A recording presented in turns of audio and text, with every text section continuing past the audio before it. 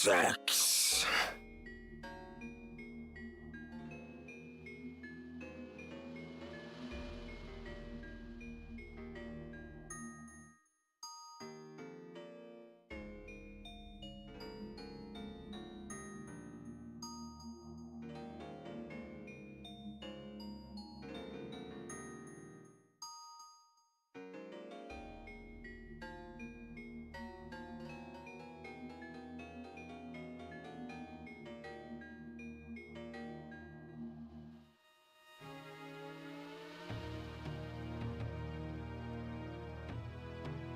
Greetings, everybody. My name is Coin, and welcome back to another episode of The Legend of Zelda, The Ultimate Trial.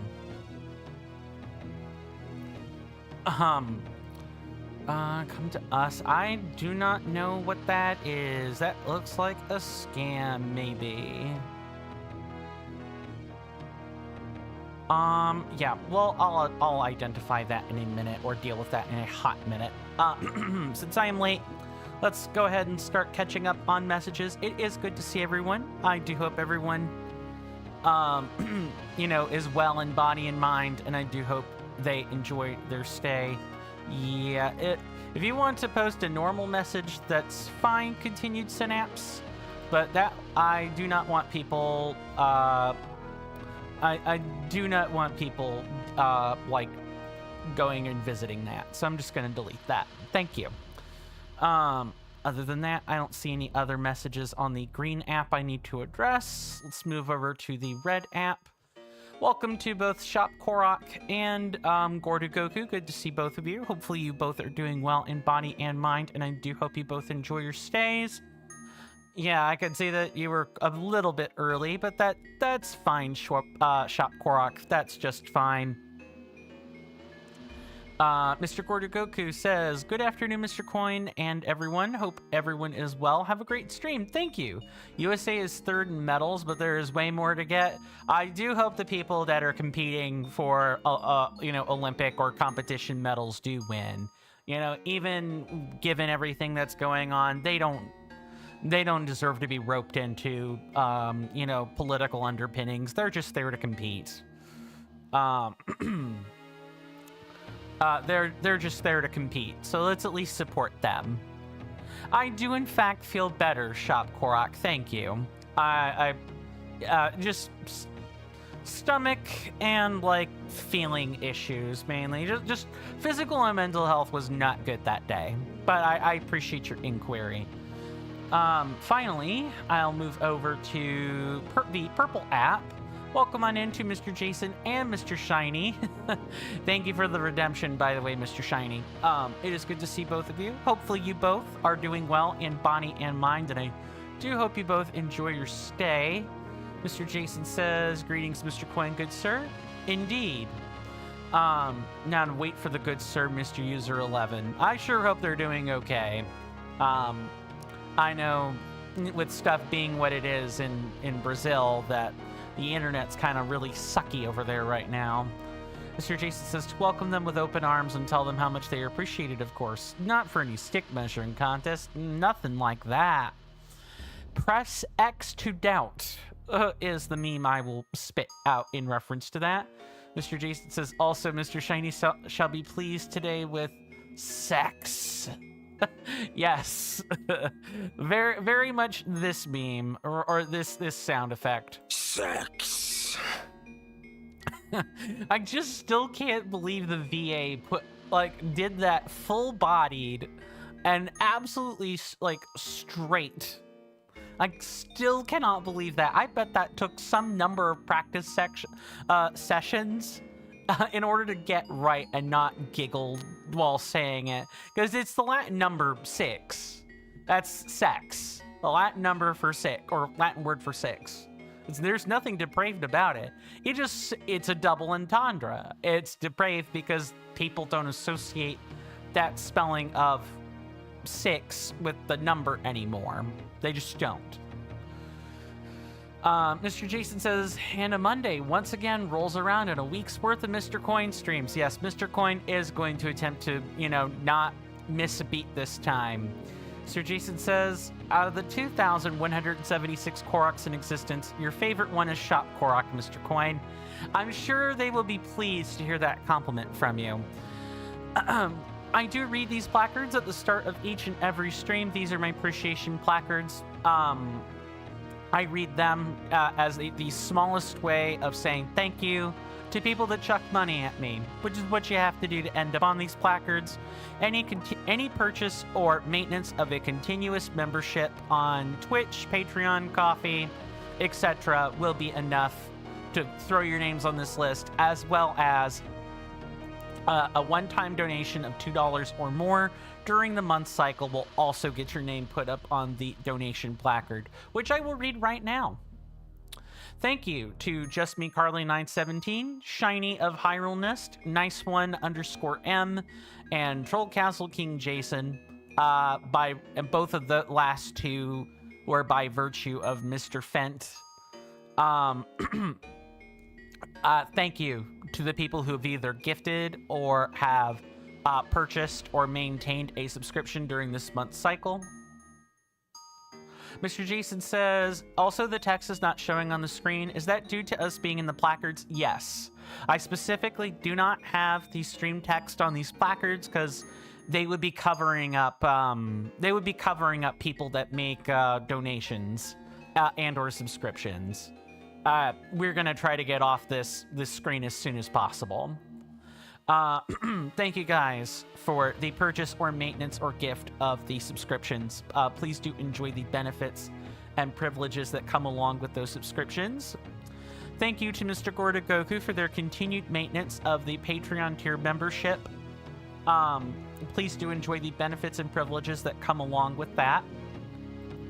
Finally, or not finally, but I would also like to thank Mr. Rasby the Player for their continued Valkyrie tier membership over on Coffee. Please do enjoy the benefits and privileges that come along with that membership. Finally, I do not have any one-off donations during this month cycle so far, but I would like to thank people who have made donations such as House Quaker or Mr. User 11 in the past. The donations are one of the more direct ways to support yours truly. I really, really, really appreciate it. It does not come with the bells and whistles, but it is the most direct manner of support for liking the content. I really appreciate that. Thanks. And with that, I'm going to slide this keyboard ever so slightly. I think I should try to put a border on this sooner rather than later. Also, I have to, like, mute Discord, so give me a second.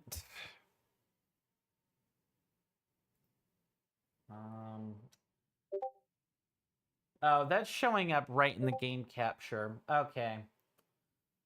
I need to activate a filter really quick because I gotta fix this. It should be this one right here, which is just blurry enough for my purposes. Mr. Jason said, I'm sorry, Mr. Shiny says it reminds me of the famous Roman nobleman, Bigus Dickus.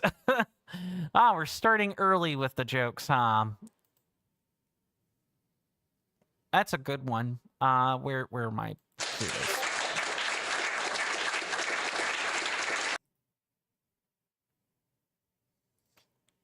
And I'll try to get the J&P recorded from last week onto the appropriate channel. What? Oh my goodness! So many notifications. I need to mute these. There. That should fix it.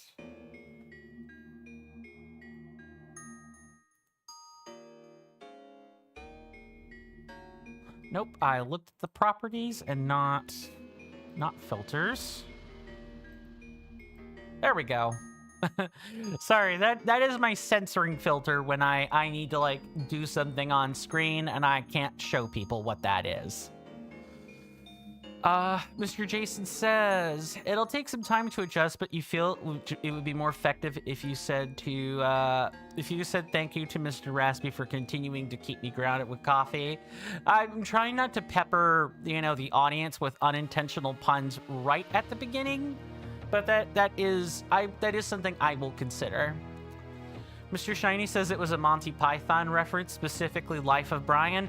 I'm not that familiar with Monty Python, so I'm very much not surprised that I missed that reference. I really do need to sit down and watch the full thing and not just snippets. Mr. Shiny says, to this day, one of the greatest comedies of all time. Yeah, it's kind of like the Rocky, you know, what is it? The Rocky Horror the Rocky Horror Picture Show or whatever it is. Yeah, I need to see that at some point in my lifetime, you know, assuming things don't go belly up in the world before then. Let's see. Mr. Shop Korok says you've been streaming a lot lately. Good. I'm glad to hear it. I hope the streams have been enjoyable. Shop Korok says, bye-bye, just saying hi. You'll come back later. Very well, Shop Korok. Thank you for stopping by. Your company was great, as always. I do hope I get to see you again sooner rather than later, my lovely senator. But if I don't, for whatever reason, do rest well. Stay safe and take care of yourself out there. And with that, I can now scooch over, be a little further away from my screen, and it is time to go over what happened last time. So last time, we checked out the Catacombs. We also checked out the Cistern underneath the balcony area, or the stronghold area. We got the ice arrows from that. We completed the adult trial. We unlocked a lot of NPCs. We got a couple of achievements. We tried to do some of the Trials of the Vengeful, all that fun stuff. And we unlocked the Abyssal Arena, as well as the Zonai Coliseum. We unlocked a lot of stuff. So our goal today is going to be to grind up enough money for some supplies. We're going to need that. I would like to get the magic level up upgrade. I would also like to get Din's Fire. There are a few things I'd like to do. We also have a trading quest we could complete in the meantime, or at least start to try to complete. And that's actually back this way. I should have done this step first. We need to take the necklace, the Pendant of Promise, and we need to show it to Nyla very specifically. She's the one that needs to see it. Mr. Jason says, oh, Mr. Coin, you have just 47 more days to stare at your patisserie chocolate ostrich Easter egg before you can open it. Ah, good things come to those that wait, right?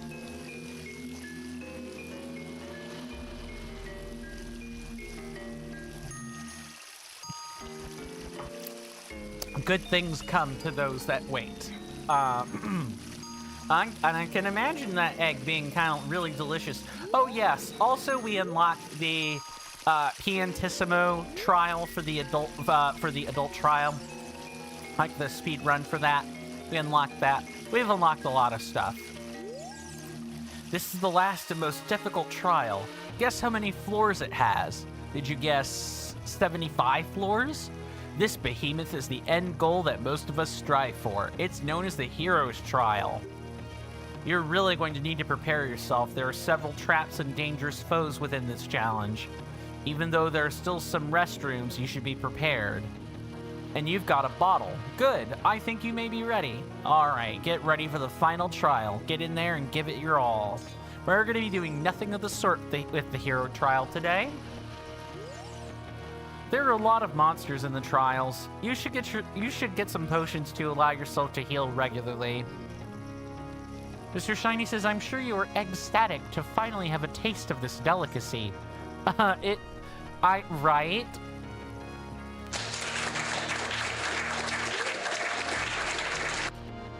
At least that would be my thinking.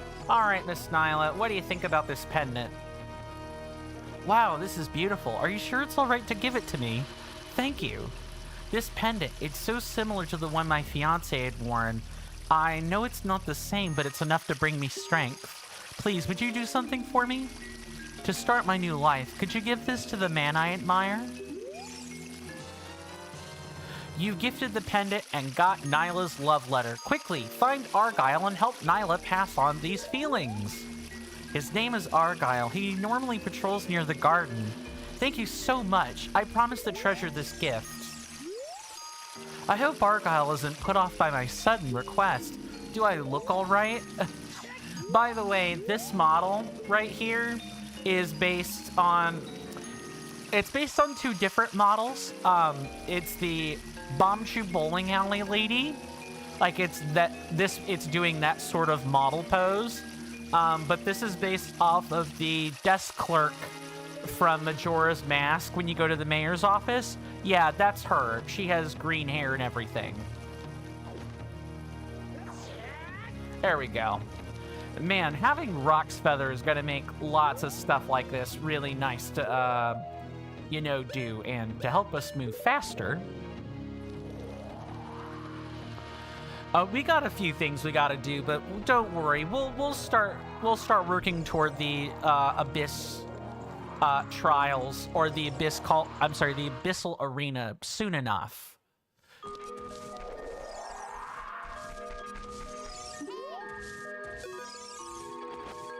I'm sorry, what? There we go. We need to be in a specific spot, apparently. What's this? A letter for me. What does it say? Him reading the letter. Nyla feels that way about me? I've never felt such joy. This is the best day of my life. I'm heading over to her right away. I won't be needing this anymore. I quit. You handed over the letter and took the soldier spear. Argyle's quitting. Maybe someone else would find this useful? I give you thanks, my friend. If not for you, I may never have known how she felt about me. How am I gonna tell my boss? I need to hurry up and get this over with so I can go be with Nyla as soon as possible. Mr. Shiny says, I see we're doing some side quests. It's the trading quest, yeah. Speaking of, what is your favorite side quest in Zelda?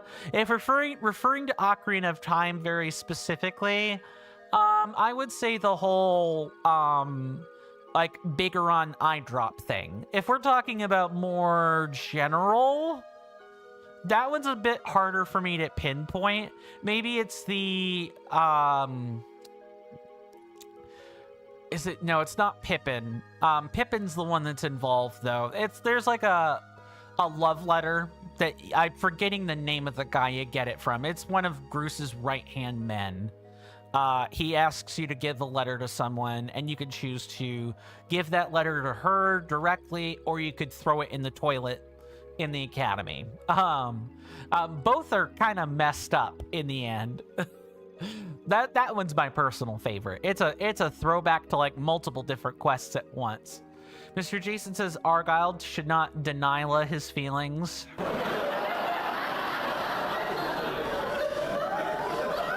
That one's kind of funny. I'll give you that. That one's sort of funny, and it's a good witticism. I'll give you that one. Mr. Shiny says your favorite quest is No Contest, Anju and Kathy. Yeah, that is a good one. It's enjoyable. I can see why a lot of people like it. Yeah, you get a really pretty, if somewhat niche mask out of it, right toward the end. All right, we're not going to be able to do anything with the spear for a while. Well, not a while, but we'll have to like go back into the adult trial to do that. While we're here, next thing we're gonna do is go by the Zonai Coliseum. Mr. Jason says, "Yep, good sir." It reads as Argyle should not deny her his feelings. Exactly. Exactly. All right, let's get the scam over with. Hey, get off of here. This is my bench. If you want to talk, look me in the eye like a normal person. Look some manners. I love how you can stand on the bench. That's funny. Yes, I just want to talk to you. Ready to give it a shot? Only 20 rupees? Yep, it's scam time. It's scam time. This Coliseum's kind of a scam. Also, we're gonna have to get 20 rupees, or at least, or we're not gonna be able to do this.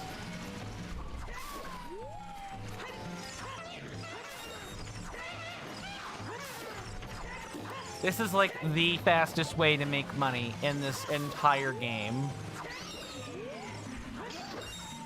Especially as you get longer blades or magic. You just gotta not get ramrodded by incoming enemies.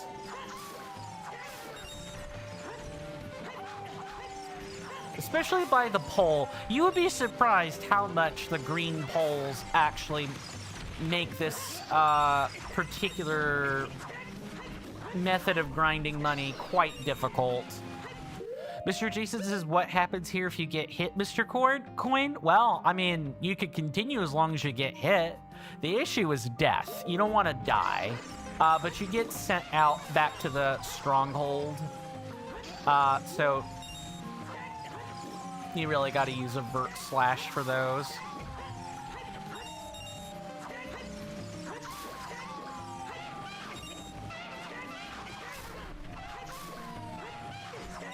Also, you can use something like Nehru's Love to help you out, to prevent you from dying. Really, once you get Nehru's Love, you really shouldn't be dying in most altercations. There's one in this game where that's possible. But there's a lot of stuff going on with that. Oh, also while I'm here, Nehru's Love has a significantly shorter timer, so you're not cheesing things for a super long period of time.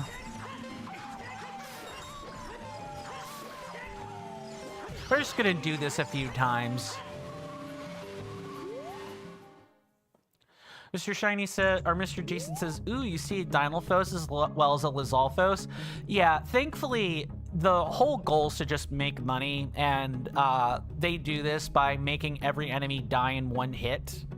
So this really, as long as you have 20 rupees and you've got a sufficient chunk of health to work with, you can in fact just grind your money in here once you have this.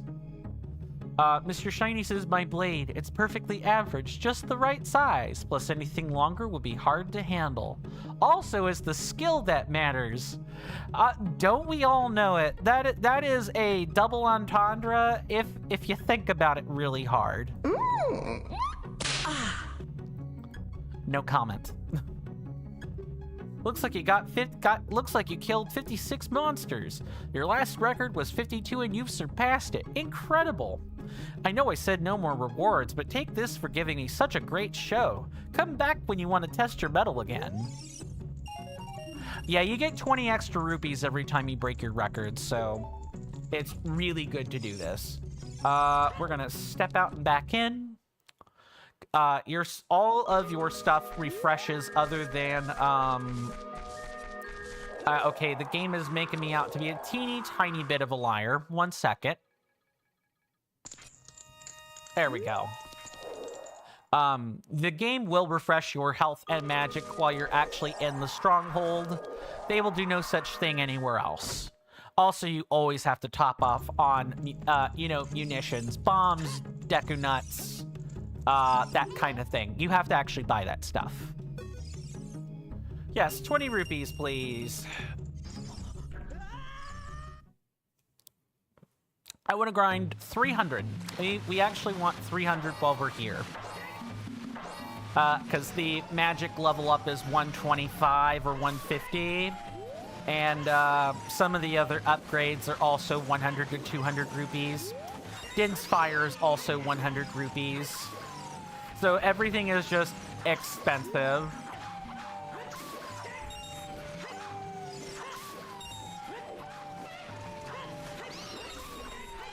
One enemy here that is somewhat custom is the gold Tektite. Normally Tektites come in red and blue varieties. Gold Tektites move faster when they're injured and take 2 hits or 3 hits to kill depending on your upgrades.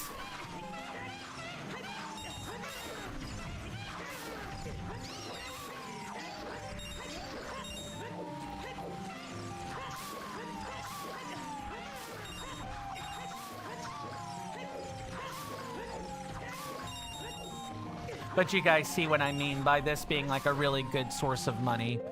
Mr. Shiny says gold tektites are a nice reference to Minish Cap. Yeah, that's where they come up. Aren't they like super fast in Minish Cap? Do I have that right?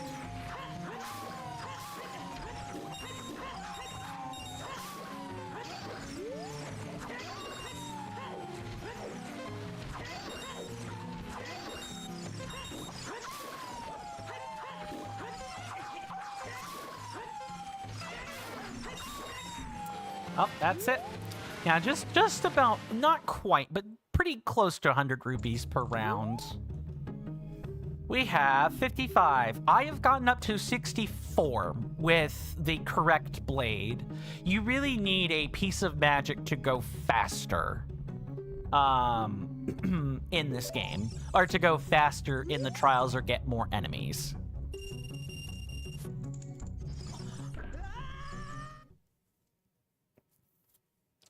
Mr. Shiny says, yeah, jumping around like crazy. The other gold enemies are the Octorok and the rope. Oh, I forgot about the gold rope.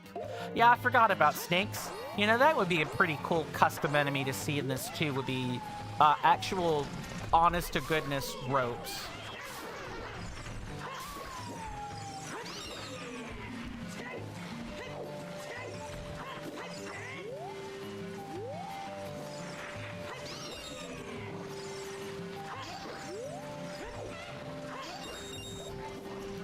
There are quite a few more enemy ports, and I know, I'm pretty sure either the game is on developmental hiatus while it is being moved to decomp, or just, you know, stuff has gotten lost because of, crazy world chaos. I think if I start seeing people move en masse to something like Matrix, I'll probably start doing the same.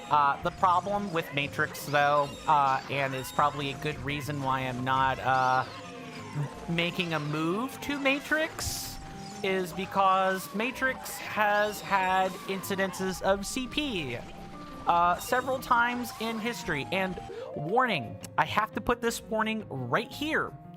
Please do not spell out what CP is. If you know what CP is, do not repeat that in here.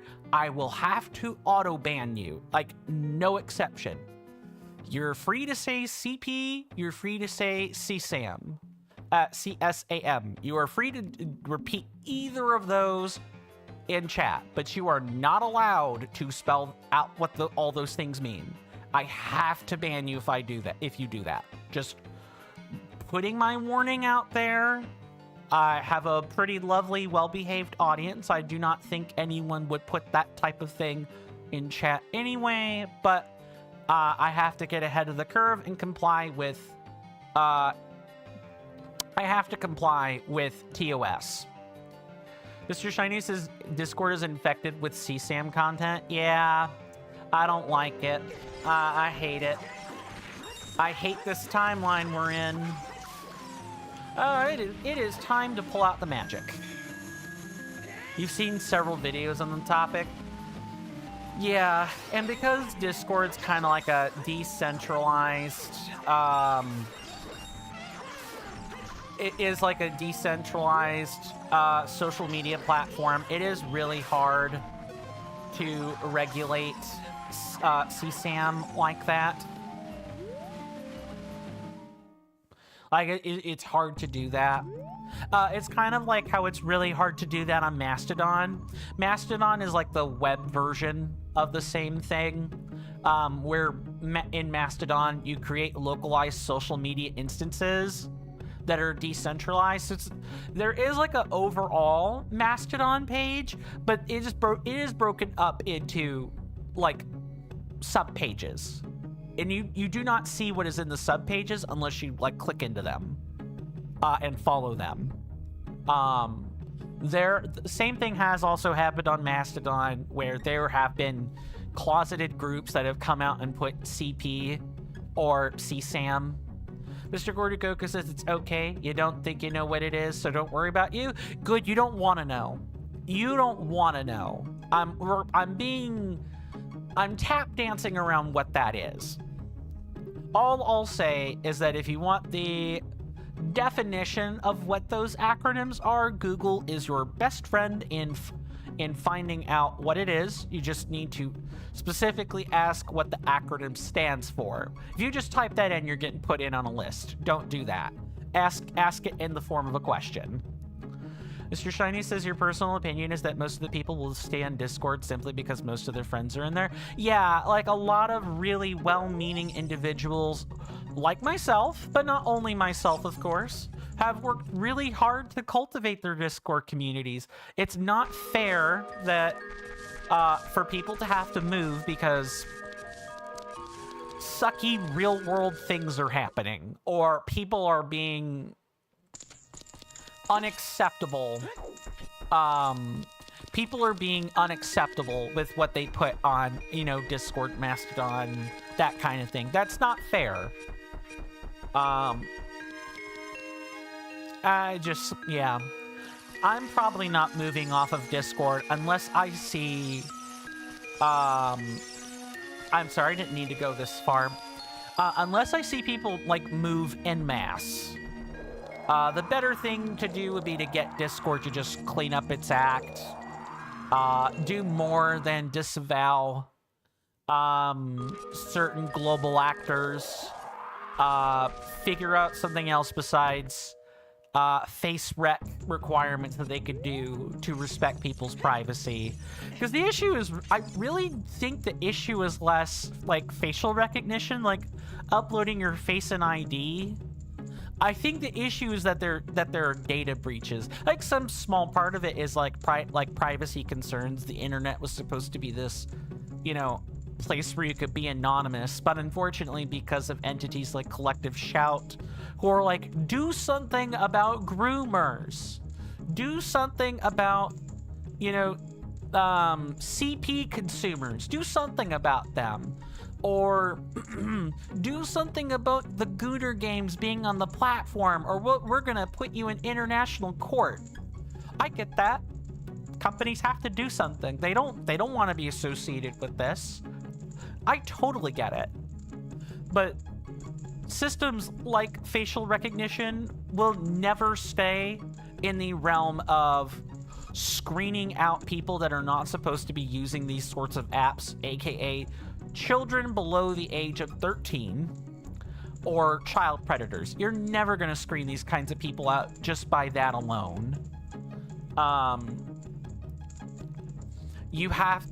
There has to be like a robust tool for that. The issue is the data leaks and hacking and breaching. Because once you do upload your face, you know, into a database, not even so much the internet, but once you upload your face into a database, that's it. You know, good luck. You know, your information is out there. You might as well go talk to a government official about setting up your own death or something, so that you could go back to some level of anonymity. Mr. Jason says, to be fair, the internet has never really been anonymous. Yes, that I do agree with that. With enough information, you have everything that you need to discover a person. Yeah, that's why I'm really careful, or I try to be really careful about what kind of information I put out there. Now, I'm willing to put out a lot because, you know, my information is already out there anyway, just by virtue of how I've operated in the past. But I do try to keep a better eye on it now. I do try to do that.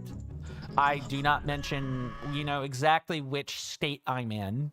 You know, I'll mention like a 2 or 3 state area, but that's really about it.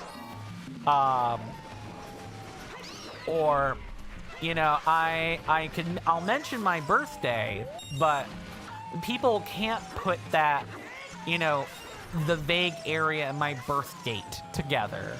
You need an actual real name for that. Mr. Gordukoku says you're in the state of insanity. I almost envy that. I almost envy that. It would be better if none of us knew. It would be better for our mental health if we didn't know some of this stuff is going on, but I am so tired of this tech type moving.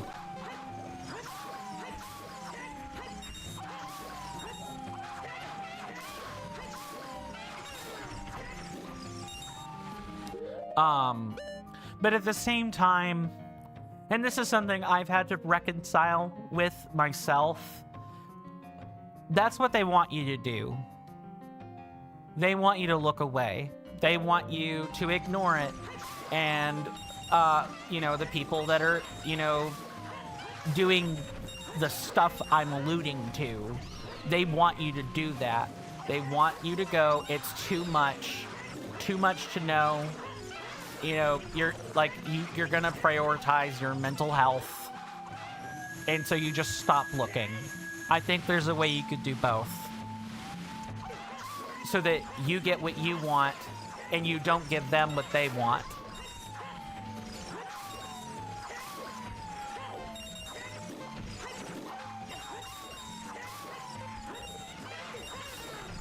There we go. All right, we've got enough kills.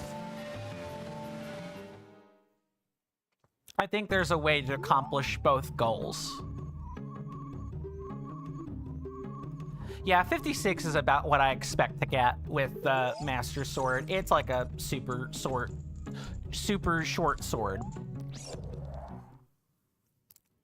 But all, you know, in the midst of all this, you know, all the negative news, I also think it's really important that you guys try to find your own local communities to hang out with and be a part of. Not like the internet. I mean like an actual community in your neighborhood or your state or country or whatever that is. I think it's really important that you do that. I'm trying to do that myself, actually. I'm thinking about, you know, trying to find some like coffee meetups or something so that I can hang out with people, you know, in my own two-state area, so that we can, you know, connect as a community. I think that's important. We're gonna need it in the days ahead because all the governments of the world, unless you're in some Asian countries, is what I've noticed. A lot of the hubbub is, you know, it's either Russia or China or the US or the Americas or Europe, or I guess I should count some of Africa in that too, but Africa has its own problems. Maybe the whole world does now that I'm thinking about it. We're gonna need to rely on our peers that are not on the screen. That's no shade thrown to the peers that are on the screen, just the government can kill the internet. If your governments really wanted to, they could kill this feed right now. And if you don't have any other community, you're gonna be, you know, up crap creek with no paddle. No one wants that. Like, try to find try to find a local community. I'm starting to take the steps to do that. I'm not going to trash or throw away this community. I love you guys very much. And I wish you guys the best, no matter where you are. I fear a reckoning is going to come in the next 2 to 3 years, and we're really going to wish we all had that local sense of community. What I want is up here.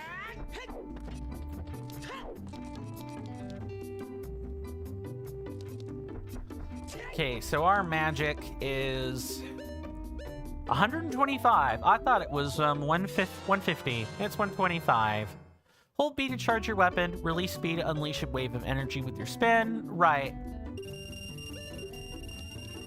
Other than like the weapons, the razor sword, or the hatches sword, we've pretty much gotten everything we are going to get out of that shop. I suppose my next order of business is to go over to Adele's and buy Din's Fire.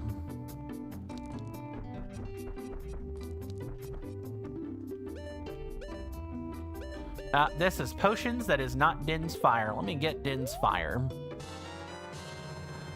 You got Din's Fire. Its fireball engulfs everything. It's attack magic you can use with C.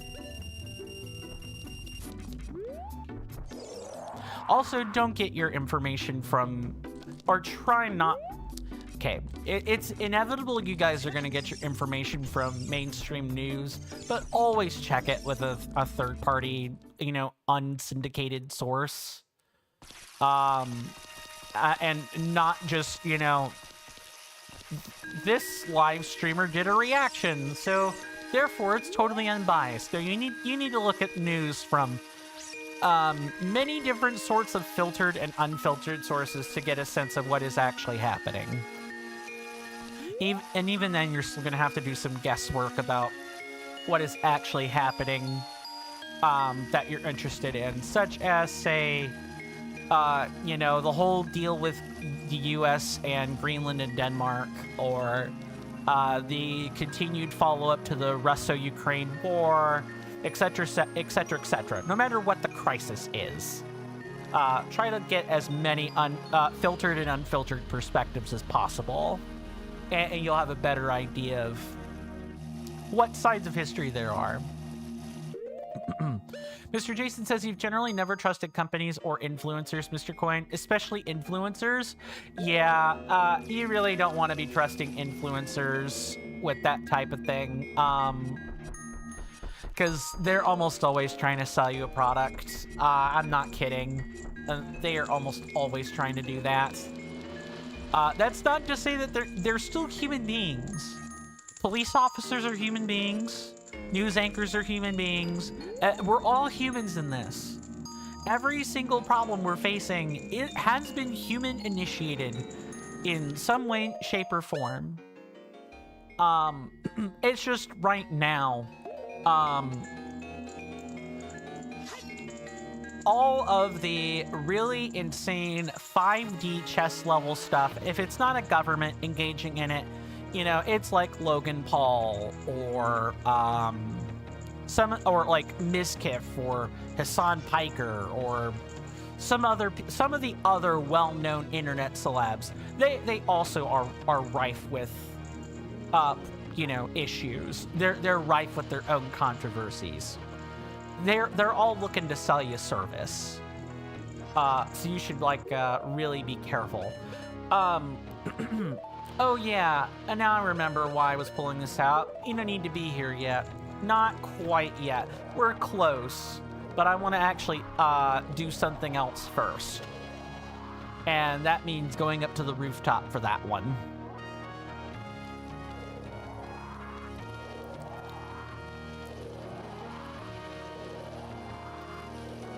And, you know, I'll even say this about myself. I mean, don't just, you know, use my words. Don't trust them. Do your own research, right?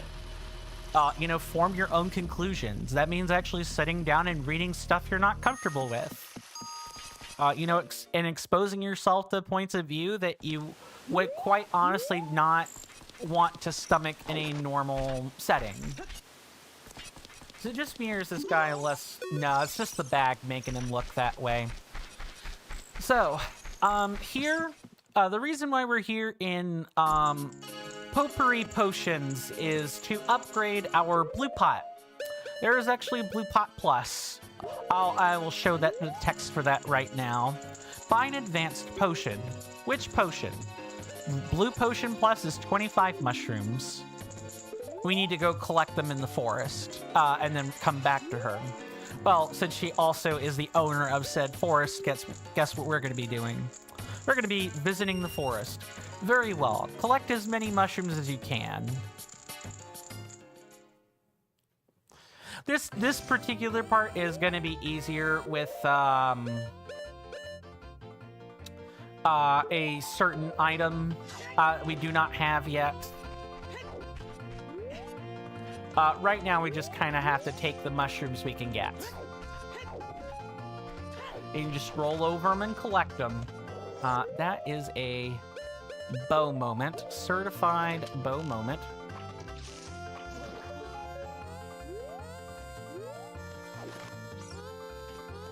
I did not mean to do that. It's fine. Yeah, Rock's Feather is extremely useful to keep yourself from falling, because once you fall, that's it, game over. You're kind of stuck.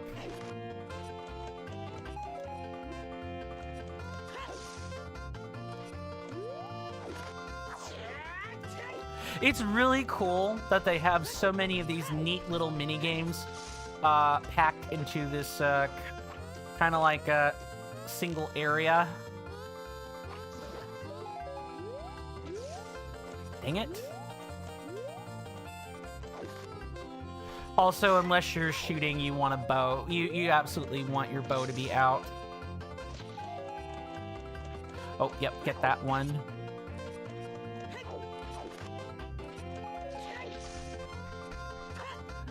Yeah, you want the mid-air mushrooms and the giant green ones.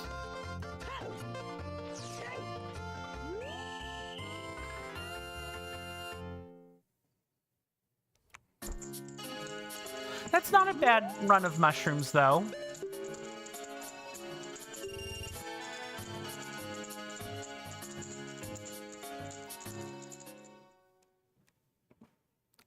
Most of the commands should be working correctly, as well as all of the timers. They should also be working correctly today. Maybe with the exception of, like, the timer we had in the beginning.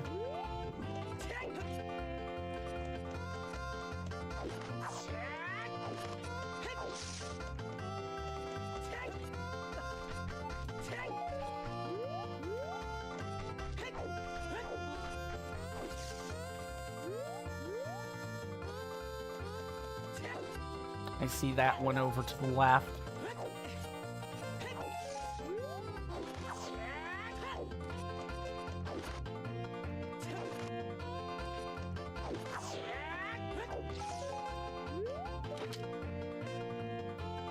No floating mushrooms yet, that's fine.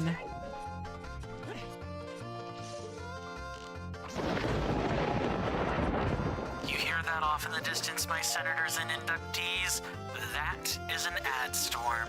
In about 5 minutes, it'll blow over us, and then we can get right back to the gaming. Thanks. I really appreciate everyone's time that they've spent here. It means the world to me. It would also mean the world if you could electrify my algorithm by following my Twitch channel, subscribing to my YouTube channel, liking the video and or streams on YouTube, and even leaving a comment. Doing all of those things ensures that when I zap your feeds with a live or a long-form content notification, you don't have to worry about missing any quality content. Thank you guys so much for sitting through that stuffy, boring explanation. It's the part of content creation I don't particularly care for.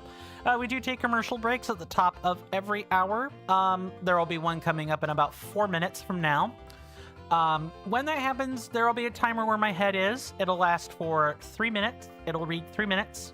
During that time, I get up and go take a stretch, do a couple of other things. I encourage you guys to do the same thing. You know, grab a stretch, get a snack and all that. But regardless of how you choose to spend your time, once the timer reads 0 minutes and 0 seconds, I will be, you know, I'll return and we can get back to the gaming. Thank you guys so much for, you know, being here and sticking it out with me. And the rough ride of transitioning to, you know, streaming 3 times. Also, for you guys on Twitch, since you guys were talking about latency a couple of times during the initial part of the process, how is the latency today? You know, is it back to what you were expecting during previous streams? I have gotten rid of SE Live and I've gone back to the RMTB multi-plugin, multi-streaming plugin for OBS Studio. Oh, I literally just saw that.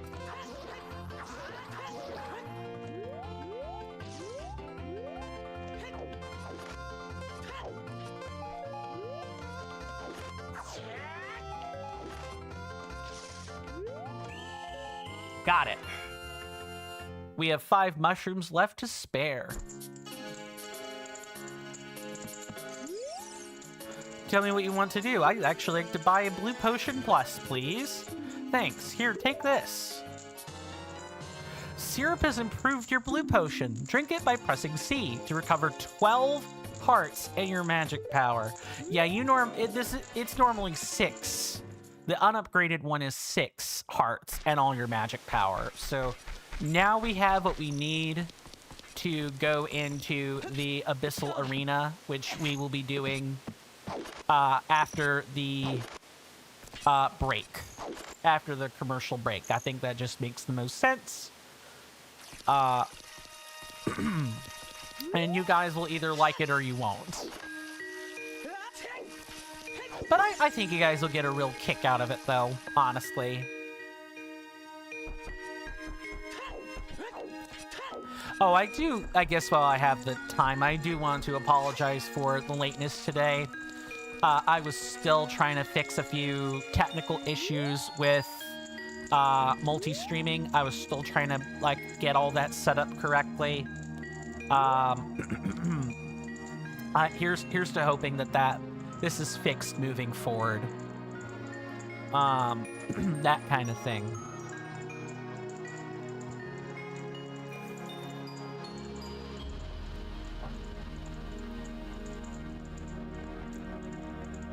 But we're gonna sit and park. How was everyone's weekend, by the way? And since I know it's gonna take more time for people to communicate about their weekend than 60 seconds, you know, I definitely will be reading those when I come back. But how was everyone's weekend? My weekend was pretty quiet. You know, I worked on some of the video essay. I put up a new benefits channel in the Discord specifically for that type of announcements. That way, you know, I'm not burdening people in general, in the general announcements with things they can't have. Or things that they can't have right now. That kind of thing. But I've begun work on that. I'll see you guys after the break. Thanks.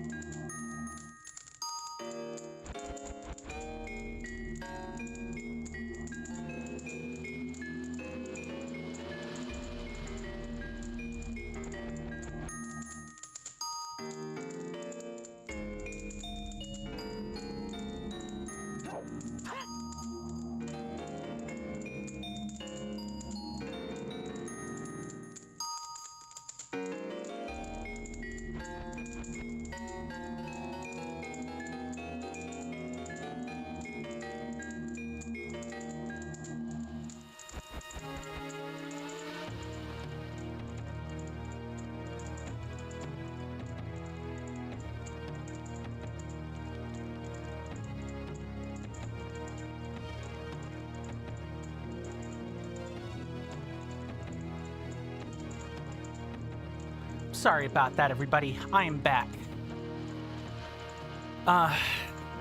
Let's catch up on chat and go from there, shall we? Thank you, Mr. Jason. No other chats appear to have messages in them, so I believe we're good. I'm ready to show you guys the Abyssal Arena. It'll be easier to explain once we are... once we are there properly. Let's just go.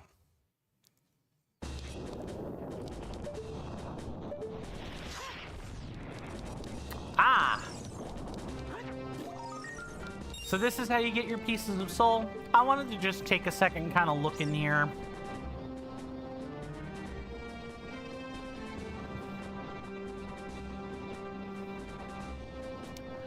So we are allowed to leave, I believe, at certain breakpoints in waves. Kind of think of it like a gladiatorial arena.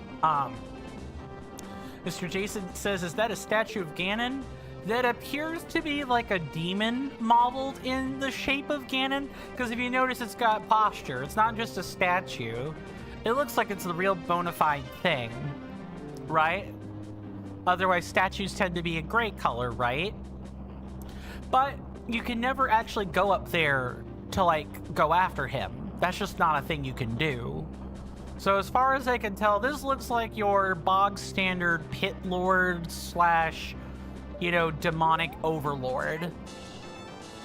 You got a piece of soul. Looks like someone lost it.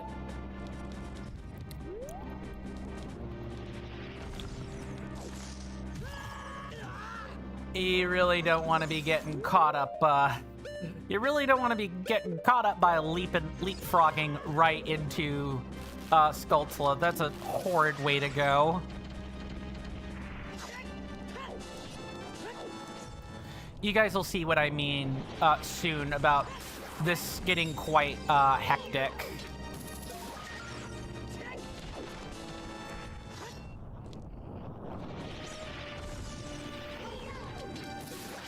And there could be as many as 6 enemies in this ring at a time, and it gets more frantic the higher up in the waves you actually, like, go on.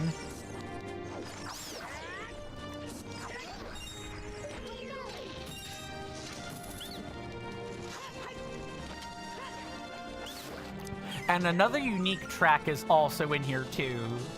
If you guys... I'll shut up so you guys can hear it, but I believe this is Death Mountain.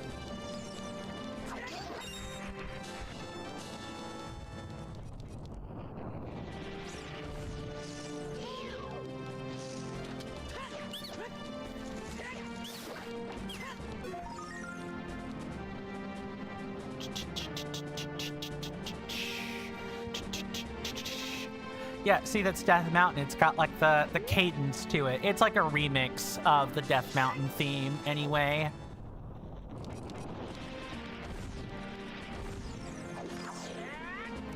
Let me get out the Megaton Hammer for this part.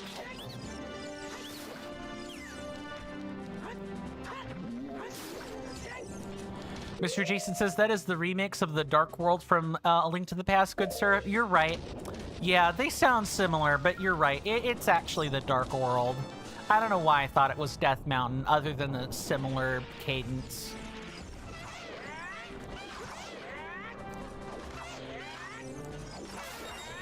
There we go. And we need a bomb for this part. And you can shield drop them, too. It's pretty easy. Pretty easy stuff, all things considered. You wait. I believe this is wave... Yeah, like every 9 or 10 waves you're allowed. Uh-oh, careful.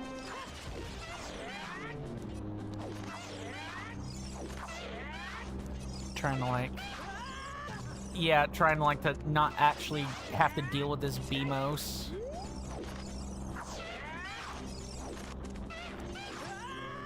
Yeah, I'm making a fool of myself. Let's not do that.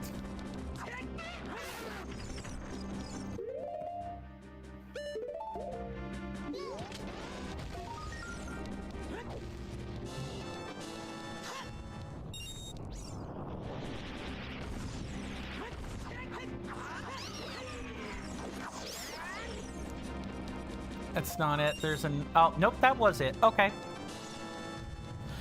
We want to get to 50 waves in here, if we can.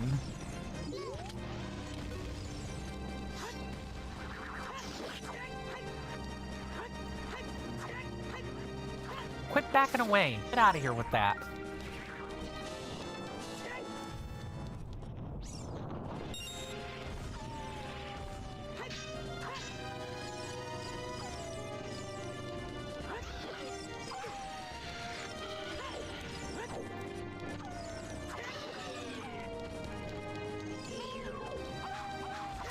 Perfect. You can even pick up the piece of soul before it spawns in if you're attentive enough.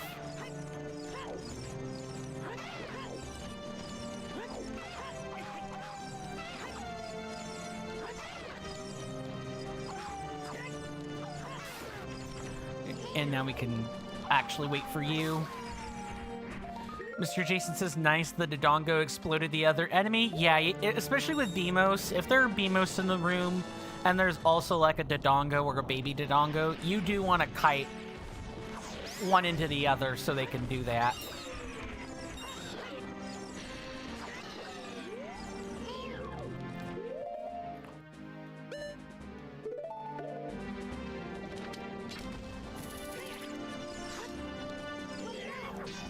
Really?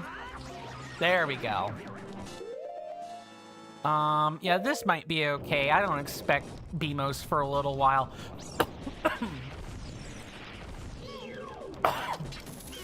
Sorry, I don't normally cough into the mic, but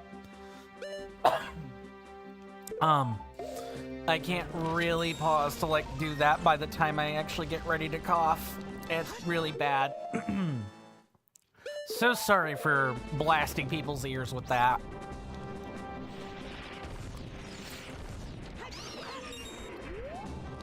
I'm sorry, what? Oh.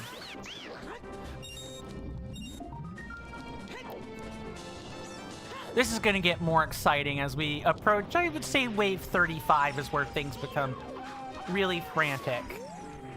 It is wave 35. That's when you start getting like, Dark Link or some of the other, like, mid-bosses, they start showing up here. Come on. Run. Perfect.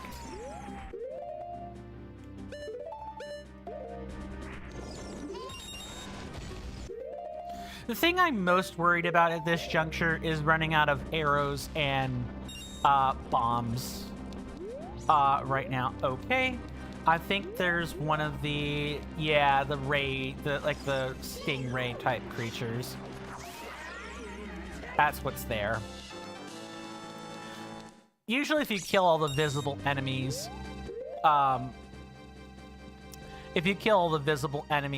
the fire still hasn't gone down or a piece of soul hasn't spawned, it's likely one of those stingray creatures. Mr. Jason says, oh, you know it's in the background now, good sir? Oh. Sorry about that. Lucky I caught that. Oh, troll level creator. Yeah, you know what? This would be something I could see a troll level creator doing. Nope. That is a boomerang and a half requirement.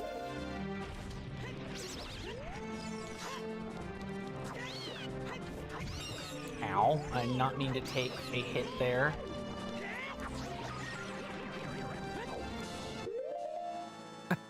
A random Link, pause while Link's eyes are shut moment.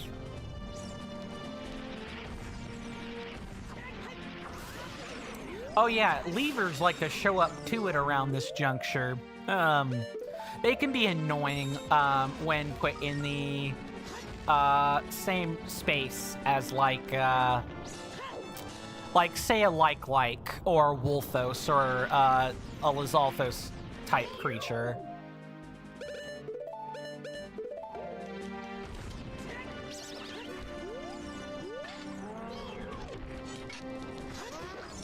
Get rid of them.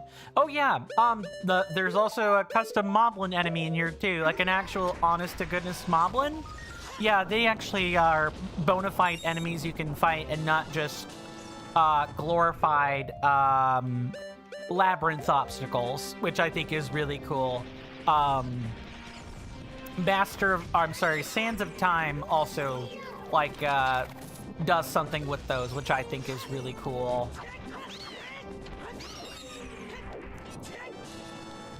This is also another way you can build up money. It's slower, but...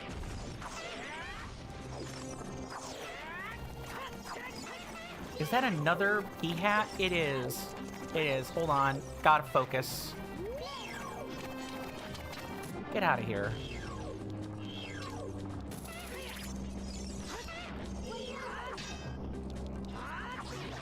There we go.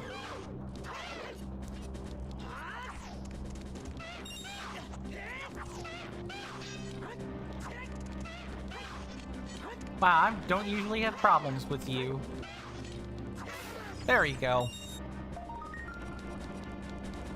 Not a great look on me. I usually get till the mid-30s before I have actual real health issues. Wow, this is an unusual influx of P-hats. I do not normally get this many P-hats in here. I also did not think they would spawn with upwards of 4 enemies at a time. Now I know. Yucky.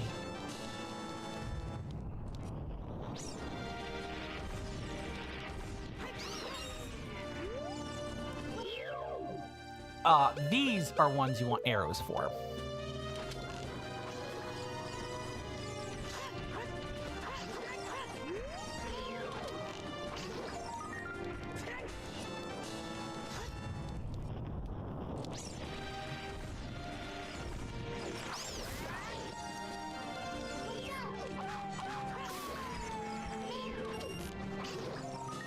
Perfect.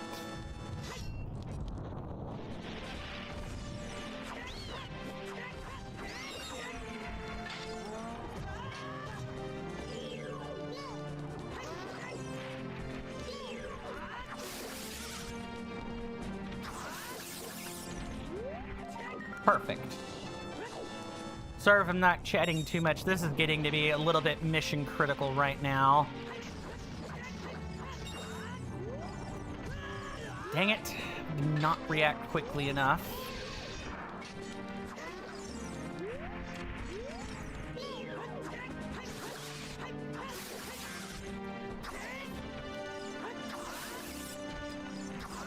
Okay, that is a terrible...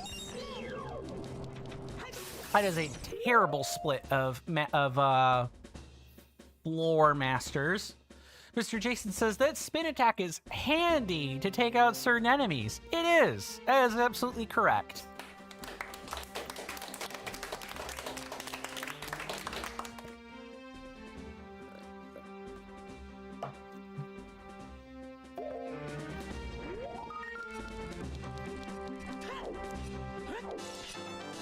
Okay, things are gonna start to get real hectic. I'm gonna whip out Nehru's Love. We get 2 activations before I have to worry about potions. Before I have to worry about potion use.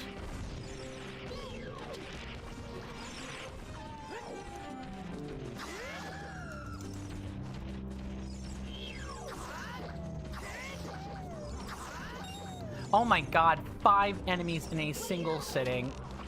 Yuck.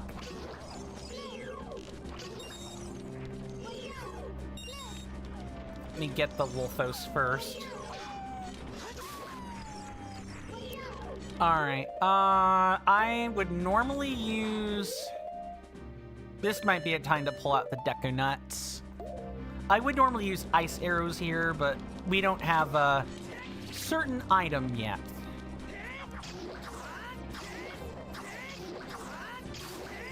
So I have to do this. Mr. Jason says imagines 5 Stalfos in one go. Imagine these 5 Stalfos in one go. Now that is real nightmare. That is real nightmare.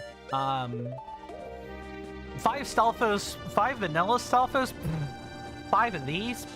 Horrible, horrible.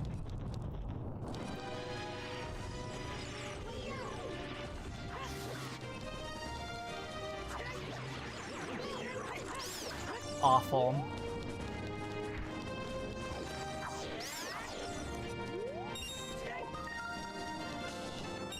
I'll take easy floors. I like easy floors. Hammer.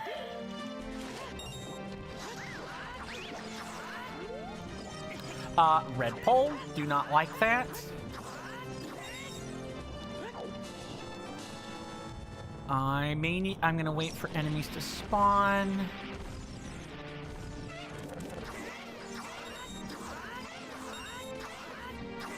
Just gonna sit here and spam this while that's happening. Every floor I don't have to activate Nehru's Love is an actual real blessing.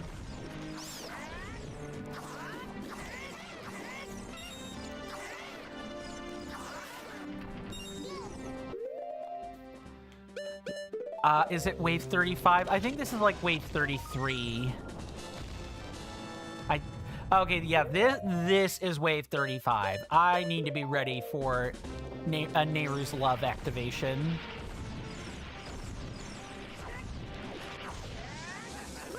Yeah, I am activating Nehru's Love right now.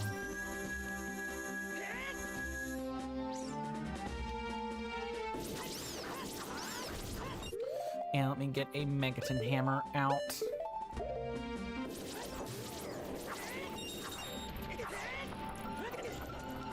Oh, is there a Wizrobe in here? Yeah, there sure is. This was an amazing room to get an activation of Nehru's Love in.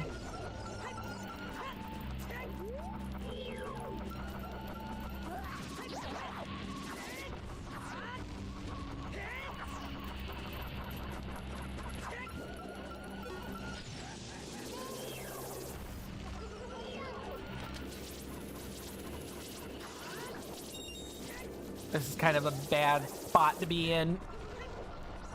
The Wizrobe is what makes this really bad.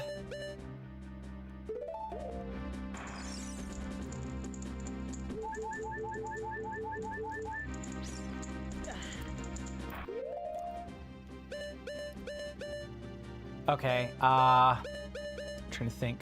Mr. Jason says, I'm glad that the fire circle does not hurt you. It does tick. It does do that.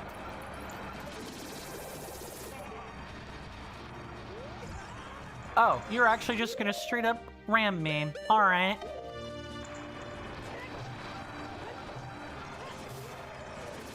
Get away. If you step into it and you're not immune, it will absolutely do tick damage.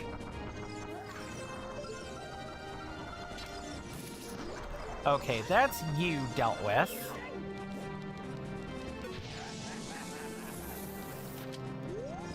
See, when there's a sub-boss in here, or like a mini-boss, yeah, that's when it gets really hectic.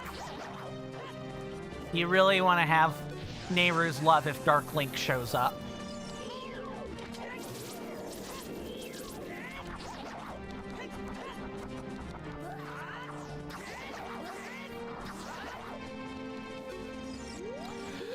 Mr. Jason says, the flare dancers are like our good friend Aelin. He got rammed like a bitch.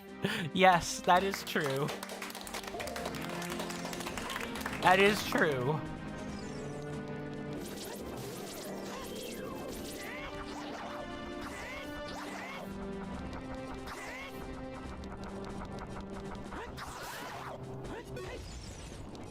Finally.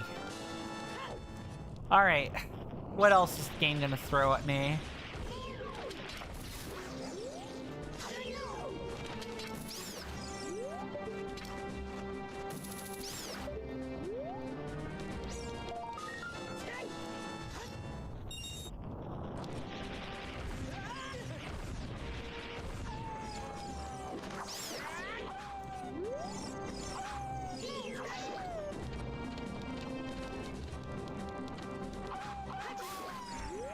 And then our Spike friend.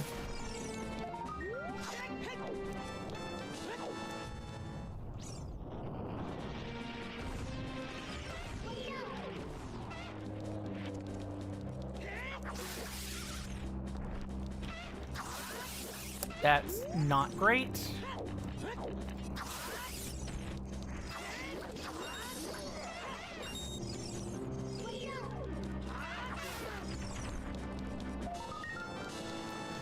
I'm getting a bit nervous. The final waves the final mandatory waves almost always make me nervous.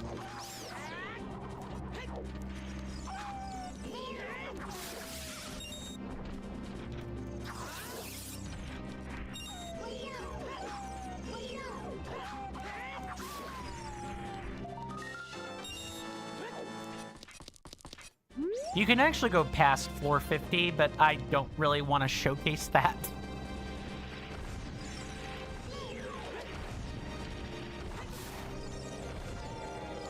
Oh yeah, see this floor? Yeah, you guys saw that. That's Dark Link. Yeah, that's a mandatory Nehru's Love activation.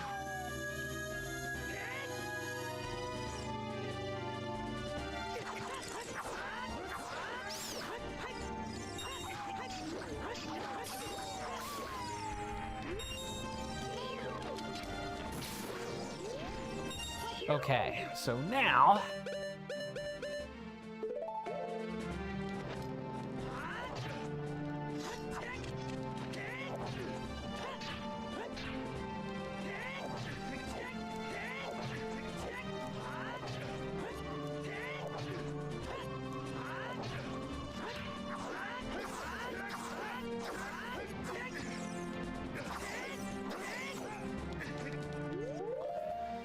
Right, I forget the protocol.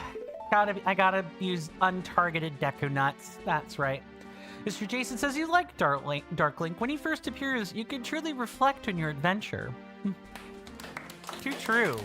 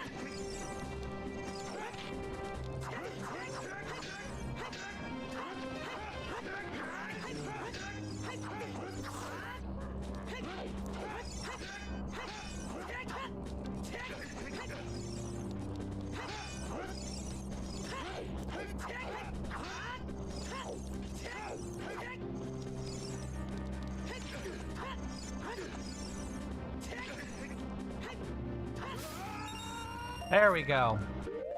Mr. Jason says, to be fair, Dark Link seems easier than the Grimstalker. Can that appear here too? I think it can. I think it can. But I'm not 100% sure. Also, I have no way to defeat or easily get, I kind of have no way to easily deal with Dark Link next time.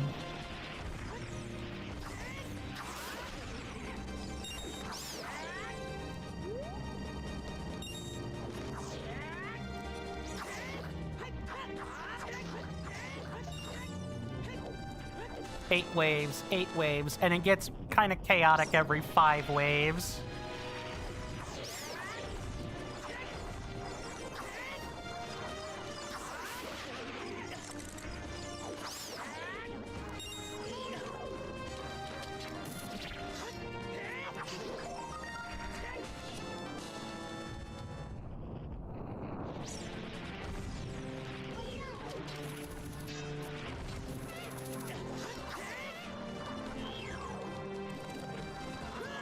Dang it.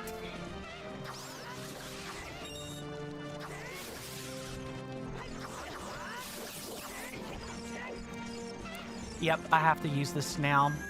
Mr. Jason says, is that a custom bubble model as well? I'm pretty sure it is, yes.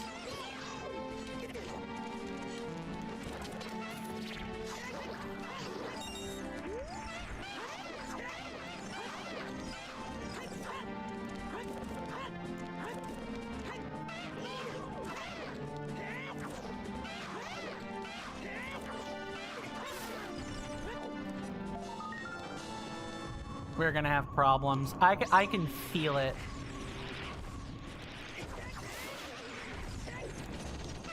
This is a really bad. Yeah, I can feel the death. It's too much. It's too much. Nope, too much. I need 2 potions for that.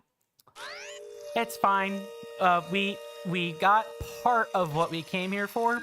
Now we get to go grind blue potions over again. Extra, extra. Looks like someone named Gale just arrived. He was wearing a white shirt. You should be able to find him somewhere here in the main hall. He says he came from Castletown.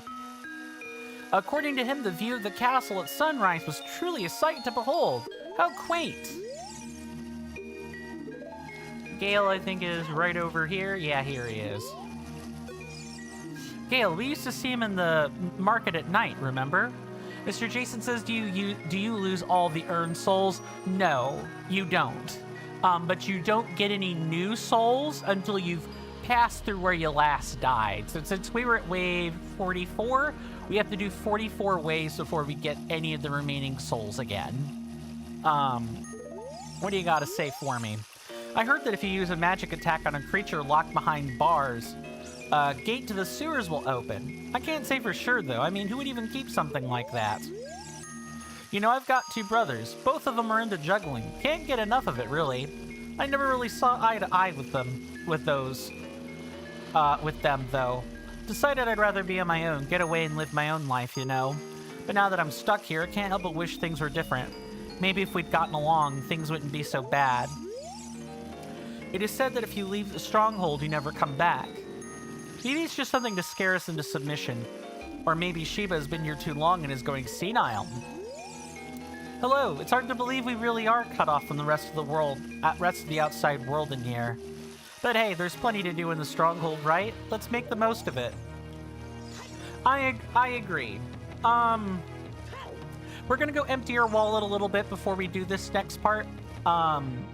There are a couple of upgrades I think would probably be worth our time to go get. One of them, I believe, is the arrow tips upgrade. We probably want that. Also, we gotta refresh our supplies if we would like to take another crack at the Abyssal Trials, or Abyssal Coliseum, because we don't get our resources back. Especially bomb chews or arrows or bombs or stuff. We definitely need to refresh all that stuff. But let's go get the arrow tips. We're gonna need that. 200 rupees. They are even sharper, capable of piercing enemies and inflicting significantly more damage. Let's buy these. You obtain the advanced arrowheads. Your arrowheads are now sharper. I believe this means double damage for arrows.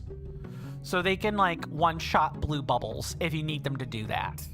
They can pierce through enemies and will inflict greater harm. I'm good here. We're gonna go stop by the supply stores next. Mr. Jason says, so now the enemies will truly get your point? Oh, yes.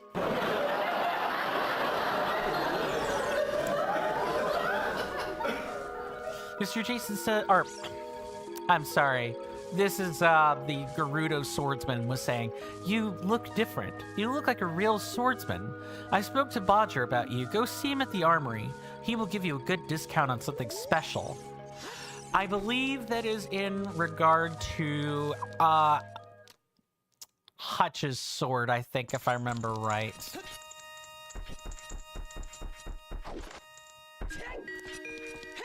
If I'm remembering right. Let's go find that out. Because before I believe that sword was 100,000 rupees. Now I think that sword is 500 rupees. I also kind of find that funny. If you jump through like entrances, he'll just stop mid his animation and just stand up straight while you're doing that. 15 rupees for this. We're not gonna be able to get our bomb chews back. I think it's more, well, actually, Actually, no. It is more important that we get our bomb chews. Because most enemies that die to bow and arrow will die to a hook shot as well.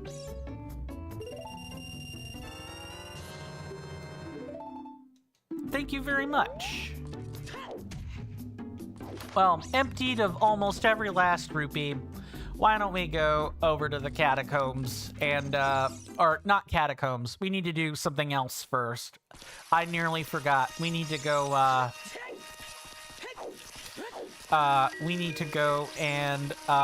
talk to Professor Takkuri in the research lab. We need to talk to him. He wanted us to come back to him when we gotten a certain number of pieces of soul. And there are breakpoints for that too. Just like with most things in this ModROM. Oh, wonderful. You got the pieces of soul. With this, I'll be able to further my studies. I see. It seems as though these pieces of soul are used as some sort of... I can't be sure. This will require more research.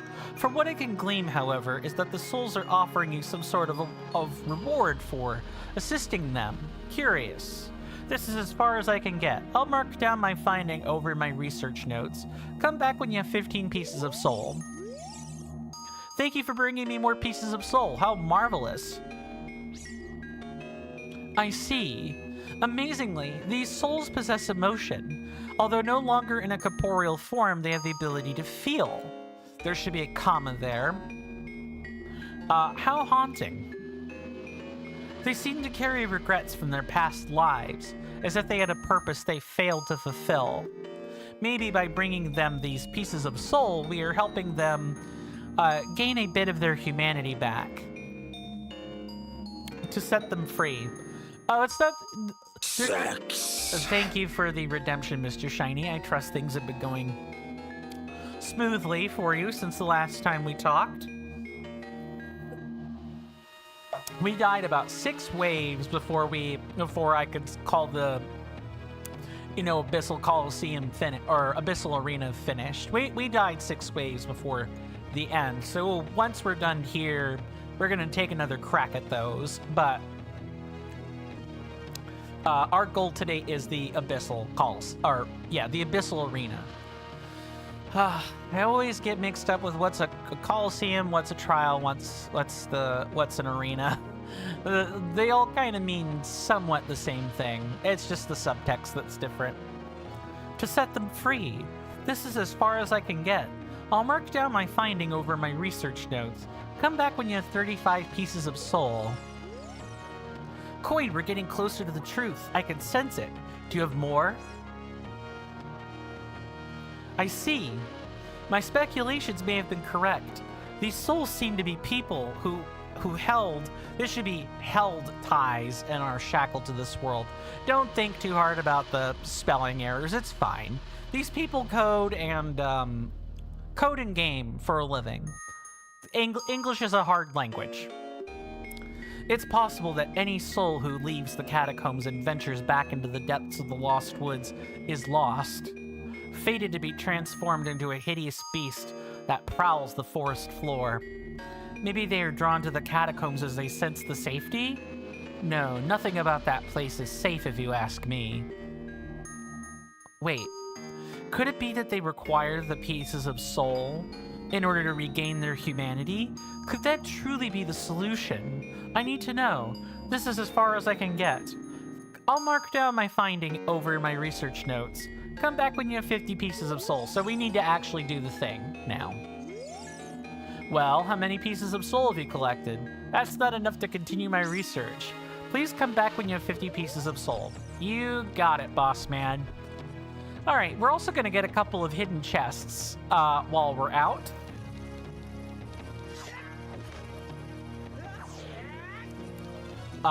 Because I happen to know a location of a couple of them.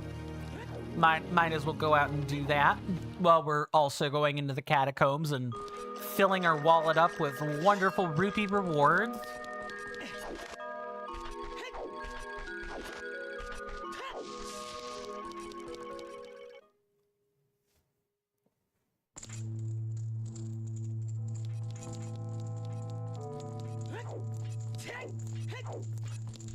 I would say once we're done with the hero trial, the game will kind of start to look like, it's wrapping up, is what I would say. Oh, also, thank you guys so much for voting on the vote item last week. It concluded on the 13th. We are going for all the achievements, so there are 30 achievements in this ModROM/ROM hack. Some of them are easy, others, some will get just by playing the game and going for 100%. Some others, though, require a lot of a lot of extra work, or require us to do something obscure. You got a giant's wallet. What a huge wallet. Now you can carry up to 600 rupees.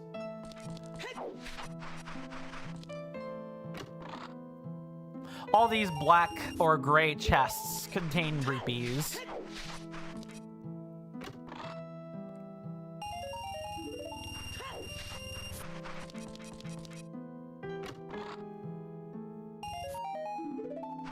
So, a lot of them are based on various breakpoints. Oh, I thought we gotten them all. I guess we only have 2.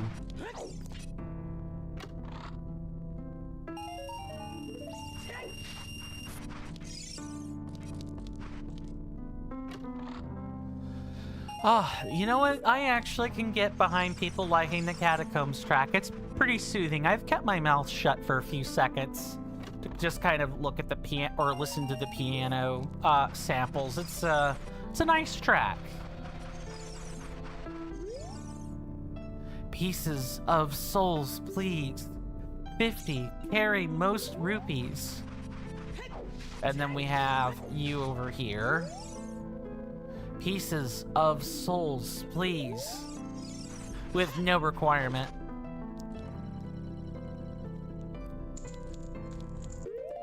Okay, we're gonna get the pinwheel out.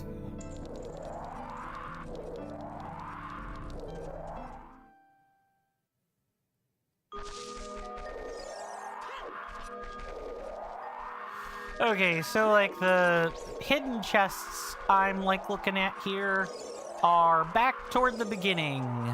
They're back in the areas that we couldn't quite have access to. Why don't we start by clod hopping around the roots here, because you can't actually climb these.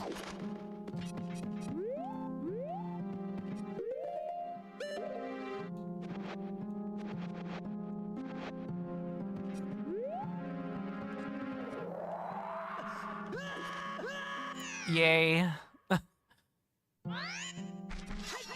At least you don't die.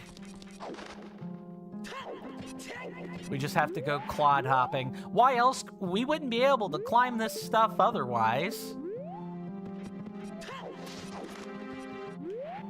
And we have Rock's Feathers, so we can pretty much go... We can kind of go anywhere we want, really. Now that's a little sus. Let's see if there's something here, shall we? Well, he says he would like to see something, and he pressed the wrong button. Let's try that again.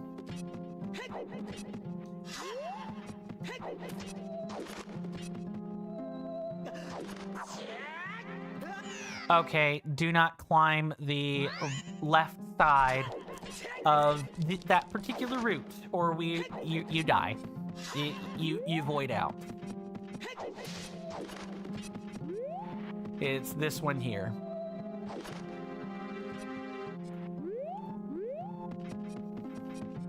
I do wish this was like...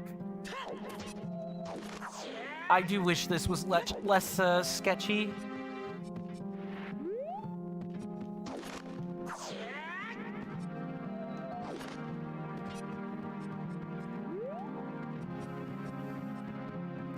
Got it the first time.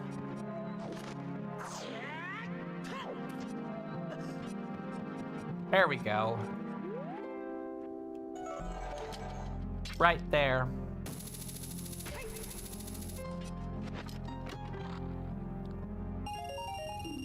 Each of these chests is 50 rupees, so we're good to die now. Watch the game make us have to either warp. Okay, cool. Awesome. Like that I don't have to do that.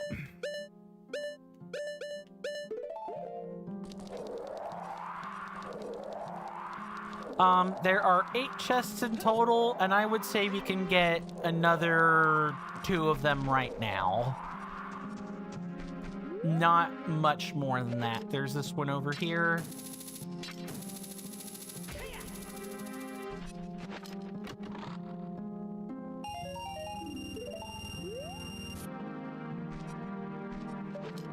And I believe if I'm careful,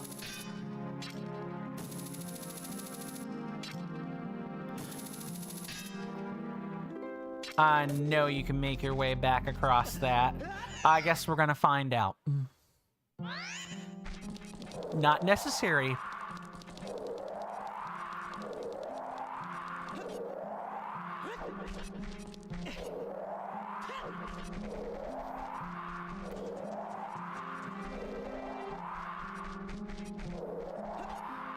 I like how there is open space, but there also isn't open space. Like, you can clearly see through it, yet it's actually invisible. That's just a quirk of that's just a quirk of the game I've noticed. That's actually all the chests we can get right now.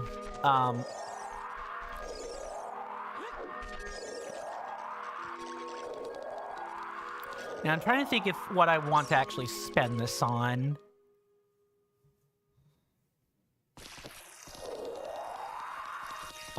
Let's see. I definitely want a blue pot. I definitely want a blue pot for sure.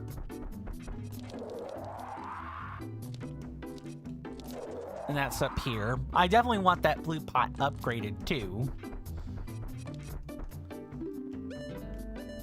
So that's at least 2 to 3 repetitions, like 20, 30 rupees will cover us. Got the magic upgrade. So maybe now I refresh arrows.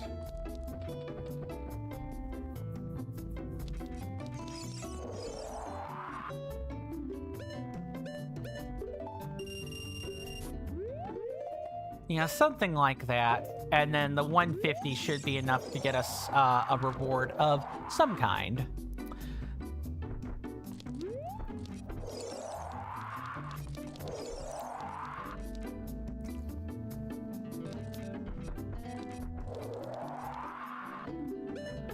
Hatch. It's not Hutch, it's Hatch. 400 rupees for Hatch's sword. That's actually doable.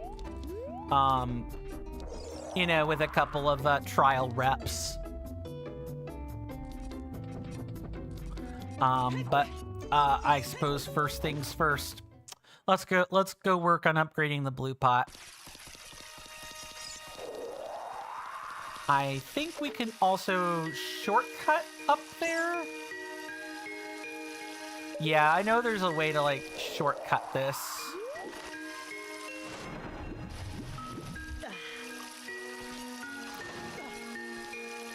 Let's see, our targets are up here.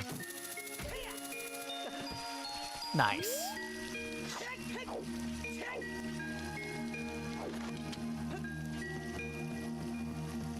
Too bad the climbing animation isn't faster, but honestly, they don't make you climb a whole bunch in this game, so it being regular speed is, by and large, just fine, I guess.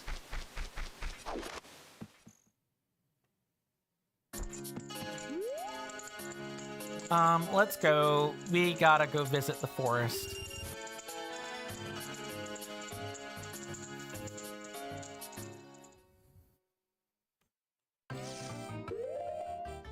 Let's use our hook shot.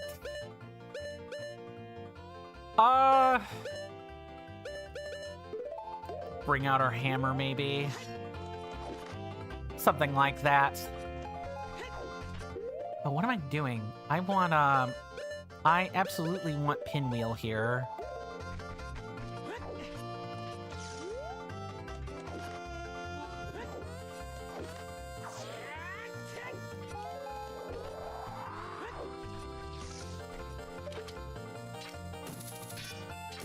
Dang it.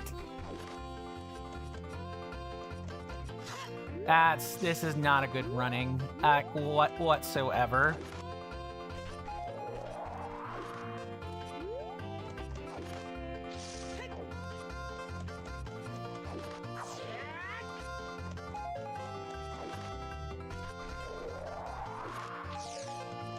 Nice. Nice successive string of 3.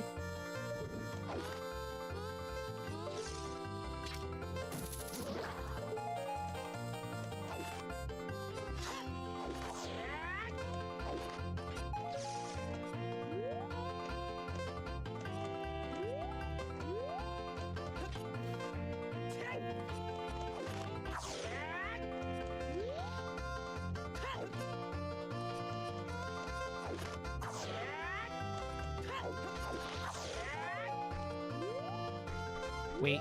Oh, yep.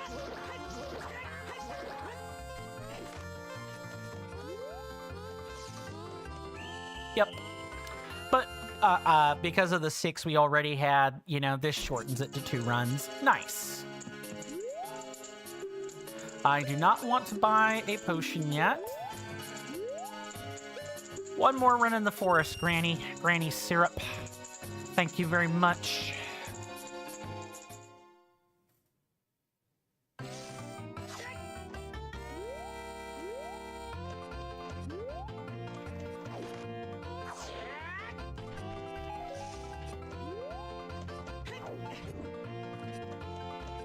Oh.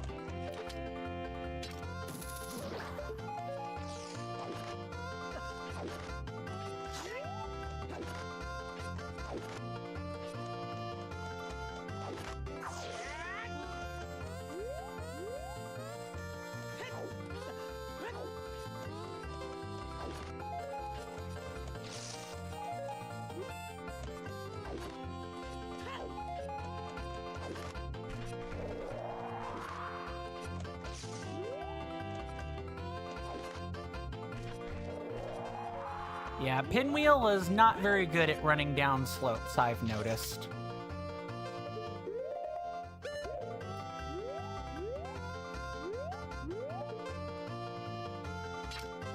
Dang it.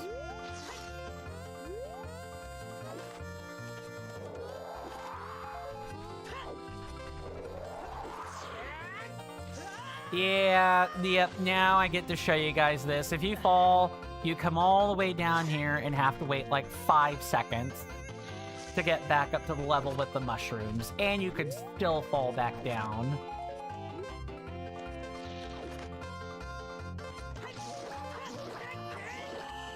Nice.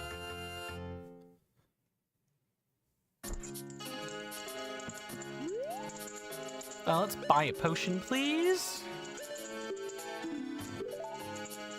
Mr. Jason says, so there's mushroom for error then? Too true. There is some mushroom for error. Later we'll have all the mushroom in the world for error. Sure, Jan. Even the reused joke. Even if I use someone else's joke, if I say it, it's a sure Jan, for sure. Alright, so I have enough supplies to make another crack at this.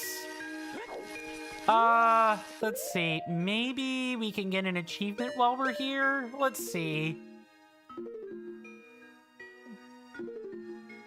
Or clink without taking damage. Feed a Dodongo. Kill a baby Dodongo with a hammer. Kill 5 keys at the same time. You hear that off in the distance, my senators and inductees? That is an ad storm.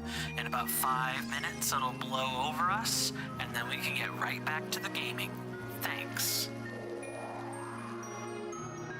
I know I've already chatted away about you guys supporting me for free. You all being here is enough for me, but if you want to support my work further and more directly, I have a couple of easy options for you. Available to everyone through either Twitch or YouTube. You can check right under the Twitch video player in the About Me section or the bottom of the YouTube description. Once on the link tree, Patreon will have a peace-shaped logo, Coffee has a panel, Kick, Twitch, and YouTube have icons next to each other.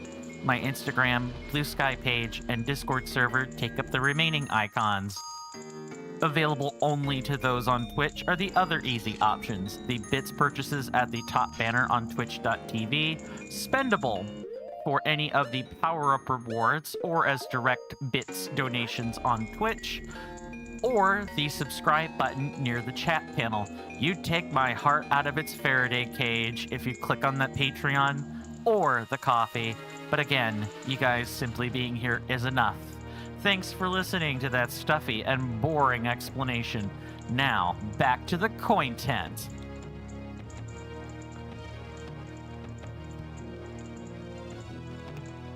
Sorry about that, had a quick cough. We do take commercial breaks at the top of the hour. Thank you guys again for sitting through that and for being here. You guys are awesome. You do take commercial breaks at the top of every hour. One will be happening in about 3 minutes. When that time comes, there will be a timer where my head is that reads for 3 minutes. During this time, I will get up and stretch, grab a snack and all that. I encourage you guys to do the same thing. It'll make the break pass by faster, but, no matter how you spend your time, when that timer does read 0 minutes and 0 seconds, I'll be right back to my desk and we could pick right back up on the gaming, no matter where we are at that time. Looks like none of the chats have moved, which is perfectly fine. People are more than welcome to lurk. I try to be lurker friendly as much as I can. But why don't we start another round of the trial of the Abyssal Arena.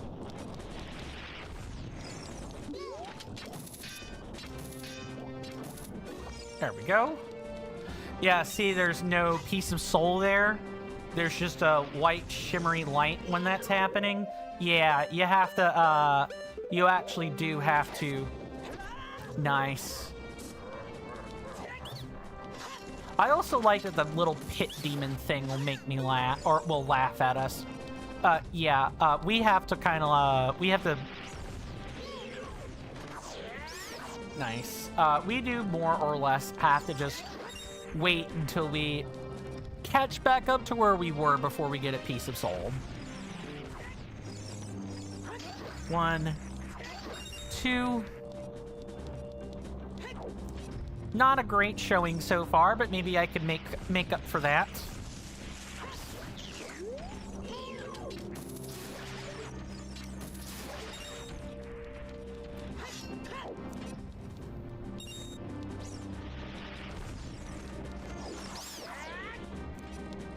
Nice.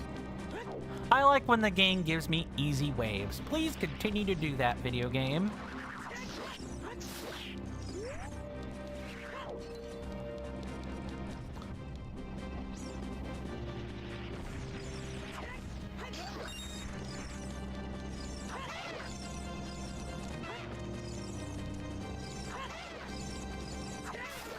Perfect. It just untargeted horizontal slashes work on them beautifully, as long as they don't get jumpy.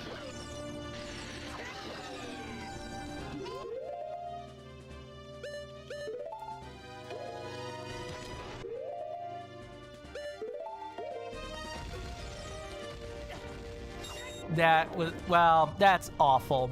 Satisfies my obsessiveness with wanting even hearts, but definitely did not need to take damage there. Like that. See you guys after the commercial break.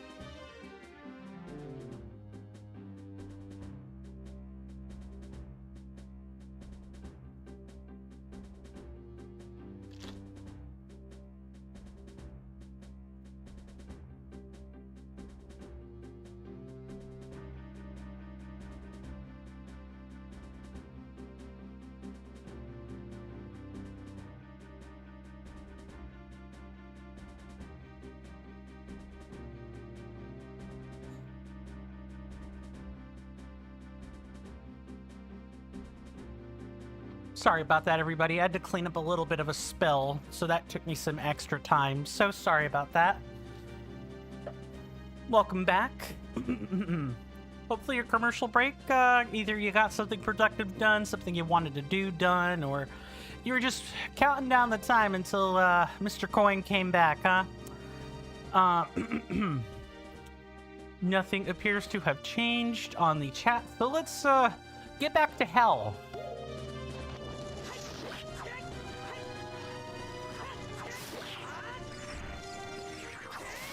There we go.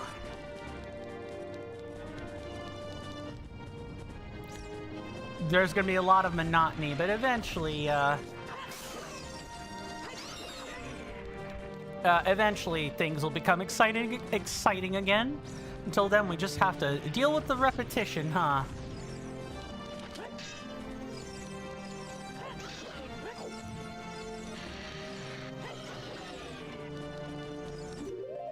It is, bomb chew time? No, I said it's bomb chew time.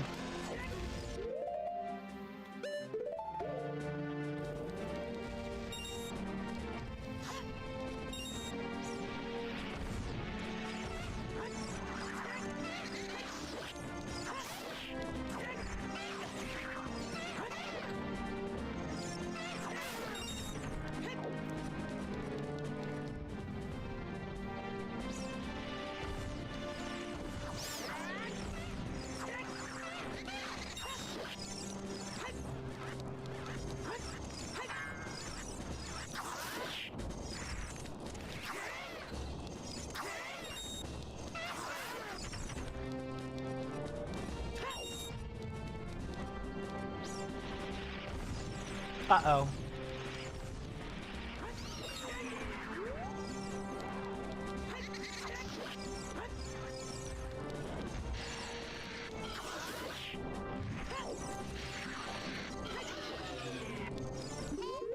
Dang, I should have lured him over here. Oh, well.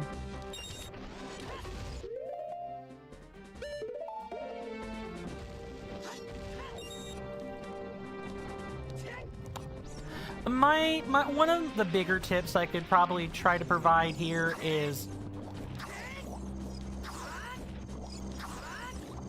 you kind of want to like try to position yourself toward, I would say, the outer middle of the arena here, so you can get a good eye view over what is going to spawn. Did we get this particular achievement? I think we might have. It's fine.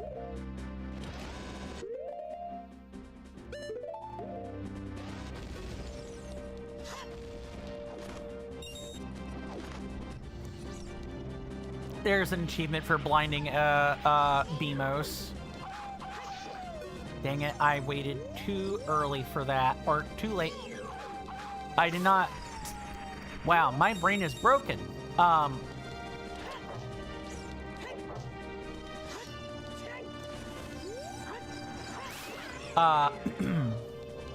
I went too early on the Wolfos there.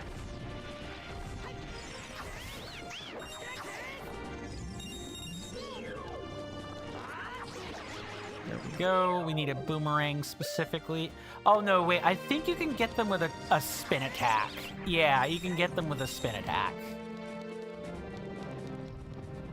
Let's go.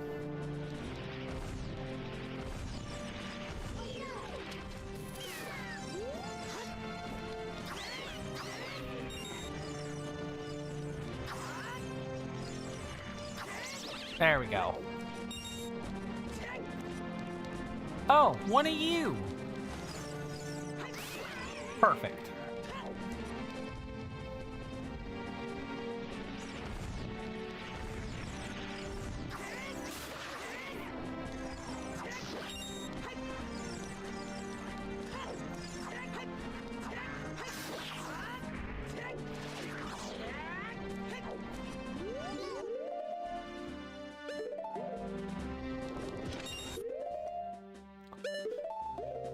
Yeah, this is nice and seamless. I quite like this. I wonder if bomb arrow, or if like something akin to a bomb arrow, if that kind of thing even exists, could in fact like kill a Beamos.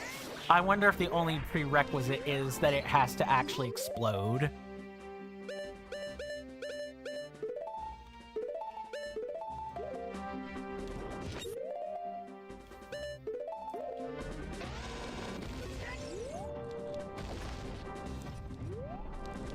So far, so good. Not taking too much damage. Oh, you guys are gonna just gonna die to spin attack spam.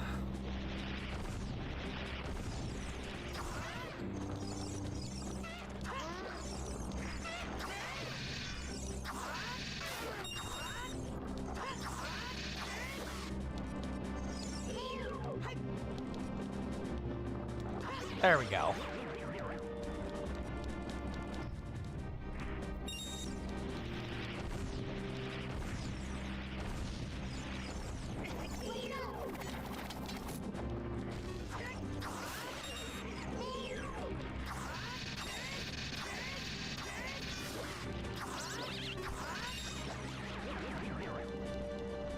Wow, that's kind of a low-tech solution. Uh-oh.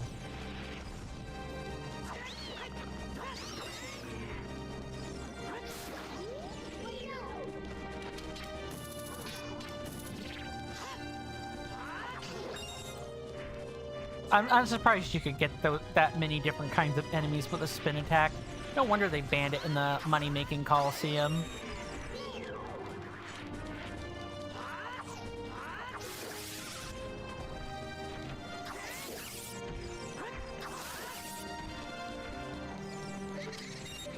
Run.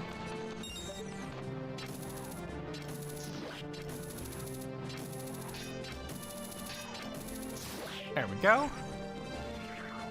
You don't even have to mess with a Poe unless it's getting aggressive.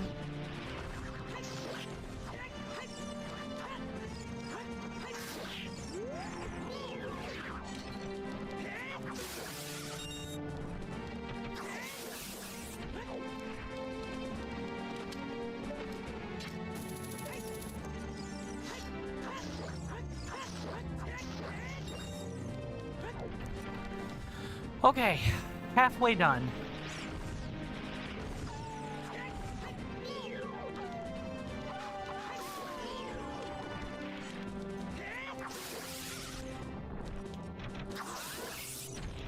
Perfect.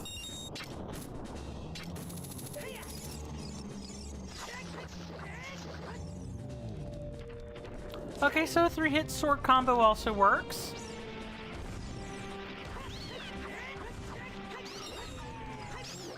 Uh-oh.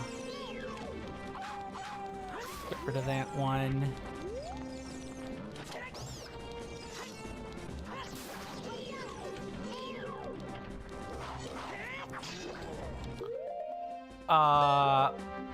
There is... Oh, there are 2 of them. Okay, I think... This might call for an ice arrow.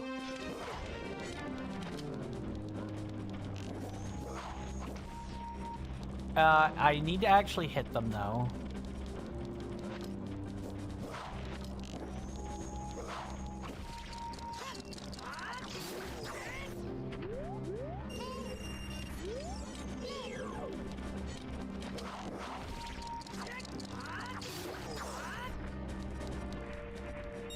We have a blue pot. It's fine.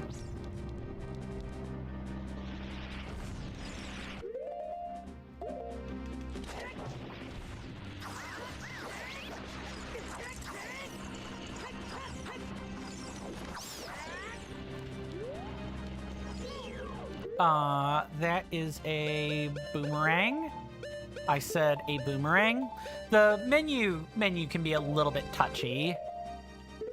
There we go.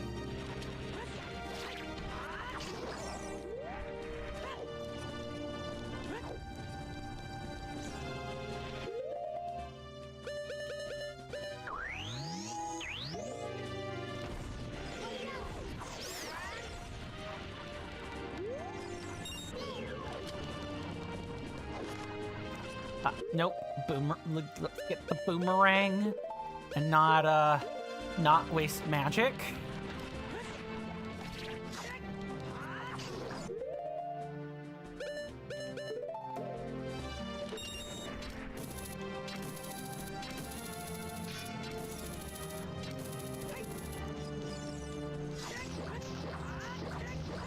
Perfect. Probably want to continue having ice arrows out. Like, we should start to anticipate heavy groups of Stalfos.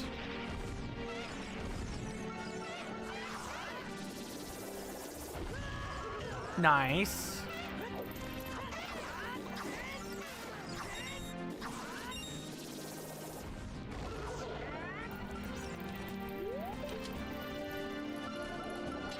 Oh, fun little tip for you. You can actually use the mini-map to kind of see where the Wizrobe's gonna be, which I think is really cool.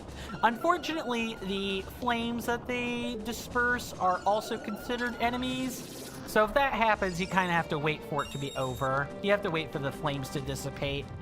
And that means you gotta get at least one lucky guess in the meantime.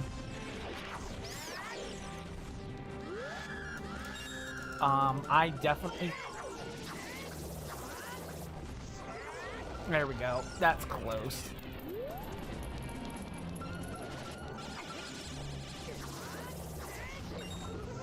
Yeah, that is a bring out Nehru's love moment.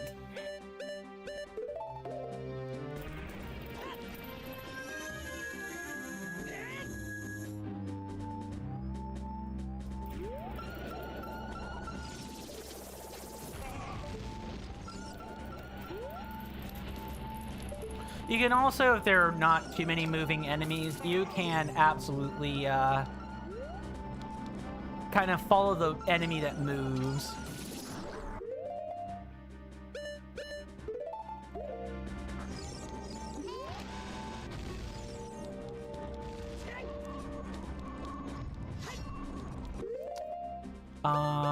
If I want to make the most use of my blue pot, I do need to magic spam.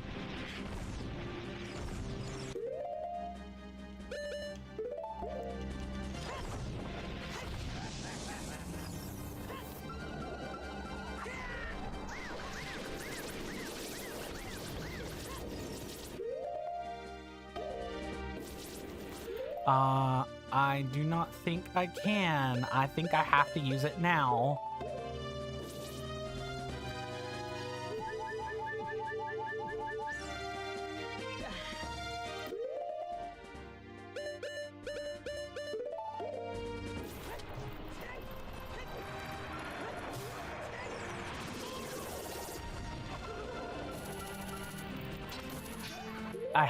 Nope, I have to do things the way they're supposed to be done.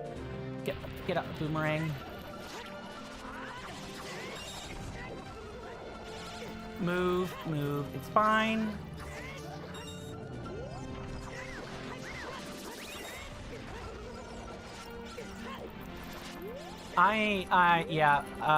These are some big errors I'm making. Run.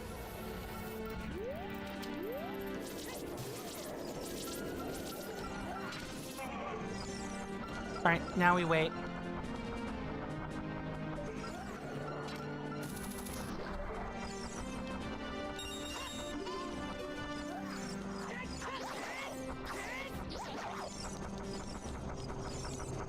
Wait for him to come all the way back here.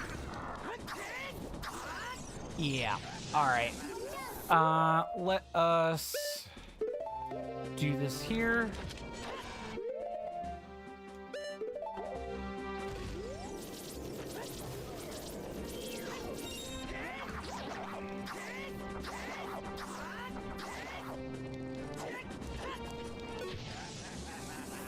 Yucky.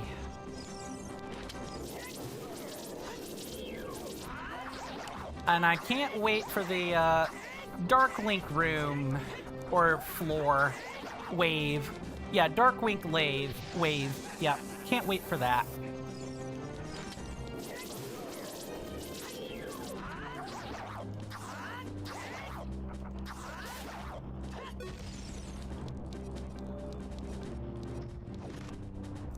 All right.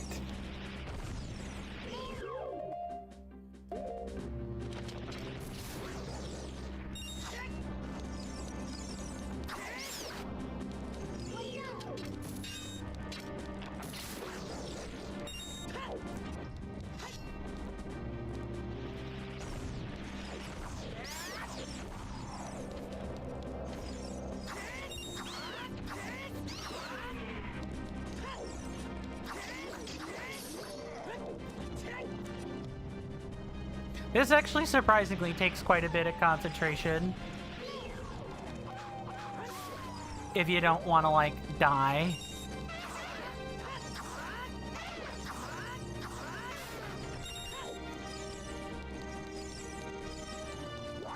Wait for him to breathe.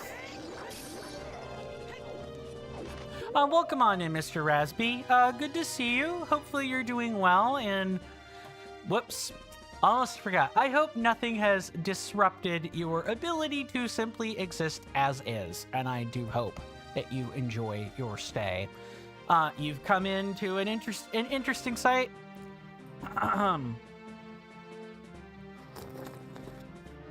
We're playing through a ModROM / ROM hack called The Legend of Zelda, The Ultimate Trial. It's what if Ocarina of Time was a roguelite or had roguelike elements in it? And we are doing one of the optional non or kind of roguelike things in it, which is the Abyssal Arena, where you have to defeat wave after wave of enemy, and you get some rewards for some half of it, and then you get one teeny tiny reward if you like a really, really optional reward if you manage to go more than 100 waves. Mr. Resby says, Tears of the Kingdom does look different. It sure does, doesn't it? Man, we went from smooth cell shading. Wow. Wow. All right, hold on. Cell shading to just spam spin attack. Actually spam it right now.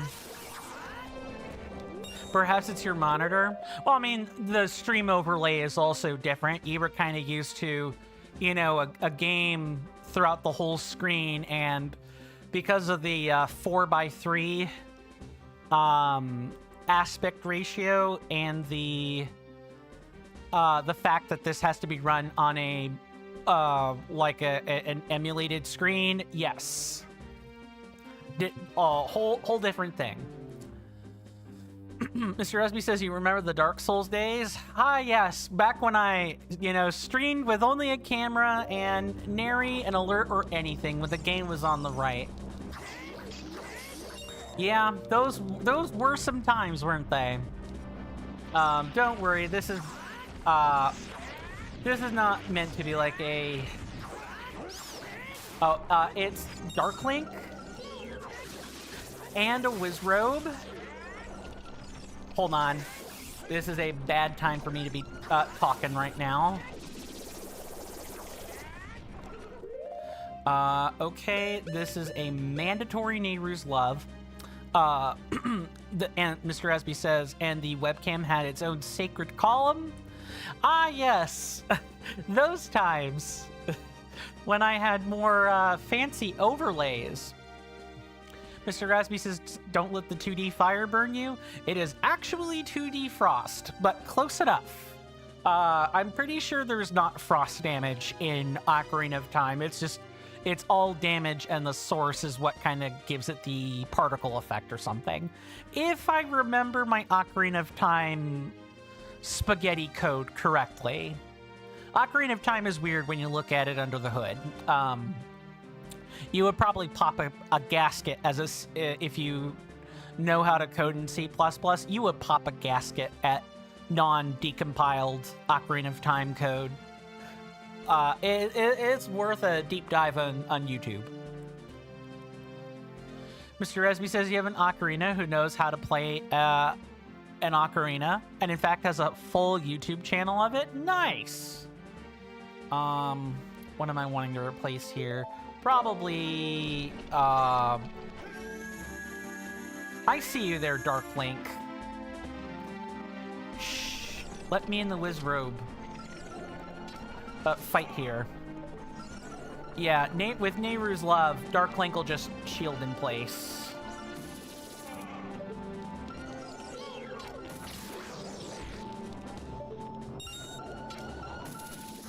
There we go. Now. Alright, Dark Link, let's do this. Mr. Rasby says you do not, in fact, have a conscious ocarina, but you do wish. Yeah, an ocarina or a pan flute or something like that. Yeah, getting into instrumentation's a fairly nice thing.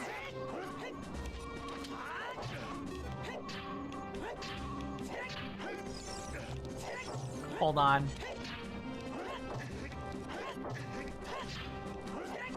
Oh, yeah, protocol. Right, this guy wants Deku Nuts. Mr. Rasby says, oh, you accidentally read you have an ocarina that knows how to sing an ocarina. Did I? Yeah, I meant play an ocarina, not sing it. You don't sing in those. You found it funny? It is funny.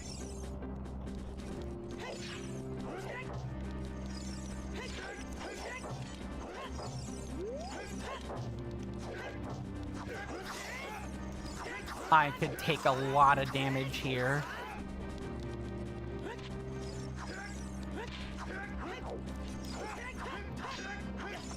Yeah, I'm gonna take a lot of damage. Dark Link is always annoying.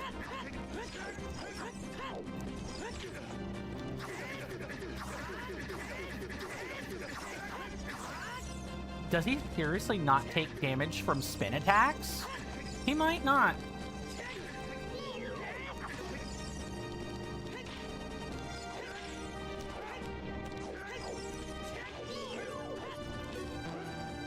I'm out. Yep, I have to do something else now. I have no idea what to do here.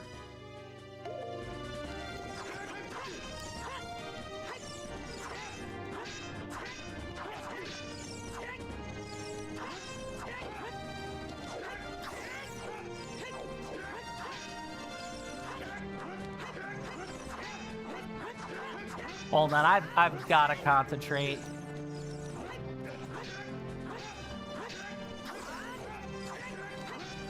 Because he will mirror your moves. Mr. Resby says, but it's been a while, you had to take a break from Twitch and stuff. Understandable. I trust your break was a good one, Mr. Rasby. And, you know, not filled with, you know, lunacy or... yes, that is a wall of flame. I'm gonna have to either ice him out or freeze him out. And I guess we're doing it this way.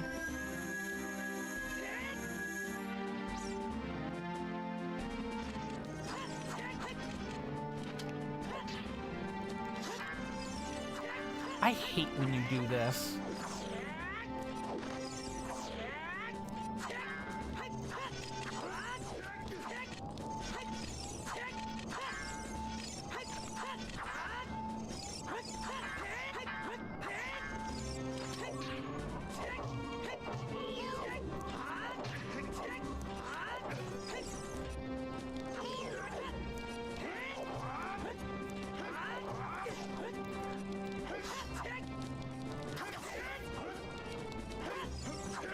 Yep. Oh my, I'm gonna die to him.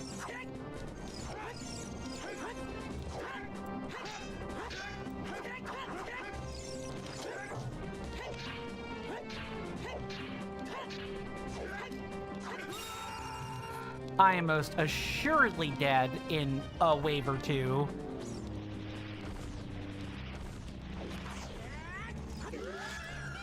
Yep, I'm dead.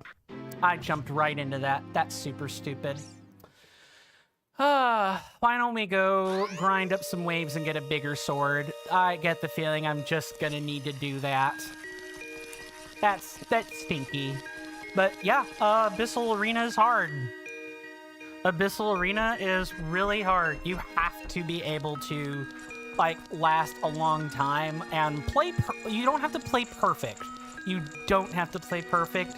But you do have to play well, and it is hard to do that with the really short range on the Master Sword. You almost need a better sword, or even as far as to say like the sword upgrades. You need one of those two things. Yes, 20 rupees, please.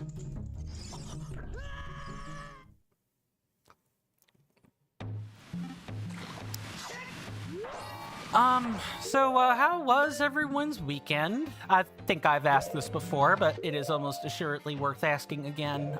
You know, I hope everyone has had a good weekend. I'm doing all right, personally. Just, you know, trying to look for local community. I'm trying to, like, do that. I don't think the internet is a place where you can really, I don't know, cultivate one. Not the type I'm looking for. Not the type I'm looking for. You can cultivate communities on the internet, just not the specific kind I'm looking for. You need to actually talk with people for that. That's kind of the thing I've been really thinking about these past few weeks. Mr. Resby says the Tea House support group is certainly a good candidate. I agree with that. Yes, for those of you that don't know, I am part of a Discord called the Monks Tea House. It's led by a man named Tom. He's the server owner. He often goes by Tom. He helps other people with mental health issues, or at least he sets up a place for people to discuss mental health issues, philosophy, wellness check-ins, that kind of thing. The server is very much not a monolith. It does a lot of different things.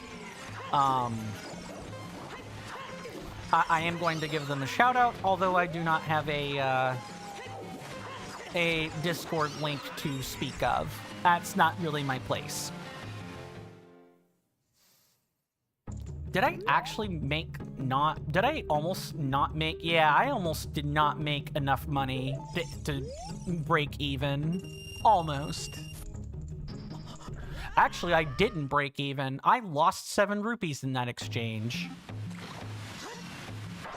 Mr. Resby says he got back to playing Overwatch recently. Nice. Which one? Overwatch or Overwatch 2?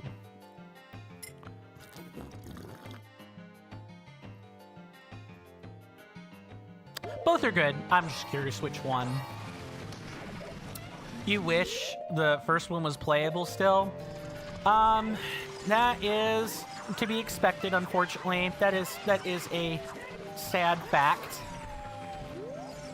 Because, I mean, Blizzard does not have that much money lying around these days. They kind of... I mean, they kind of have to prioritize what kinds of servers they run. And 2 is like, what? Essentially, 1, but kind of better, kind of not better. If I'm remembering my Overwatch correctly. Mr. Resby says Overwatch 2 replaced Overwatch 1, so Overwatch 1 isn't accessible or hasn't been accessible for a long time. Ah.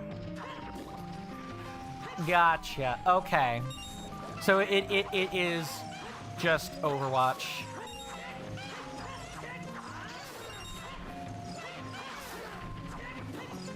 Got it. Mr. Rasby says it got a bunch of updates recently. Quality of life, some mini levels during matches, and some characters. Pretty great. That's nice. You like playing Cassidy and shooting? Ah, I was about to ask what character you like mained as. I thought for sure it might have been Tracer, but assuming Tracer is present in her current form, that is. You aim train frequently? Nice. There we go. This is more like it.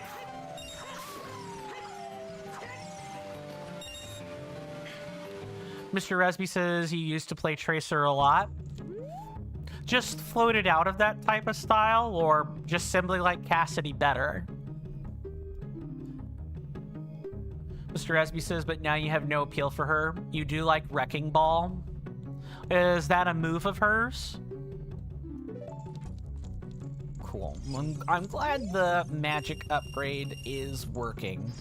I know we have 400. I would like the Razor Sword in particular. Actually, you know what? I take that back. I may need to, we actually need Hatch's sword for something completely unrelated to this.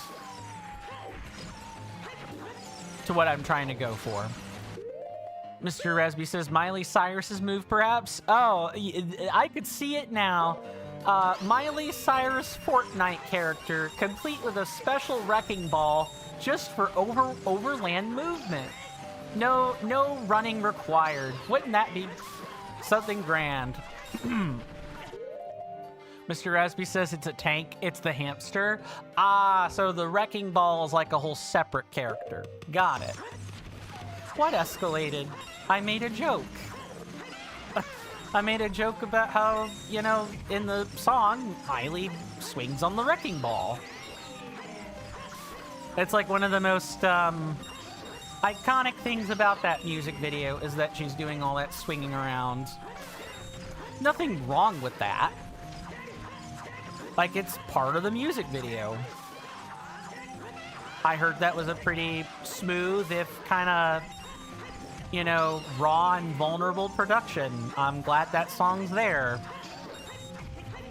Wow, I hate golden tektites. Let's make ourselves invincible. I get the feeling I might die if this keeps up.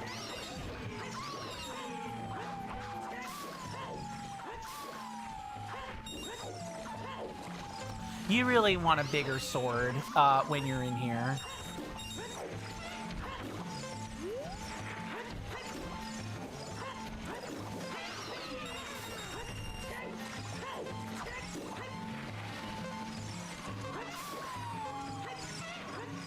There we go. Okay. Mr. Resby says, oh, it being a Fortnite skin would be wild stuff. Yeah.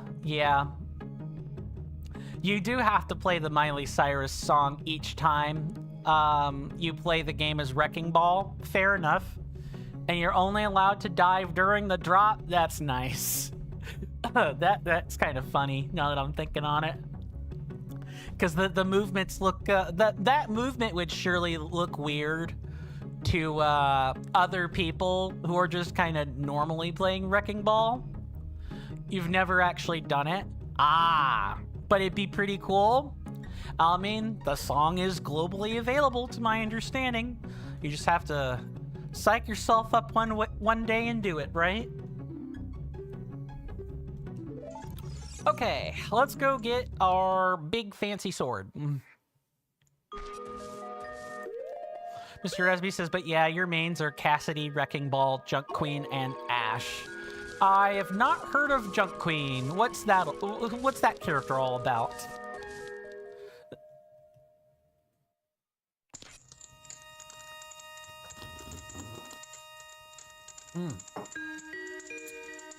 Mr. Rasby says Cassidy, usually when you're tired you play Ash, which you find so much easier and fun, but much less damage. Ah, understood. Oh, is this gonna be the item I think it is? Mr. Rasby says she feels a different kind of fetish within the cast. Right, of course.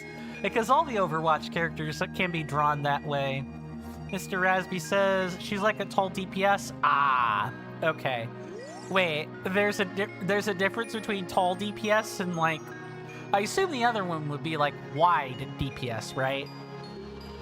Wow, you've defeated over 1,000 enemies. I can't believe this. Well done. You deserve this. Take it. Mr. Rasby says she's a tank class. Ah, okay. But in your head, she's just an oversized DPS. Makes sense. Like, you know, League has the tanky DPS role. Makes sense.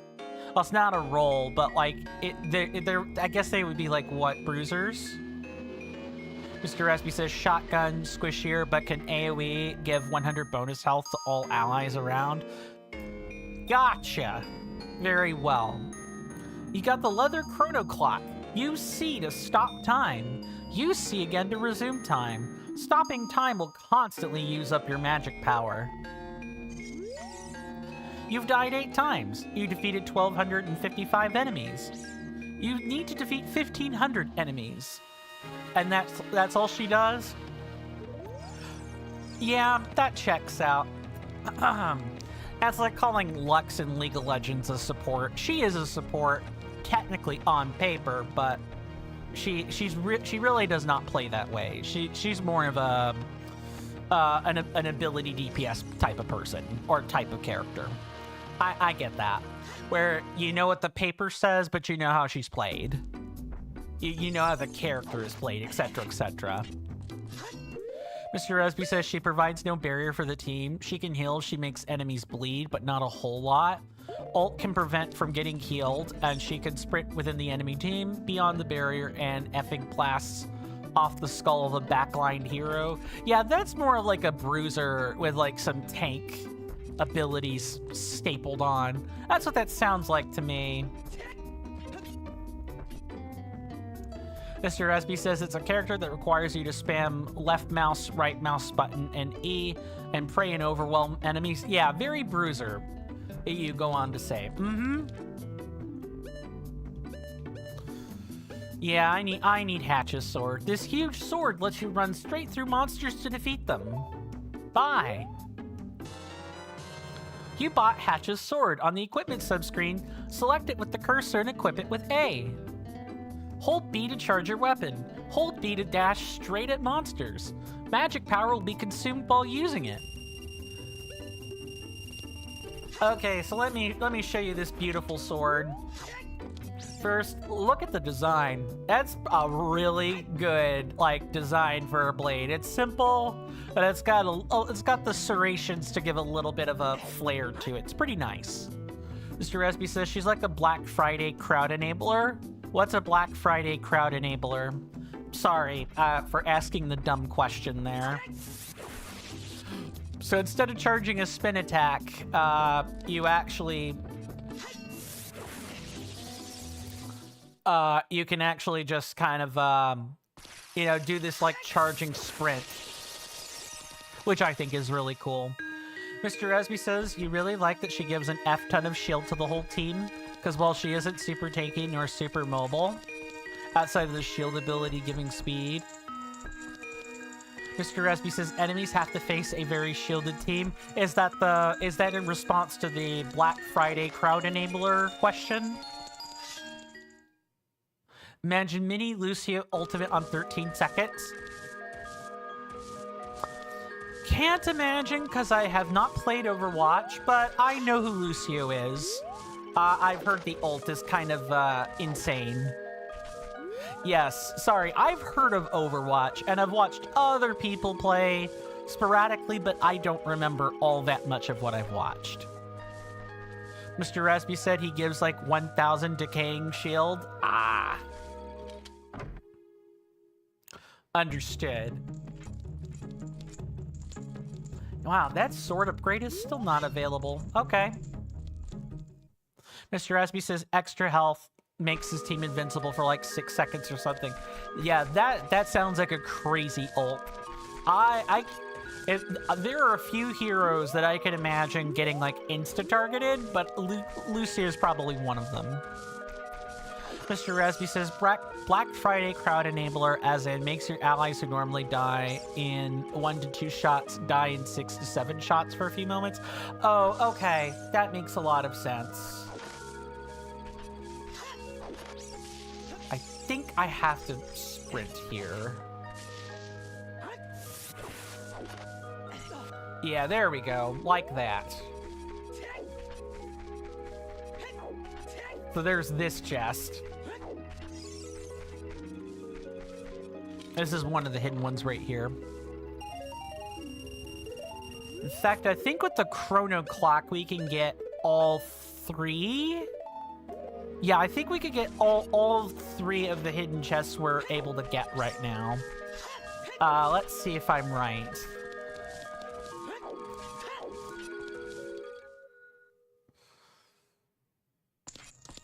It's possible I might have to go look at the reference manual for some of this. We'll have to see. Oh yeah, one cool feature is that this thing bounces off of walls. As long as you have magic power, you can keep it up. And it doesn't deplete super fast either, so... Hatch's sword is really cool. Mr. Resby says, ah yes, Wrecking Ball in The Legend of Zelda. Kind of. It's something that a lot of players have wanted. This Hatch's sword harkens back to a different item called the Pegasus Boots. The Pegasus Boots basically were a 2D Zelda staple. They let Link charge in a direction. Yeah, they let him charge in a direction as long as the boot button is held. And it'll stop when he's, you know, hitting a wall or something. Let me get the stink shot ready.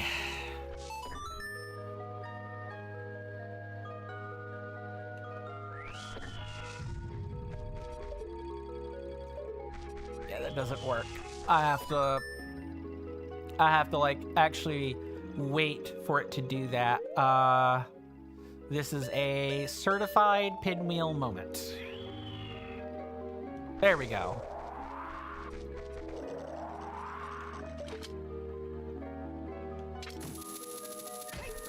Perfect.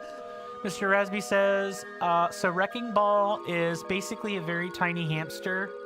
Oh, my magic is depleting. I can't pause while the chrono clock is active. Forgot about that. He's a very tiny hamster and a huge MFing hamster ball. Right. Wrecking Ball, quite literally. Mr. Rasby says he's a diver tank. He has a hook. You attach to something, and then you gain speed, and you bowl enemies over. Oh, that sounds like fun. That sounds like good, clean fun. Don't want to shoot something. You don't want to shoot something, just play Wrecking Ball. I think that's really cool. In like a straight shooter or a party shooter game like that. That's really cool.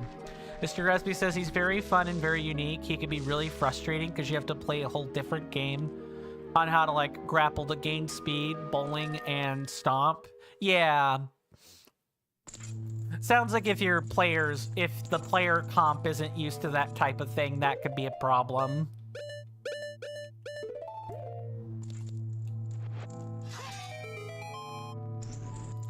I wonder if you could charge like this. Nice, that does work. I don't need to do that, but it's nice to know I can do that. Mr. Rasby says, oh, the hamster has 2 machine guns attached, like regular hamsters. Ah, yes, regular hamsters. Oh, they come equipped with 2 machine guns. Who needs an attack dog when you can have a hamster with machine guns? Chain gun, even. You push and stomp, and then you shoot, but at any time you can turn into a ball, be unable to get headshotted, and can run away. He is kind of unkillable in many situations because he has the power of just running away, though he's not immune to crowd control. Good, at least there's something for that. Okay, so we want the hover boots for this, and we want to make sure our sword is out.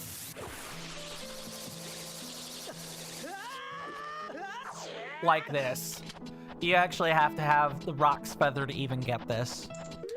Mr. Resby says, oh, want to hear something fun? Sure. On the 10th... is that February? Is that February or January the 10th? On the Overwatch anniversary, they added a hero that is literally a cat with a jetpack. Ah, February. Okay.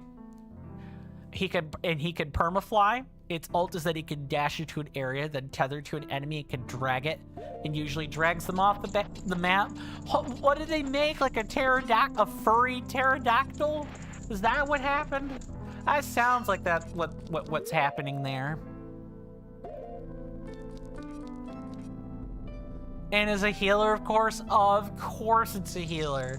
That seems more like it should be a support class than anything. gonna grab the magic while we're here. We're gonna actually need it for this part coming up. Let me get Nehru's love ready. Mr. Rasby says, and the cat can allow allied heroes to grab onto it. Doesn't that kind of like break Overwatch base gameplay? Mr. Rasby says it is a support class. Yes. Okay, so it's both. That you go on to say an allied hero can grab onto it. It's called Lifeline, and the cat can just helicopter you anywhere it wants to. I could get used to a team shooter, but not if people can move around like that. No thanks. I'm sure people enjoy it a lot. Not my cup of tea. Mr. Resby says, with the Diva ult? Yes. What the heck does the Diva ult do?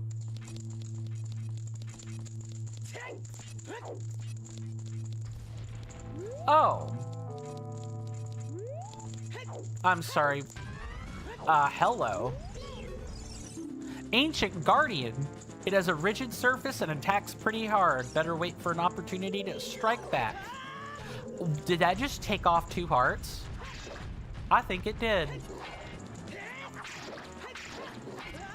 Yeah, oh, that took off 5 hearts. Never mind. We gotta activate this now, or I'm dead.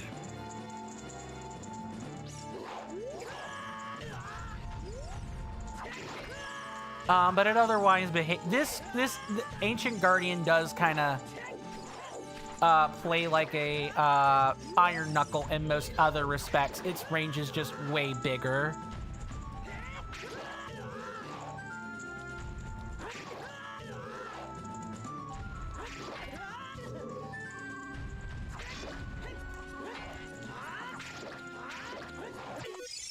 Yeah, okay. We need a red pot for this. Mr. Rasby says, like, Diva can attach ult, and then the cat can do a kamikaze and fly it across the map. Okay, so 2 ults being used together. Makes sense. Mr. Rasby says, Diva ult sets its mech to self-destruct, and it one-shots anyone in range that has no wall in between them, has super long range, especially in the air. Mr. Rasby says it's balanced around Diva needing to commit to where to send the mech, but the cat can just grab the mech full speed, at least as of right now. Yeah, that seems a bit much. So you go on to say it'll probably get removed. Mr. Rasby says, well, the cat sounds overpowered, but being in the air like that makes you super vulnerable to being shot. The cat also can't heal or shoot whilst helicoptering someone. Okay, so there, there is some balance there. Good. Mr. Rasby says, note that the helicopter ability is not ultimate. Yeah, it's a basic ability. It's like a movement traversal type thing. I get that. I get that.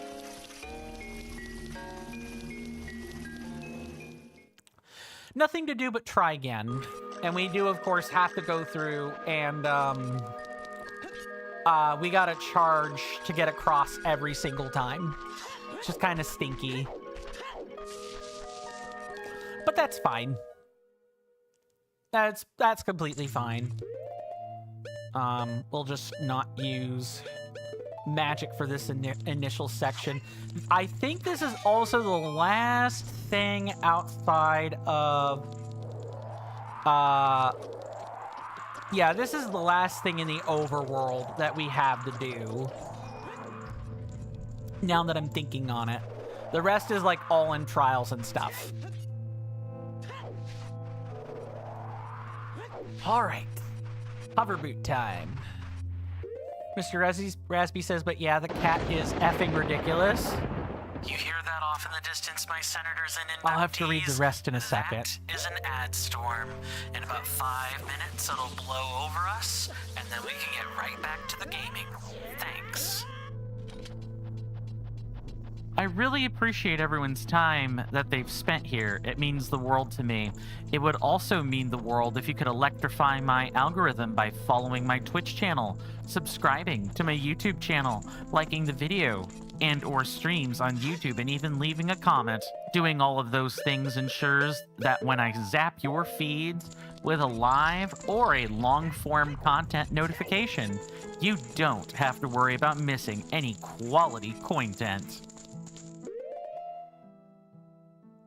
Thank you guys for sitting through that. That's the part of content creation I don't particularly care for, but it has to, you know, it's got to get done. We do take commercial breaks at the top of every hour around here. So in roughly 3.5 minutes, there will be a commercial break. When that happens, when that time comes, there will be a timer right where my head is. It'll read 3 minutes. During that time, you know, I'll be getting up and grabbing a stretch and doing other stuff. I highly recommend you guys do the same. It'll make the break pass by faster, but regardless of how you choose to spend your time, when that timer reads 0 minutes and 0 seconds, I will have returned and we can pick right back up where we left off. I really want to try to hit our goal today. We've done a lot of side stuff, but I do want to actually get the Abyssal Coliseum done, because once we're done in there, we'll only have to go in one other time for an achievement. Mr. Rasby says, you swear you always hear when I zap your feet. My D and my T is not very clear sometimes. I could get why you hear that. It's the quirk of my speech, but also it's what happens when you don't have any like sound absorption panels or like any acoustic work in your room. People just hear all of the speech impediments you have. All of them. Mr. Resby says, but yeah, the cat is effing ridiculous. On one of the maps, since it's the only hero now with permanent flight, and because the jetpack cat is a very small, squishy hero, the cat sometimes goes in a specific map under the map and can do some effing Star Wars ship fighting shenanigans. If fighting another jetpack cat happened in a match when playing with a friend, and yes, he was also the cat. Wow, that's nuts. I mean, at least there's some cool, zany stuff happening. At least Overwatch is not like a rote script kind of game. Like, there's lots of stuff that is predictable, but the cat and the diva mech bomb thing kind of ensure that that is not really the case right now. Mr. Rasby says, or any Tesla coils. Too true, too true. I realize that is sarcasm, but I mean, I could replace that zap with an actual Tesla coil sound. I think that would be a bit obnoxious, but that is something I could consider. Yeah. Alright, can we deal with the Ancient Guardian in 3 minutes? I kinda don't think that's happening.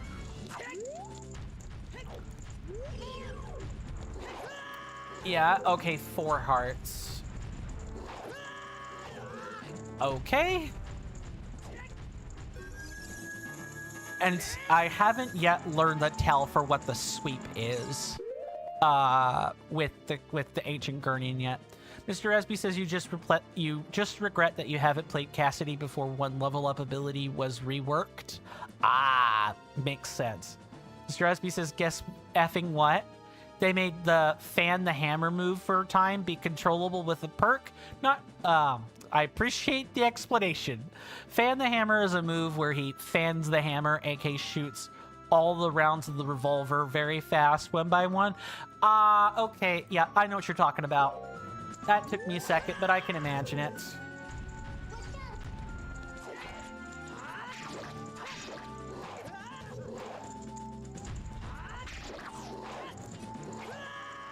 I either need to be like right under him or something else.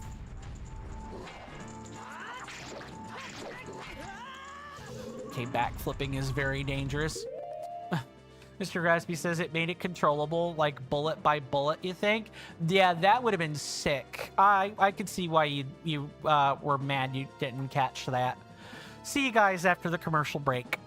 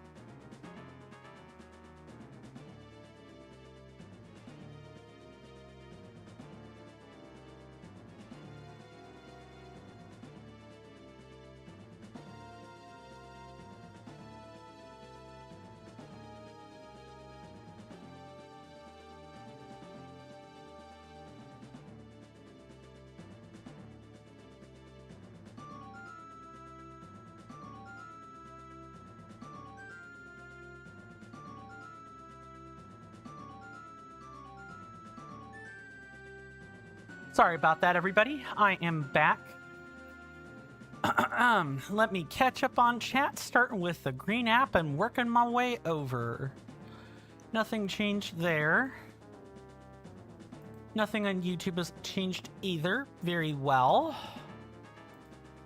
Okay, just the purple app then. Very well. Hopefully everyone enjoyed their commercial break or found something to do they wanted to do during that commercial break, even if it was just waiting for it to end, right? Let's see. Oh, there might be a... Yeah, there's quite a few messages I've missed. Okay. Mr. Rasby says, it got replaced by something much more powerful. You can replace Fan the Hammer with a move that has a small zoom in and does more damage and inflicts bleeding. It is pretty strong and goes through multiple enemies if it can. Well, that's cool. That's kind of like a bullet time type Fan the Hammer. Kind of. There's no slow on it though, camera slowdown for that. Mr. Rasby says, well, at the very least, you still practice your Fan the Hammer. It is historically a very weak move. It deals less damage and can't headshot, can't deal extra damage, and has low accuracy and therefore pretty short range. I mean, at least it's cool, right? Mr. Rasby says, and one other perk that was removed was making Fan the Hammer able to headshot for 50% of the effect. It was probably too good in that iteration, and now it's kind of eh. Mr. Rasby says, you practiced fanning the hammer recently and has a surprisingly much higher range, and you could practice controlling where the bullets go. It is still a way more stylish move than high damage, but it is worth it. Fair enough. Mr. Rasby says, doing fan the hammer, rolling, then doing it again, and having an enemy tank catch all of those bullets it's an F ton of damage. I believe that. Especially with the bleed, which I'm sure stacks. If you could land every shot, technically you can also murder any hero in close range, though still headshot and body shot with regular revolver is more consistent and kind of the intended way to play him. Yeah. That's what I figured. Mr. Resby says, oh, the green app. We entered the dark web, the hackers app. No, it's Kick. But I do appreciate the sarcasm. Yeah, I try to color code the apps so that if I do start streaming to places that care about which competitors are being mentioned more regularly, then, I'm already following the rules or have made it kind of hard to figure out. Kind of. Mr. SB says, well, that move ain't a silver bullet. I can imagine so. Or wait, it actually is. Mr. Aspie says, oh, the bleed is just the replacement of the fan, the hammer, and has a long cooldown. Ah, okay. Understandable. Mr. Aspie says, you suspect the damage increase on fan, the hammer, was actually perhaps underpowered because it was competing with the regular way to deal damage? Yeah, probably. Like, that's what's happening in practice, right? Is it's underpowered. But maybe the devs don't think of it that way. And so because of that, they nerf it into the ground. I've heard of this happening with some games. Path of Exile 2 is a pretty good example of this, where they've kind of nerfed armor into the ground. Even with like repeated buff attempts, it's very clear that the dev team just does not play characters that rely on armor or armor scaling to work in that game. There's a YouTuber by the name of Kriparian. And he plays that type of stuff a lot. He has a second channel where he talks a lot about the development news coming from games like that. If people are wondering where I get my sources from, I watch people who play this type of stuff as like mainline content. It's one of the things he's known for is Path of Exile. So I'm getting it from the tap, everybody. Same as everyone else. Mr. Resby says, yeah, nothing new on the Blue app either. It depends. If by Blue app you mean Twitter, yeah, no, not really. If you meant Blue Sky, well, yeah, no, not really. Like, though either of those two blue, they're both blue. Well, actually, they used to be blue. Twitter/X is black now, so. But I wouldn't refer to. I would not refer to Twitter as the black app. That would not work out very well for a number and variety of different reasons. It will be referred to as Twitter because I refuse to use the dumpster fire name it has now. I refuse to do that. Mr. Rasby says, yes, that does sound suboptimal. It is. It is. You really want to try to avoid confusion, especially confusion of a, unfortunately, very charged nature. Mr. Rasby says, nothing new on the black app. Right? It's just... How else are you supposed to take that word? I guess nothing new on the black market. That's a different way of looking at it. True. Careful. I'm just gonna back up. Yeah, that wasn't gonna work. And that wasn't gonna work because wait a second. I should have been able to go up steps there. There were steps in that direction. Well, we're not going to do anything else until we've defeated the Ancient Guardian. We're at the point where we have to just try and see what sticks. We're at that point in the game. I know that's more of an American thing. I know that that's more of an American thing. This could honestly be a pinwheel. Mr. Jason says to improve, there are steps that you could take. Too true. And welcome back, Mr. Jason. Mr. Resby says, but yeah, Cassidy's a hard hero. At least he has a bit more base health. So if you like miss a few times, he does less damage. His damage fall off starts pretty early. He has no significant dashes.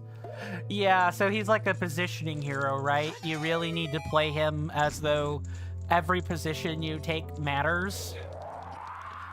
More than perhaps other shooters. Mr. Resby says, like, it's effing hilarious watching in replays after you get shot, like a guy just scopes in from a bit further away and just taps. Sorry, the tip of my nose was itchy. I promise I was not, digging for anything in particular. Mr. Rasby says his positioning is all right. He's just a pure aim hero. Yeah, that's what I mean, is that the pure aiming required in order to play Cassidy well means your positioning has to be crucially correct. You're not allowed to make mistakes with it the same way. Oh, yep, that happened. I void out, right? Not only do I void out all the way back here. Yep, that's gotta be a warp ski potato.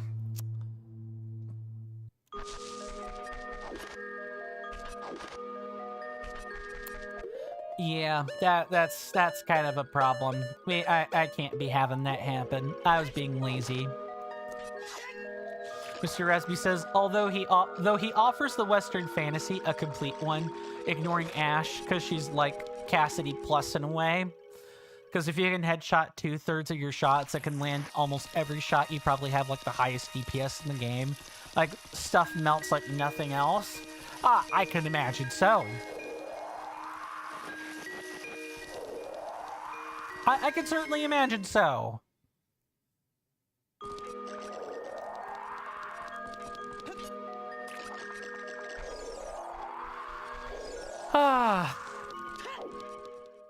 Sorry, I'm not bored. I'm just, I'm mentally quite haggard. That's all. Mr. SB says you just need like 2,000 hours of aim training, but is doable. Isn't that how most of the shooters, turn out? Is that you need some amount of aim training or practice in order to be even halfway decent? I can't imagine that Cassidy does anything other than make that number ridiculous. Or other similar aim heroes. Okay, let's try this again. Mr. Resby says he played a lot of CS 1.6 with the Deagle a lot. It was really good, but Cassidy and shooting in Overwatch is very hard. Ah, understandable. There we go.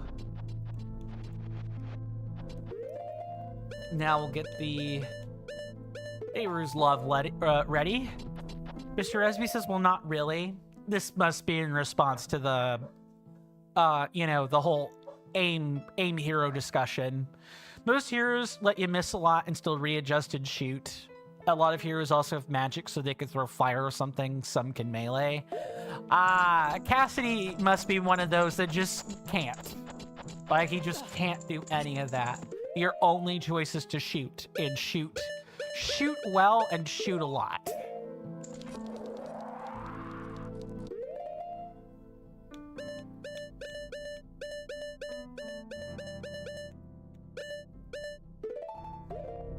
Mr. Rasby says, and most TPS heroes have several ways to deal damage and such, like Ash's dynamite. Right.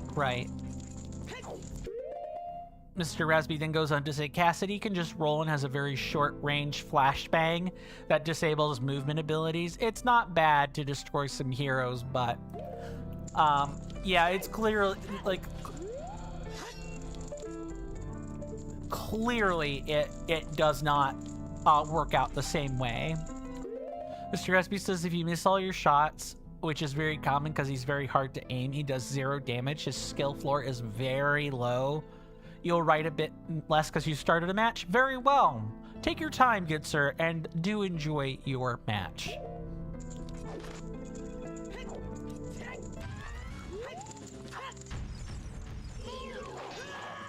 Yeah, you cannot block that. In fact, I have to use this immediately. This deals a lot of damage. Wow, this guy hits hard.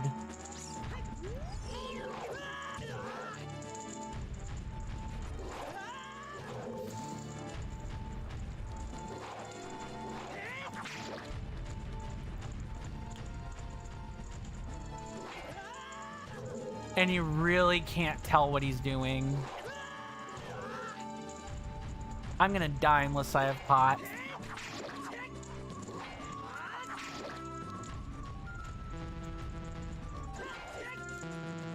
Oh, I'm at less than half magic, of course.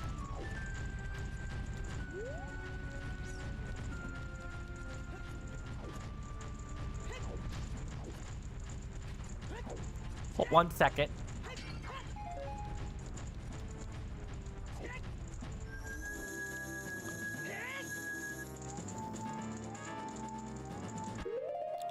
Mr. Asby says, but playing something like Bastion or Soldier, which is less punishing for missing, even if less max DPS, is actually pretty enjoyable and doesn't require the highest aim training. Makes sense.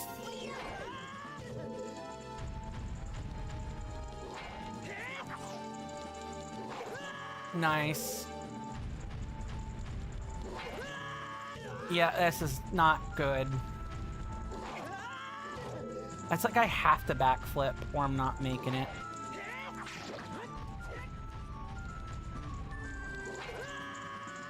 I'm gonna die because I don't have the healing or anything.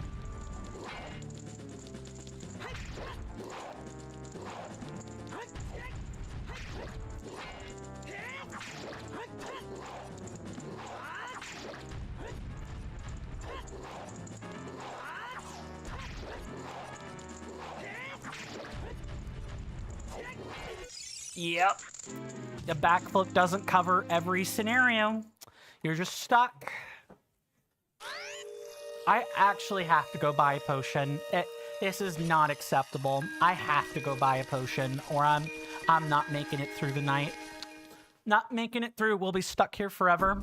And I do not want that. This game is not difficult enough for... Oh, maybe I should stop saying that. No, the game is difficult enough that I need to not pull a punch. The issue is that pulling my punch kind of means I'm forced to... How do I word this?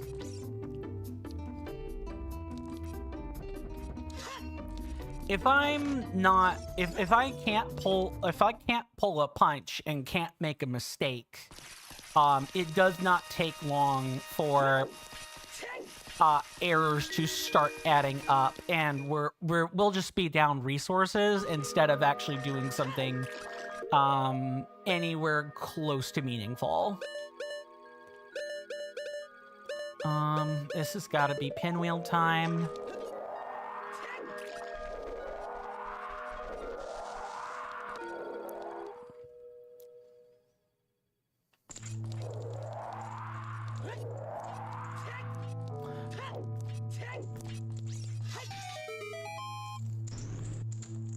It would be better if we had the razor sword or razor long sword, because then the fight would take half as long. I know that's definitely part of it, is that you can make lots of mistakes, and the more you have to like 2 or 3 or 4 cycle an enemy, the more health you're bound to lose.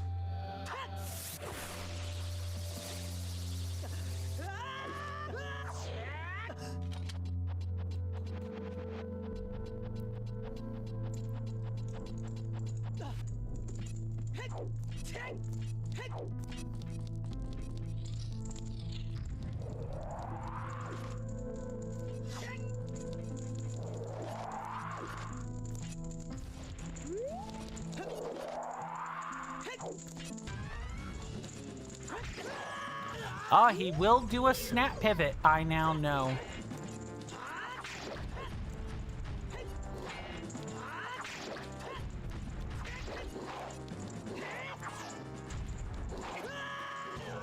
I already have to shield.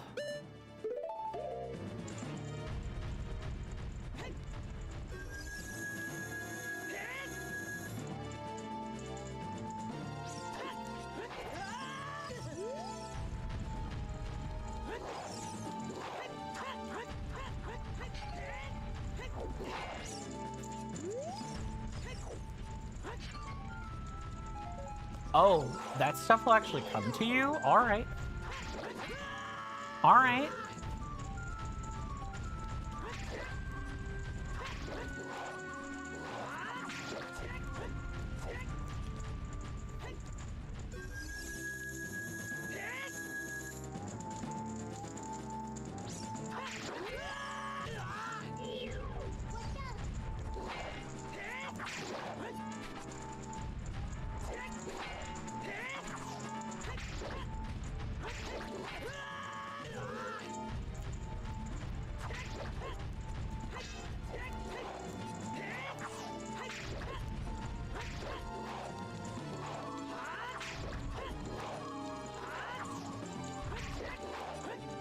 Alright, get a potion ready.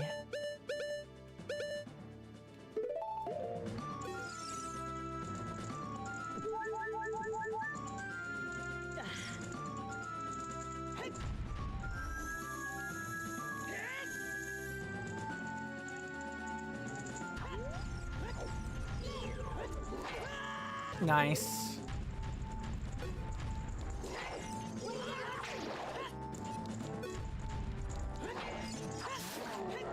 Got him. All right. Perfect. We actually get something very cool out of this.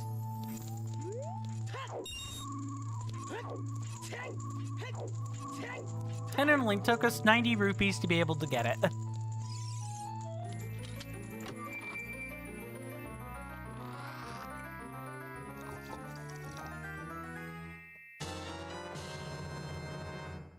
You got the sword beam. When at full health, your master sword will create and fire powerful beams. It does have to specifically be the master sword, but it will go the way your any like non-jump attack. Yeah, you'll go the exact. The beam will go the exact way you're slicing, which I think is really, really cool. It's a nice detail. That's a nice detail. It often goes overlooked. All right. let's give another try at the Abyssal Arena, shall we? Though we are going to need Deku Nuts, and a lot of them. Or there are going to be problems.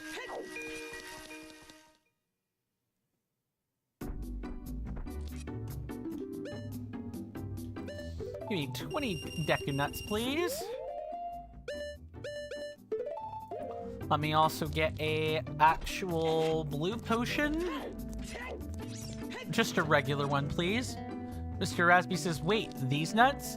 Got them. No, not those nuts, but, I mean, hey.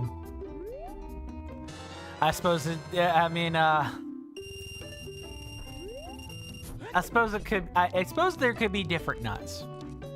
Mr. Rasby says, no, not those. I meant these ones. Right? Yeah, why not those nuts? There's like a sham wow joke I can make somewhere about that, but I think I will refrain from scarring people's minds more than necessary. All right, let's see if we can go through 50 floors of hell and get the second major reward out of that. Let's see if we can't get that done.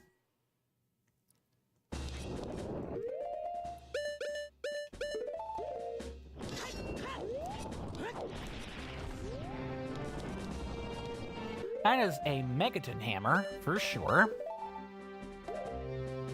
Mr. Rasby says, smells like half in here. Half of these nuts? Got 'em. It's against the law.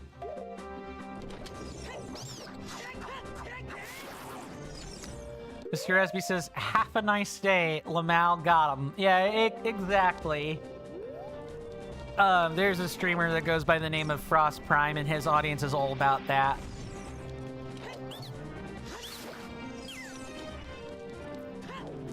It's just, it's not always got 'em, but it's such a prolific meme. That's kind of, the main draw. Mr. Espy says, you half a 3 times a day. Do you half a leave? Half a leave? Oh, wait, no, hold on. You half and a leave 3 times a day? Sure, Jan. The drug leave, like the medicine leave. Yeah, explaining the joke ruins the joke. What the heck? Oh, I remember you. That's a boomerang right there.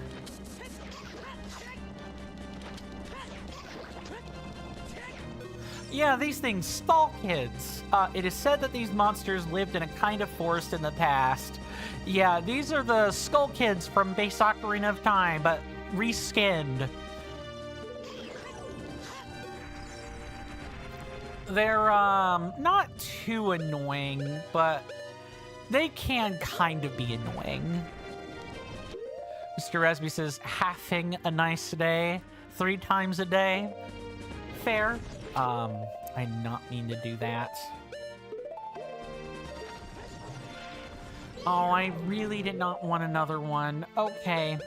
Game, this is not the time to be giving me stall kids. Stop that.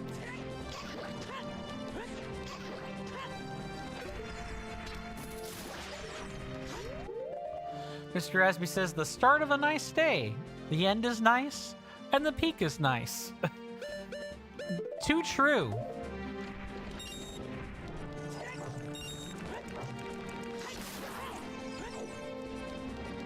That's the half schedule. Yeah, you get to miss out on the cruddy middle, right? You get to miss out on the stinky middle that doesn't do anything for you.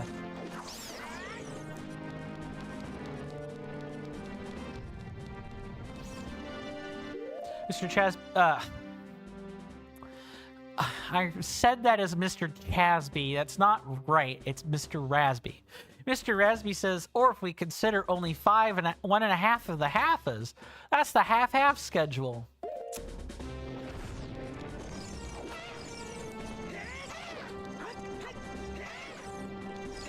Oh yeah, your quick spins are significantly worse with Hatch's sword. Mr. Rasby says Chasby would be evil Rasby. Would he have No, you know what? Not gonna even make that line. Not even gonna do it. Mr. Rasby says Chasby would be Rasby from Temu. What part of your life cycle would he represent? The computer coding part, or like the parkour part? Or some other part, I suppose. I mean, my thinking is kind of binary, but that doesn't mean the scenario has to be.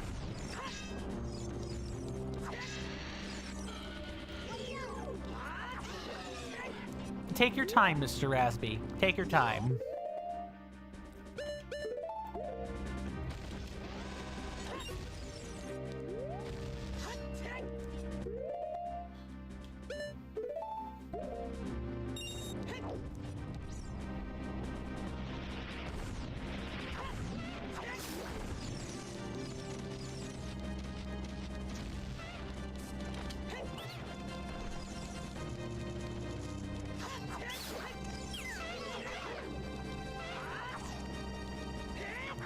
There we go, got him. I'm gonna be a little bit quieter because I am trying to focus.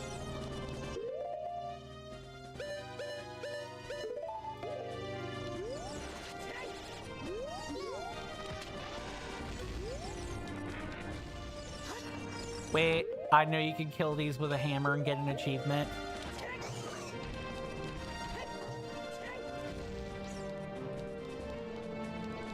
I wonder if you don't get achievements in here for that. There might be a regular Dodongo. Not 100% sure.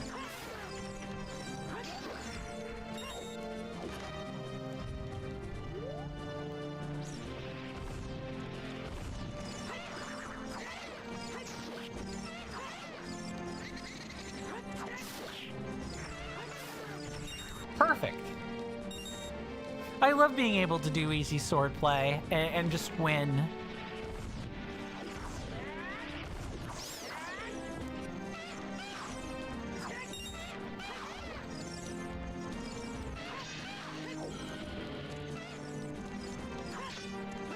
Really?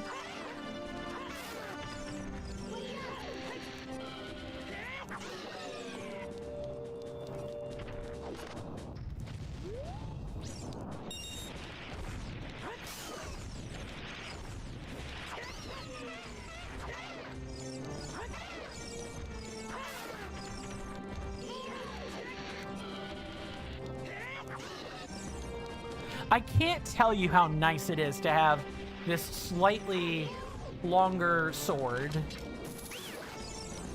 Even though it has no like spin attack reach or anything, just being able to hack at enemies from a slightly longer distance is really nice. Because that means you don't have to touch a like, you know, you can be a little bit safer against Stalfos.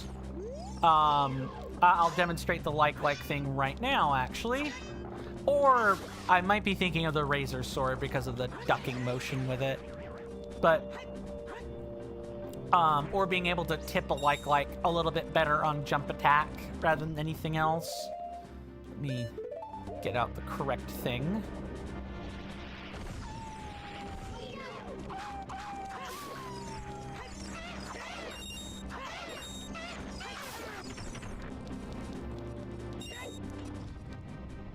So far, so good. No damage taken.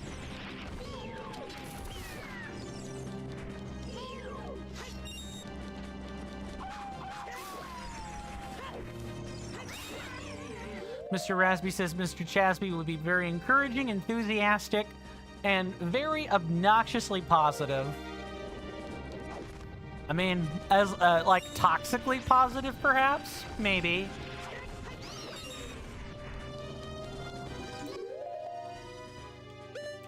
It's kind of hard to imagine the abnegation of yourself or a mirror of yourself. I would find it hard. It would be kind of hard to imagine what my abnegation would look like.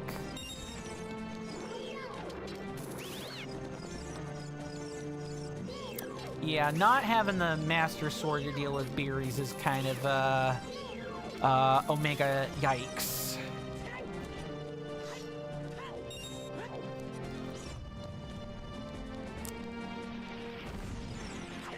Yeah, now I'm thinking on it, I really don't even know what my mirror would look like.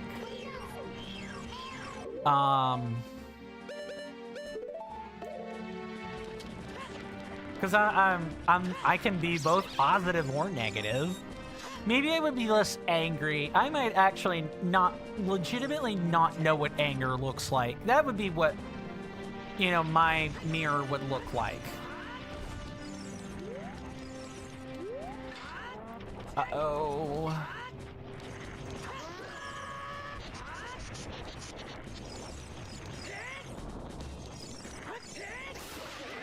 Okay, at least the spin attacking does work. Really? Thank you.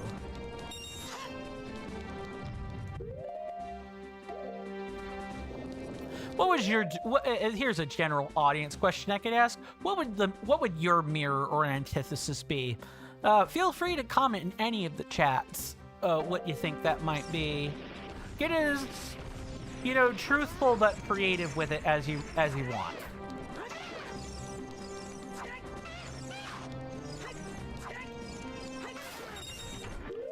Mr. Rasby says, well, also probably a Nazi while, you know, believing it being the right thing to do, but that's an easy cop-out answer. Perhaps. Also, perhaps you're the evil Rasby. Now we're proposing, you know, what would Doctor Strange look like in one of his, you know, alternate universes? I mean, that Marvel was the, you know, movie company that kind of answered that question, because we saw the many versions of Doctor Strange in a very specific installment. I will not spoil what that is, which movie that belongs to, for the purposes of those who want to see it, those who want to see the movie, which amongst my audience is a very low overlap, or like a relatively low overlap, but it's not non-zero. Or, I'm sorry, it's not zero. It's not non-zero would be zero.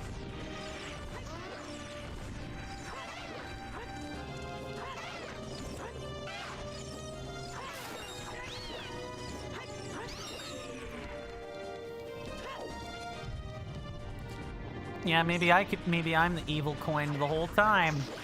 I don't know. I suppose that's the beauty of that type of stuff, is you never will really know. We don't have the technology or the you know, the applied sciences necessary to answer that question. We could sit and posit and theorize, but that's about all we can really do. These we can use our handy dandy arrows on. Nice one shot. Perfect.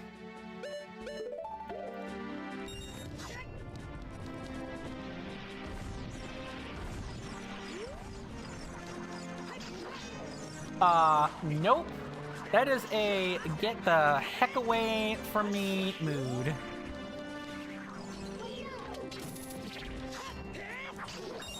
Alright, now let's deal with you.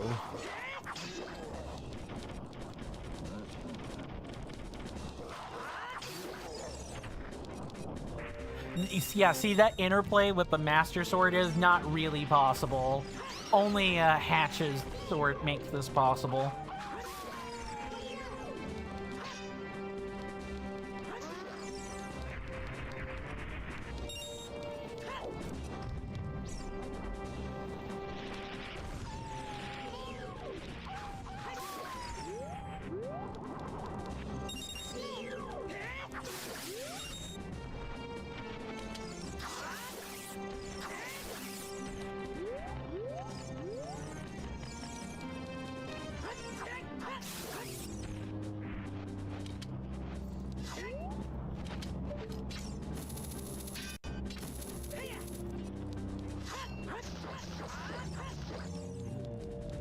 Okay, so far so good. Mr. Rasby says, not non-zero, could just be 0 or any other non-numeric concept too. Yeah, it could be, what's the number? Aleph? I think the name is Aleph. You know, it's the concept of categorizing different levels of infinity, if I remember correctly from watching my math tube.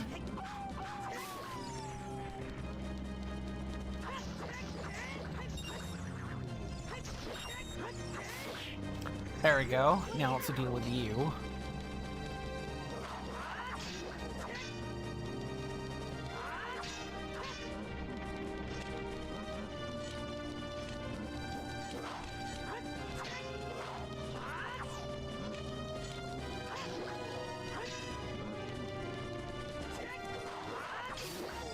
Perfect. Thinking 4 waves we might get the Whiz Robe.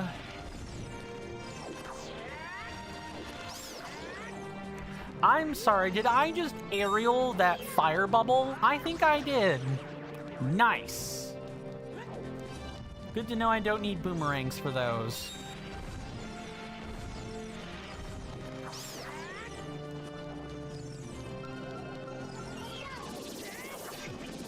No. Well, actually, that was a decent save. That was a halfway decent save.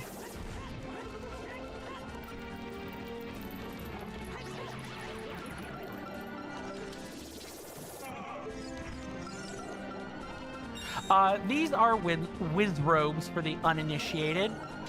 They come in fire, ice, and summoner varieties. They teleport around, will fire projectile at you. It's very much based on the Majora's Mask mid-boss of the same name, but reskinned to look like a Wind Waker. The Wind Waker version of the enemy. Mr. Resby says, well, you think figuring out an evil version kind of presumes some kind of somewhat objective morality, which doesn't really exist. Right. Yeah, exactly. What is good and bad is muddy and presumes certain values. Yeah, absolutely. That's more of a food for thought kind of question. It's like, you know, what if, right? Yeah, there's really no such thing. It's just whoever your supposed antithesis is, whoever is considered your negation, quote unquote, who would be a person that looks like you but isn't you, like not even in the slightest.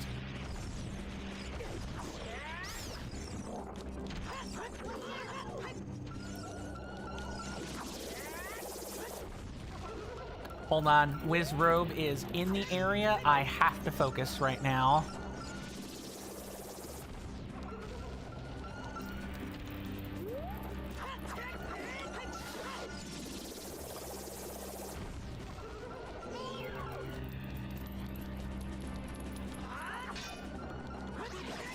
Okay.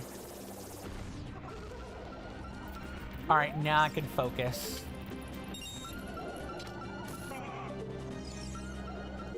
Mr. Rasby says, I think the answer, you think the answer would either be undefined or trivially easy. Yeah, it's definitely an either or. It's just a question meant to provoke thought. Some people would be able to say, you know, the answer is easy. Some other people would say, well, we'll go or posit exactly what you're saying, which is, you know, the answer is very much not trivial, right?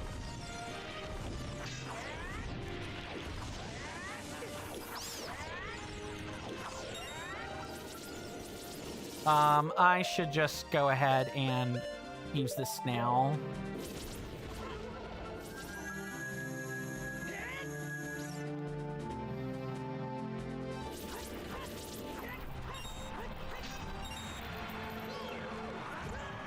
Nice.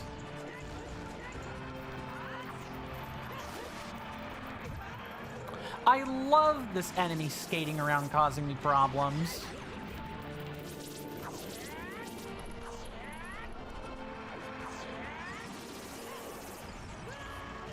Yeah, I need to not make silly errors like this. These are unforced errors being made right now. This is definitely a boomerang situation.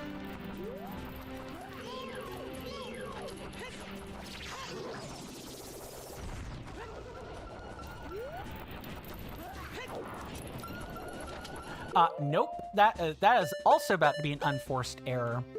Mr. Ramsby says, here's some more food for thought. What is considered to be the opposite kind?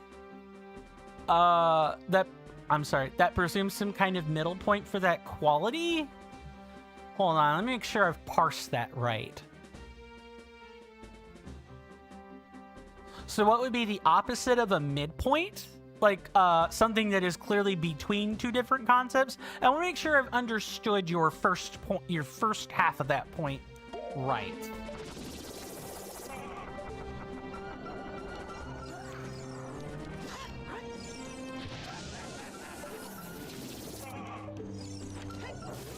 Yeah, let's get him back running around. There we go.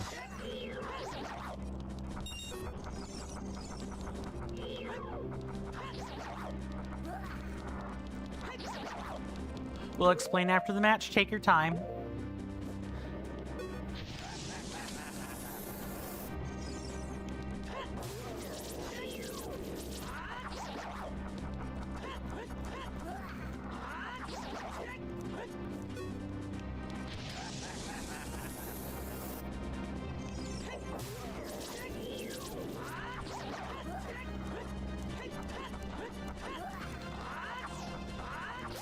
Perfect.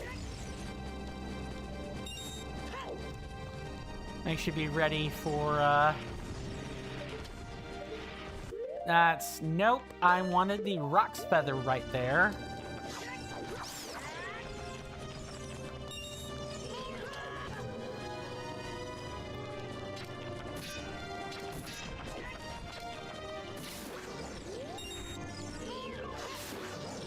Yeah, I forgot Hatch's sword is long enough to reach without hook shot.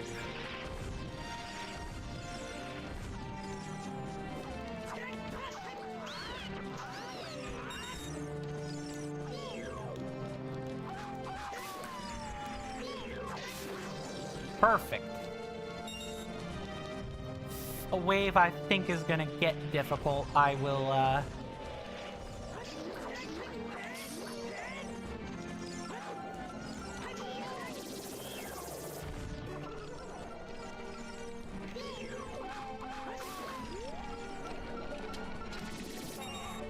Okay.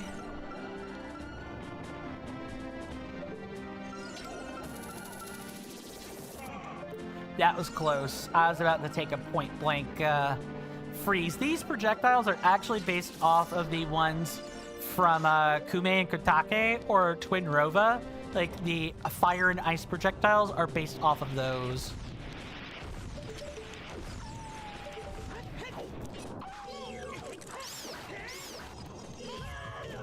Not good. Let me go ahead and just do this now.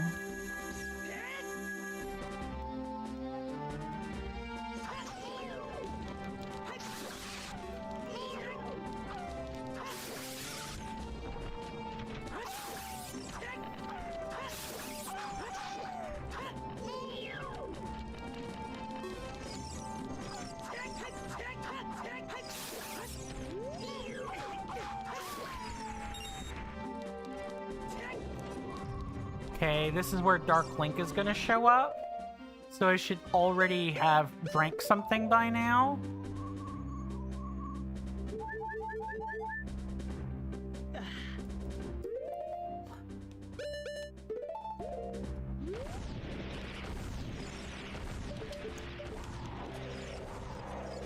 Yep, do it now. Do it now, now.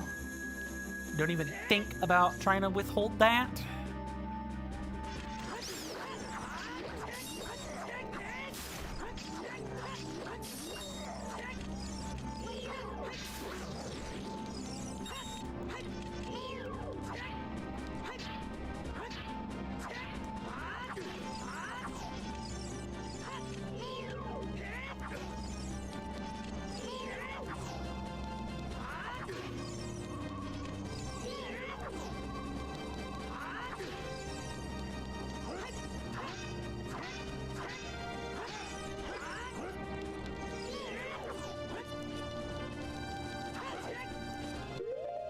Get the Deku Nuts ready.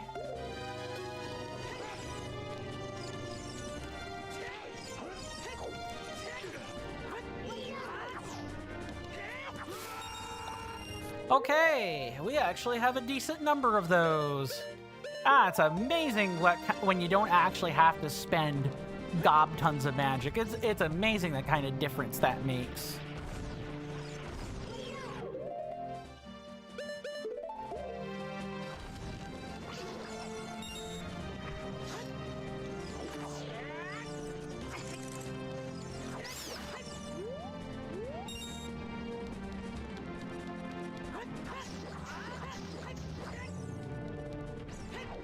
We're close. 2 more waves and we'll actually get pieces of soul again.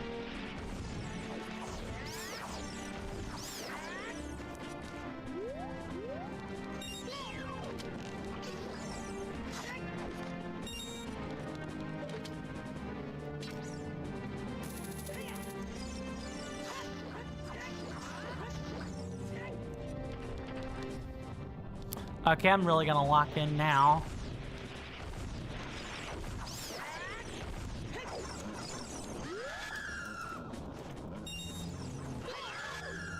Stop, get off!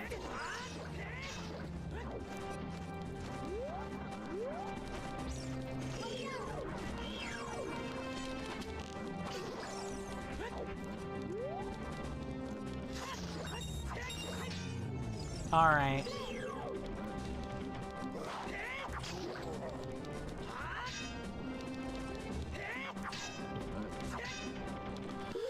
Mr. Rasby says, let me use numbers. So the opposite of 5, say it's -5. Right, it's negation. It's -5 or -5 because it's basically spinning around 0. Right, some distance on a number line. For any turn this into opposite, it requires a thing to kind of spin around. Right, you need like a way to rotate coordinates, so to speak. It's much harder to do with other kinds of concepts. 1 second, I could get hit for 2 hearts here, so I want to be careful. I'm not getting hit here.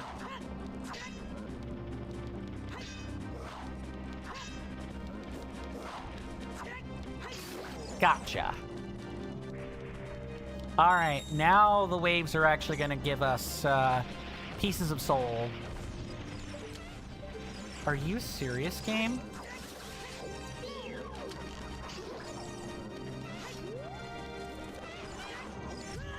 Nice.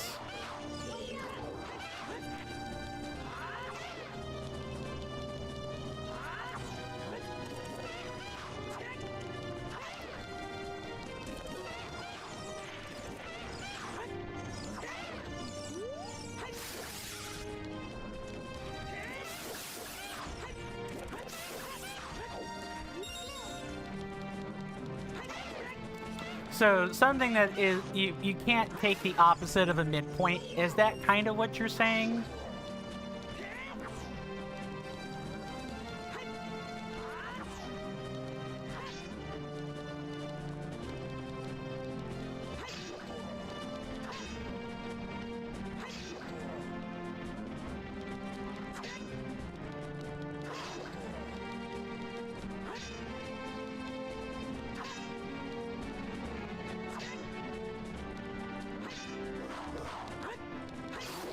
Got him.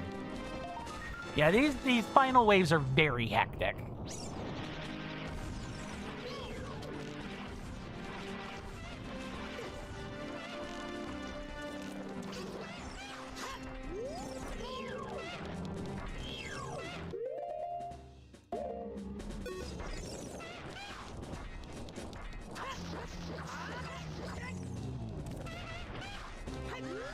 Come on.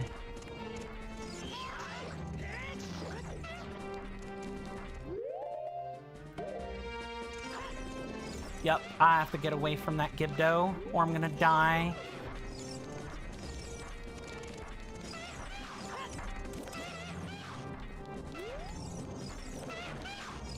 I have to stun them.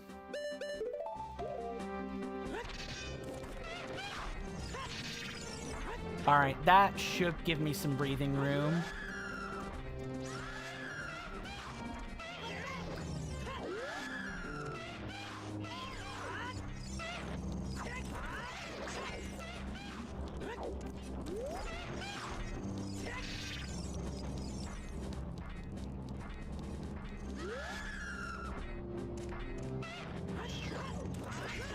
Yep. I was afraid of this.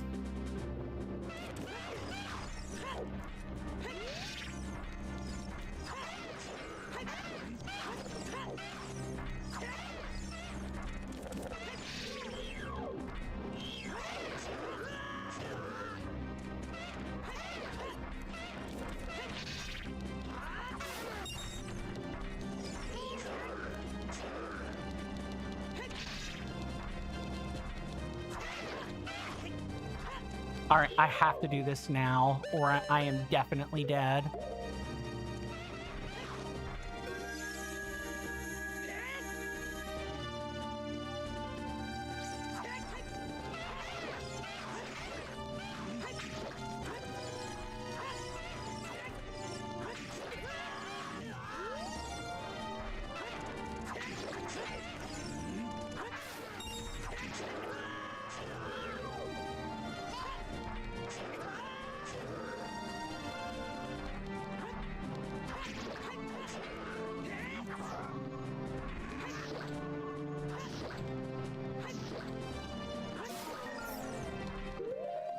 I'm just dead. I'm so dead, it's not funny.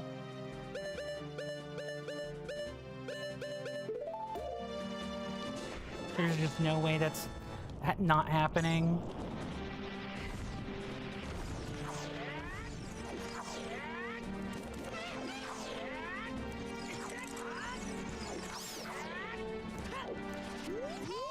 Yep. I lost. I did not win. I need 2 potions, or I need to play better. One of those 2 things.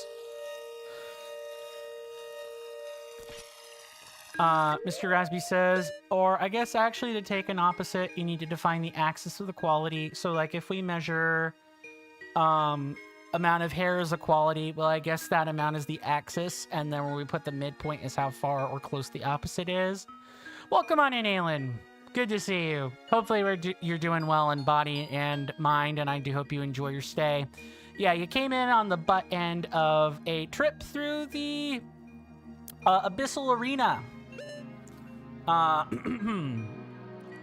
We got through 46 floors of hell, and that was not enough. I either need a second bottle, or I need to play a lot better than I just did. But how was your weekend? I hope your weekend was good, Aelin. Mr. Raspy says, to define like the opposite of pride, you need to pick a specific measurable quality of it to get the axis, then, well, decide how far away you want to go in the case where that quantity of the thing is lower or less or fewer. Yeah, something like that. I need more health than I currently have, is what I'm learning. And a blue potion. I'll definitely take 1 more of those. I'm gonna continue until we get this. At least 50 floors. You can go past 50, but I do need at least 50. Alan says it's good. It's like President's Day or something tomorrow, so you're off today and tomorrow. Nice. Ah, yes. Happy President's Day to everyone in the U.S. Yay! His birthday? Not specifically that man's birthday, but like, I'm pretty sure it's either, I want to say it's George Washington's birthday, which is considered the President's Day anniversary. If I'm remembering right, that's how it's supposed to be. Hey, at least we can actually make money off of doing this, so we can, like, more or less buy a potion every time something goes wrong. Did I mean to do that, though? No, I need to buy more Deku Nuts. I should not have come in here. It's fine. Alan says, yeah, you looked it up. It's George Washington's birthday. Yeah, that's who President's Day is more or less based on, so... It's kind of like Founders Anniversary, to put it another way. Man, isn't it weird that it's exactly 16th of February every year, Mr. Esby says? Like it's never some other day. I think it's strictly, if you're still talking about the birthday, it is like specifically because it's that man's birthday and not for any other reason.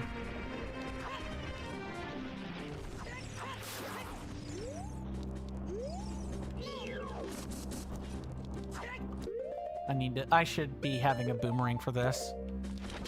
Oh, it's a joke. What were the odds? You know, 1 out of 365.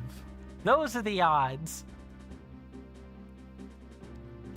Because it's either a joke or it's the stupidest thing someone has ever said. Well, Razby is not American, Aelin, so I can't really blame him for not knowing what President's Day is. We're the weird ones that venerate our founders this way. Mr. Rasby says, it's 16th of February this year too. Maybe next year it'll be different. That's kind of not how a calendar works. But I get your point. Maybe, you know what? If we find a way to make a calendar non-Euclidean, that might be... nice. If we find like a way to make a... I guess you could technically do that. Calendars are just well, the baseline of a calendar is arbitrary divisions in like global time. You could probably make a calendar that makes no sense or wraps back in on itself in a non-intuitive way, but why would you ever do that? That's like making Groundhog Day like a critical part of the calendar year. That doesn't sound good. Aelin says no, it would have been. Why is someone's birthday on the same day every year? Wow. And it's not even. Hold on. It's not even. It's against the law. Mr. Rasby says, wild indeed. Ah, yes, a trollander. Yes, where the time constantly wobbles back in on itself, and nothing makes any sense. Perfect. Aelin says, oh, you bought totally accurate battle simulator. Oh, God, how was it? You say it was good? What did you like about it, out of curiosity?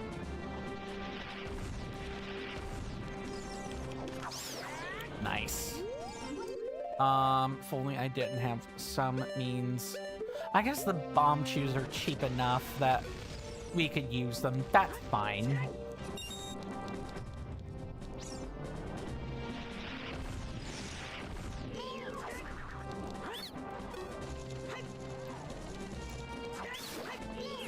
I should be going into the Zonai Coliseum, very specifically to get money.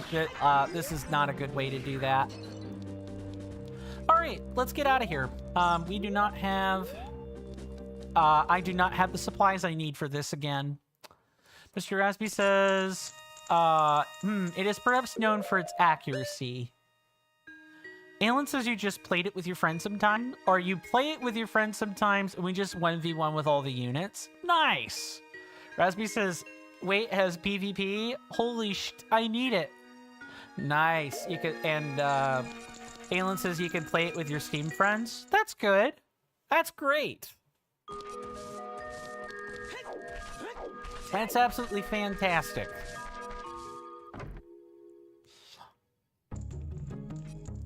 Alright.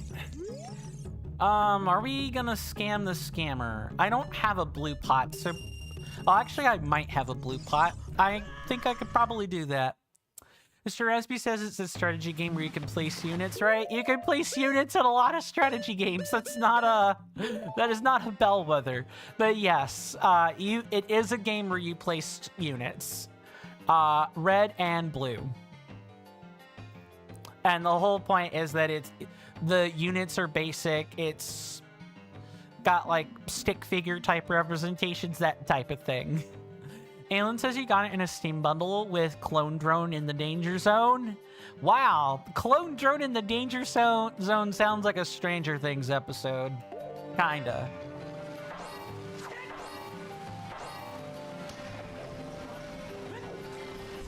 Okay, now how are we getting 100 here? I feel like the correct answer is probably a pinwheel.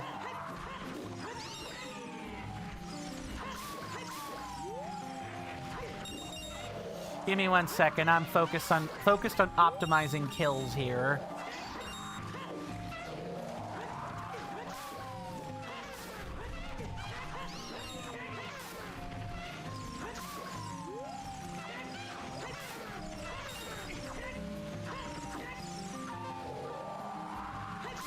We're almost ready to spam Din's Fire. Almost.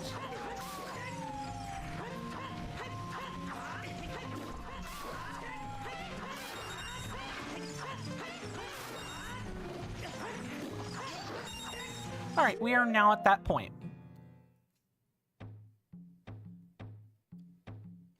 Mr. Rasby says, wild shit. You were just asking if it was not the Battle Royale or other game? Ah, okay. Mr. Rasby says, oh my god, Clone Drone in the Danger Zone is such a good game, you miss it? Oh, maybe I'm not in the know on this. What the heck is it? Alan says, that one's basically you being a robot and you're a gladiator for this robot alien race. It's hard though. Ah. Mr. Rasby says, are you not entertained? The game. Mr. Rasby, I'm sorry, Alan says, no, they are not. Okay. Mr. Rasby says you can't recall if you beat it. It's a very comical game. The commentators are effing great. It sounds like it's one of the... It has very much the fourth wall element type of humor.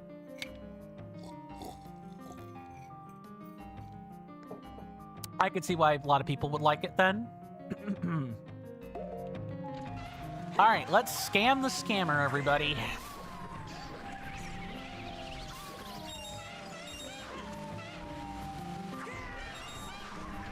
Mr. Rasby says the commentators are like the best stuff.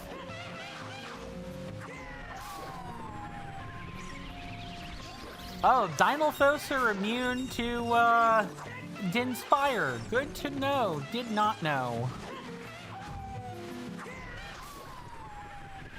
Alan says you don't know how to convey robotic voice in text. That's alright, I can imagine it just fine. Just imagine indeed we are.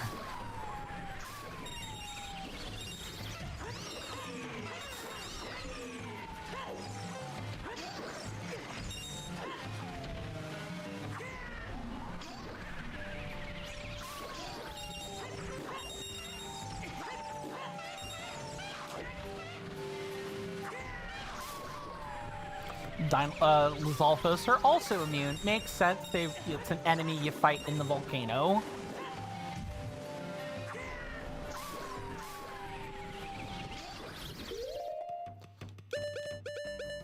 Yeah, this is where the scam kind of comes in.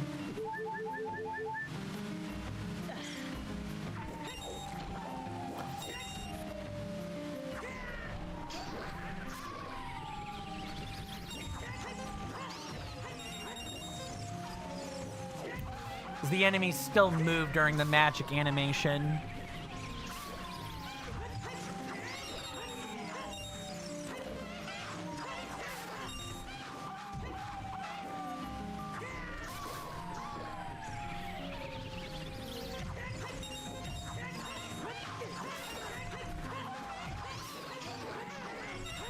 Okay, that might have gotten us the 100 kills. I am not sure about that.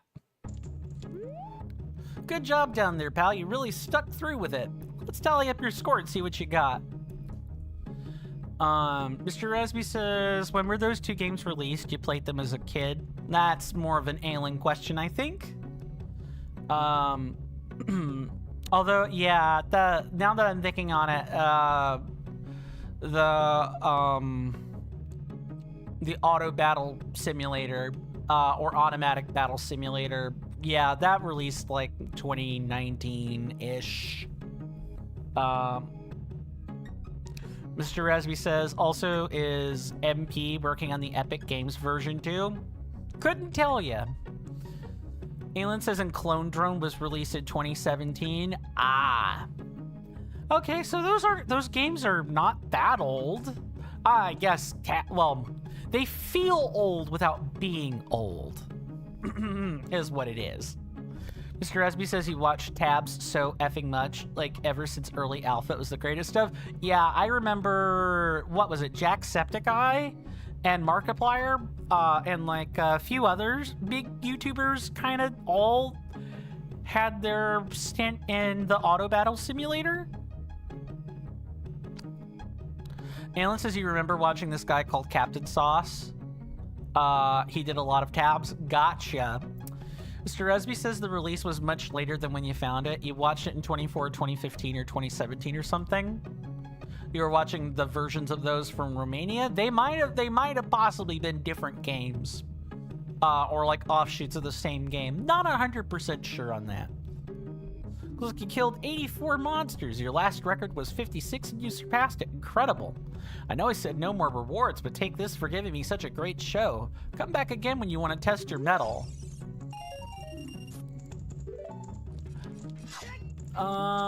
Yeah, we have to keep going.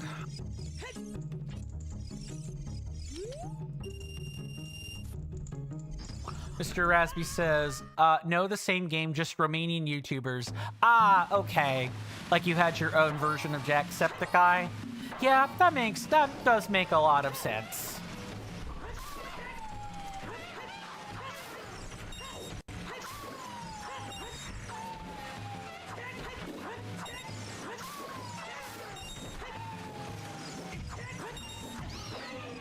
I won't really start using Dinspire until the end here. I'm wanting to grind up money for the Razor Longsword.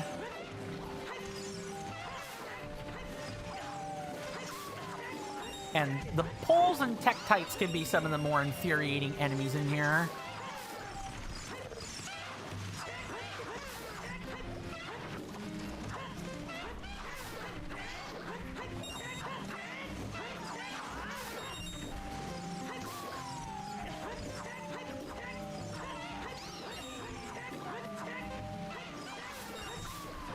All right, start using it now. Alan says, are Romanians time travelers? Maybe. Not 100% sure.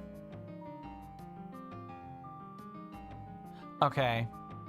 Makes some sense. Alan says, what? I mean, technically we're all time travelers. We're just traveling through time at the same pace.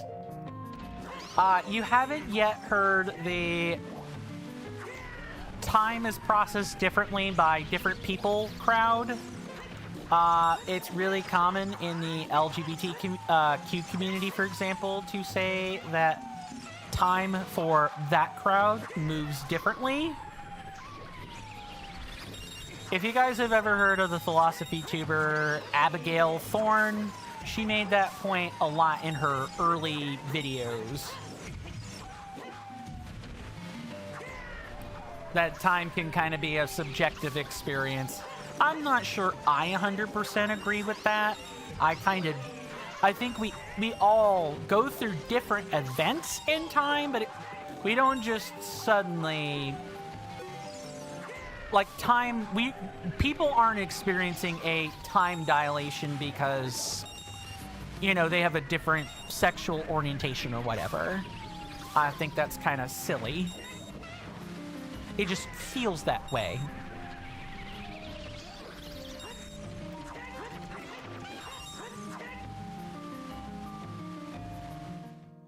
Mr. Rasby says, as Tychus from StarCraft 2 said in the very beginning, it's about time. It's about time.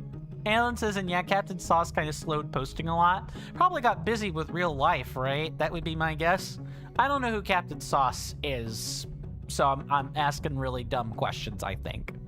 Alan says, and as Morbius said, it's Morbin time. 77 monsters. Yes, I know, I did not kill enough of them. It's fine, video game. It's absolutely fine. Just a little more, and we have a one-hit kill simulator for the most part.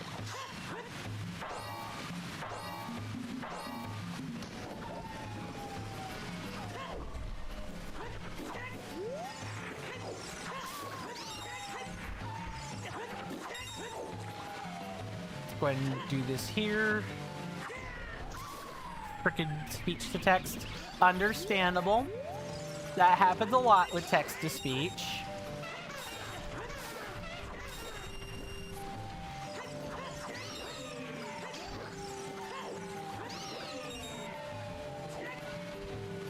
Mr. Esby says you morb 3 times a day.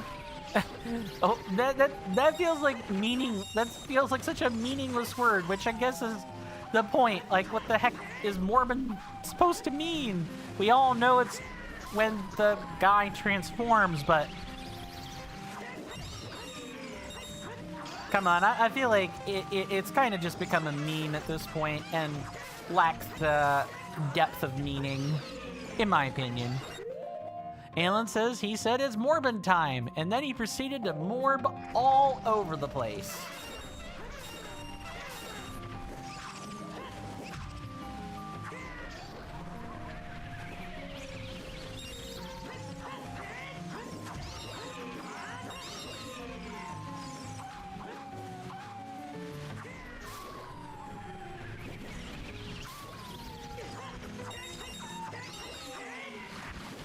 I keep hearing lots of Wolfos, so they're gonna keep getting the dome like this.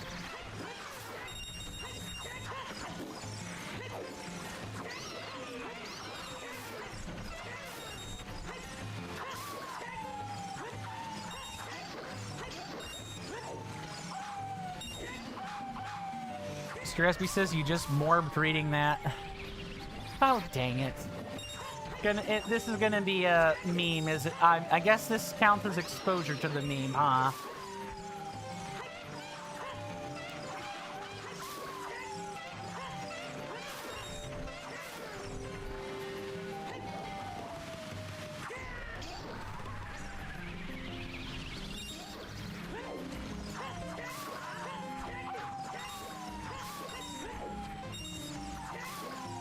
Close. One more run. And then we should be good to go.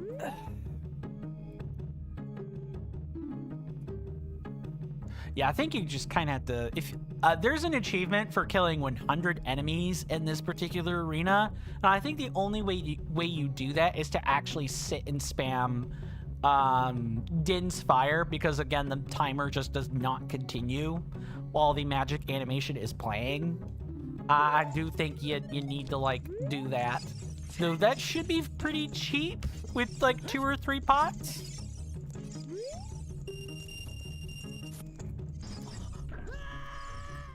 Two or three green potions would get that achievement, I think.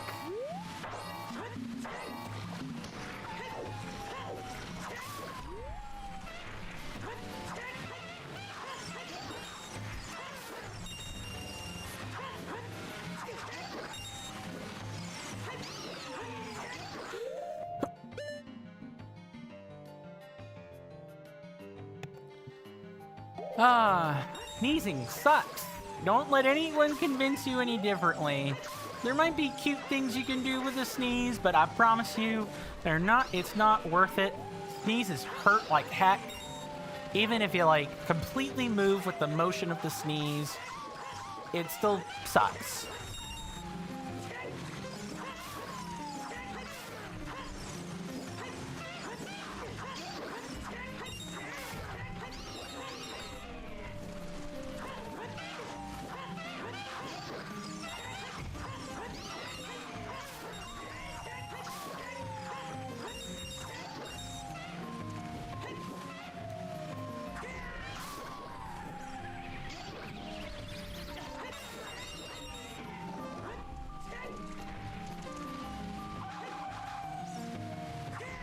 SB says, fun fact, you have the ability to completely stop a sneeze before it's happening without holding it. You internally do that without tipping people off that you're trying to stop the sneeze, right?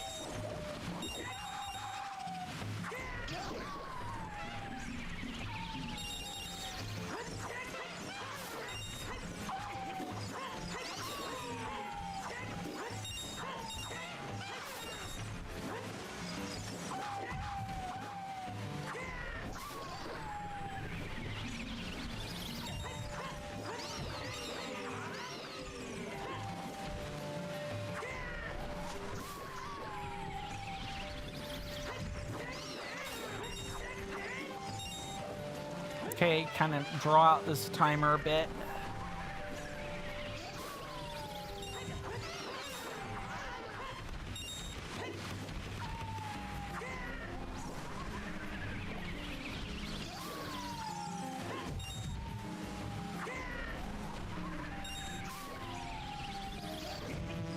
Okay, we're out of that. All right.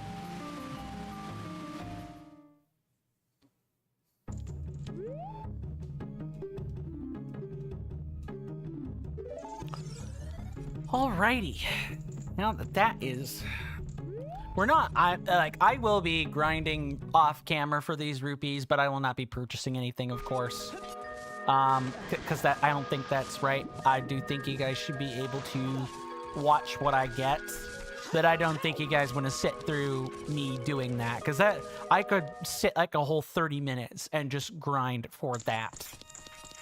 Oh, hello. I guess first things first is why we better go get that sword so we can get this reward.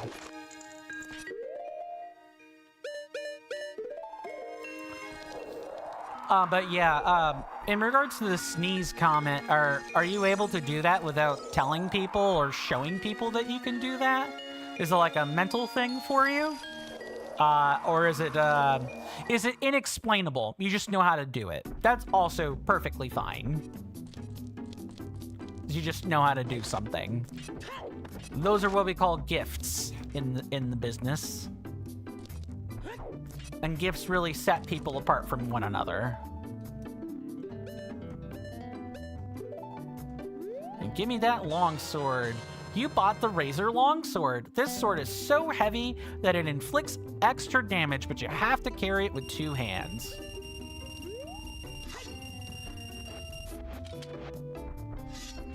Yeah, so this is our Biggoron sword. It does double the damage. But if you're not careful, let me see what we have left to like. So we need something for rupees and 15 rupees for Deku Nuts, right? Yeah, something like that.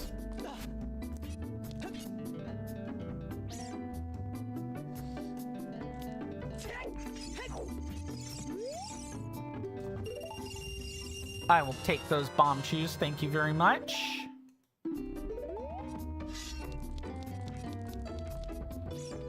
Mr. Espy says just finished a match with 32 kills. Ah, nice. Congratulations. You can explain now? No worries.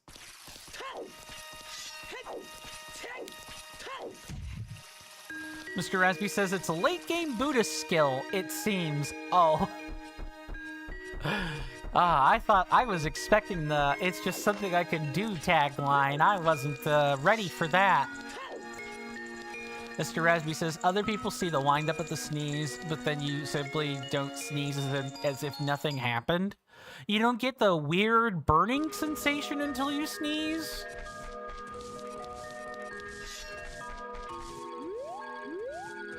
Oh yeah, I actually need to grind up more money to get a blue potion to upgrade it. Yay!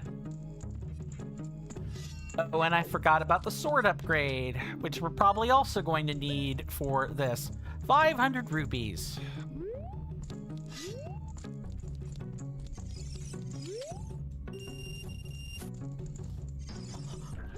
Yeah, for me, whenever I try that, or I try to pull off something similar, there's like a burning sensation until I sneeze.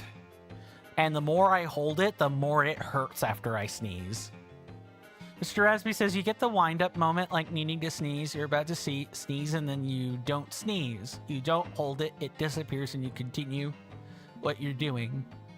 Oh, you don't hold the sneeze in before either? You get no burning?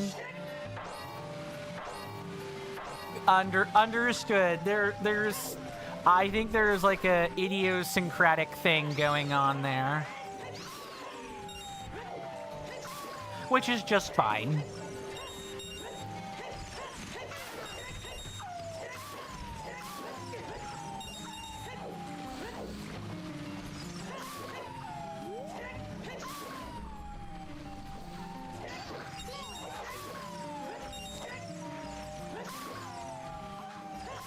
Oh yeah, I kind of want the Din's fire out for this. Mr. Rasby says you accidentally learned how to do it since it's just the basic Buddhist awareness thing cranked up a lot. Fair. Okay, okay. Man, being able to stop sneezes sounds great. You can explain it if you want. Take your time. I can't say I'll get it, but I will at least try to understand. Mr. Rasby says a friend of yours touches the upper part of his nose and that makes him like stop sneezing if it's happening continuously. You could do that without any physical stuff. Yeah. Understandable.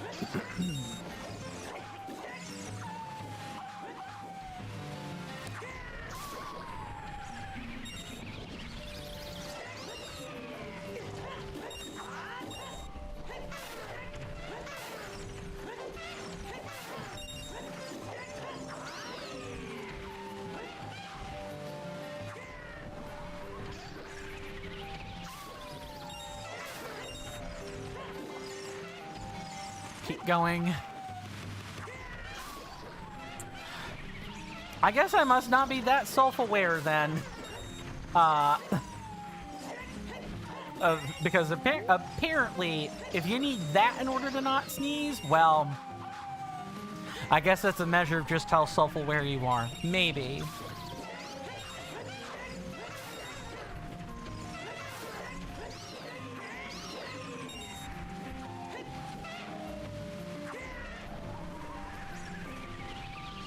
That is a really bad wave.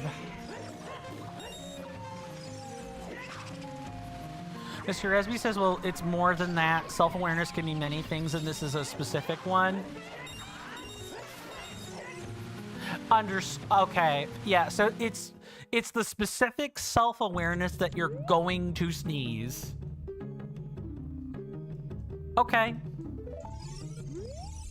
Maybe I wait for the magic meter to fully refill first.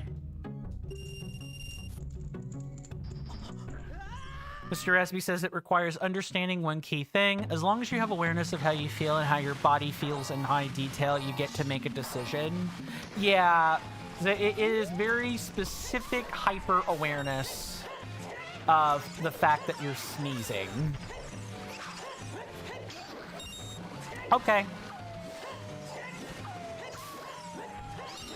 And it's the sort of self-awareness you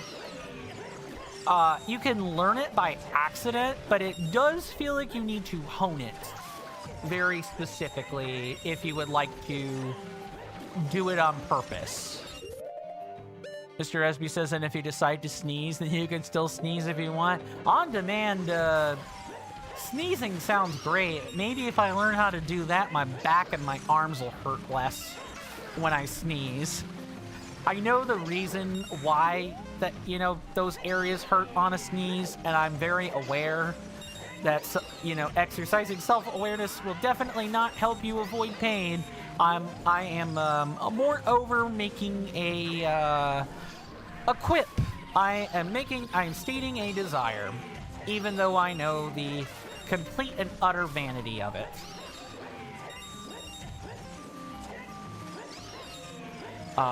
Yeah, this is a bad wave.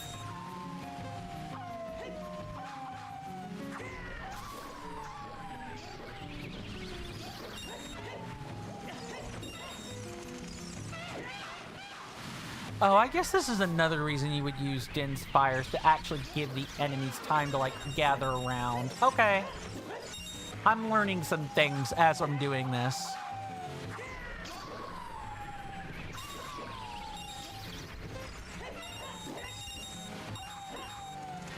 Mr. Rasby says, but generally, like, if you're aware to that level, essentially when you are in the sneezing moment,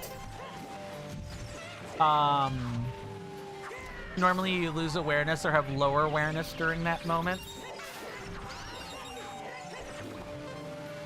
One more of these.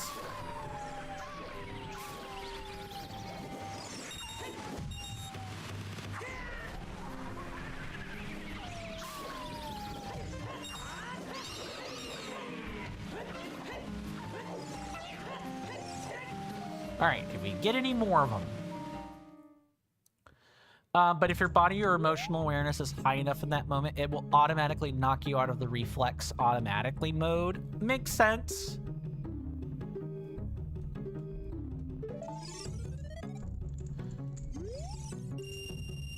We have to get up to 500 rupees if we would like to sharpen our blades.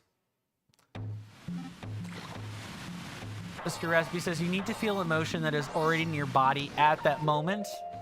Essentially, the more emotion you could consciously start feeling and experiencing, the more horribly it can feel, but it also gives you agency like nothing else. I'll bet. Like, so part of it is you stumble into it, and another part of it is as you continue to gain self-awareness in various facets or your life, or your general self-awareness becomes higher, stopping a sneeze can become an just a conscious thing you can do. That makes sense. I'm sure I'm probably mislabeling or misstating some of the points you're trying to make, but I think I get the general gist.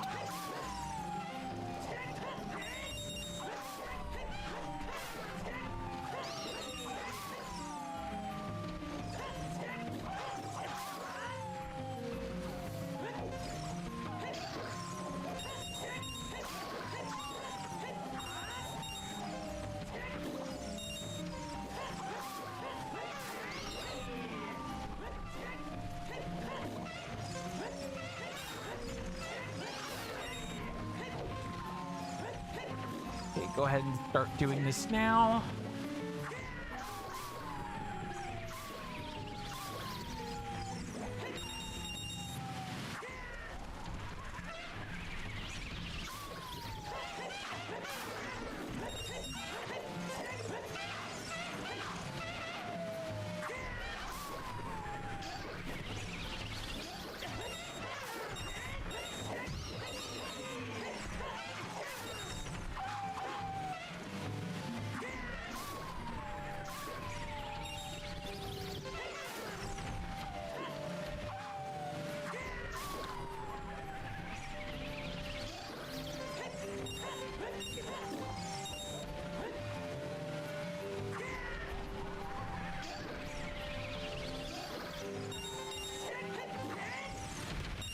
Wow, that is a lot of poles.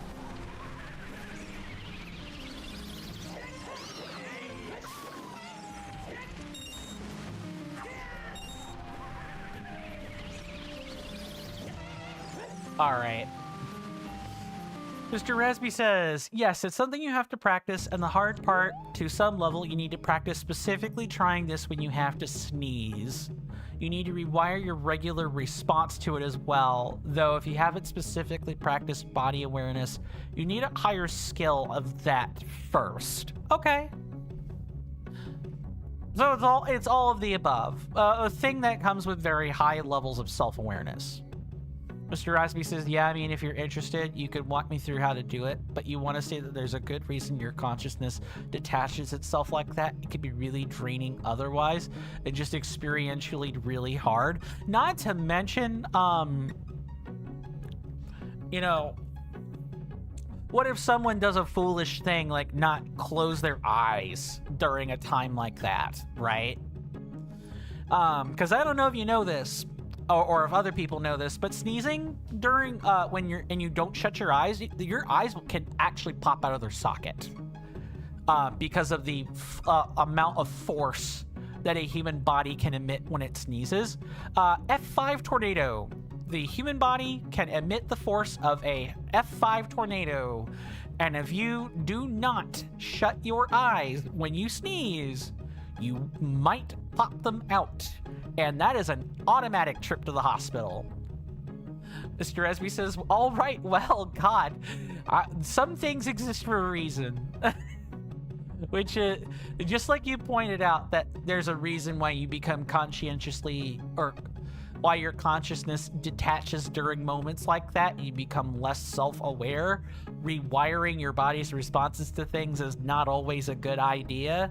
Although in your case, you probably still shut your eyes if you actually sneeze, right? Like, you're not thinking about that, are you?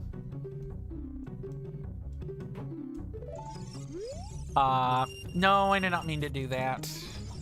Thankfully, that restoration works even if I do that. Got it. Cool.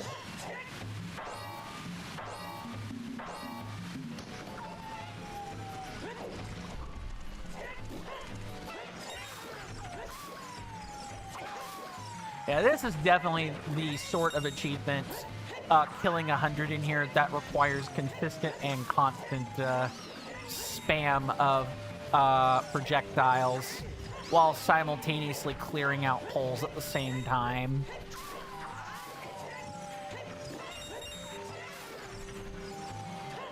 That looks hard, but doable.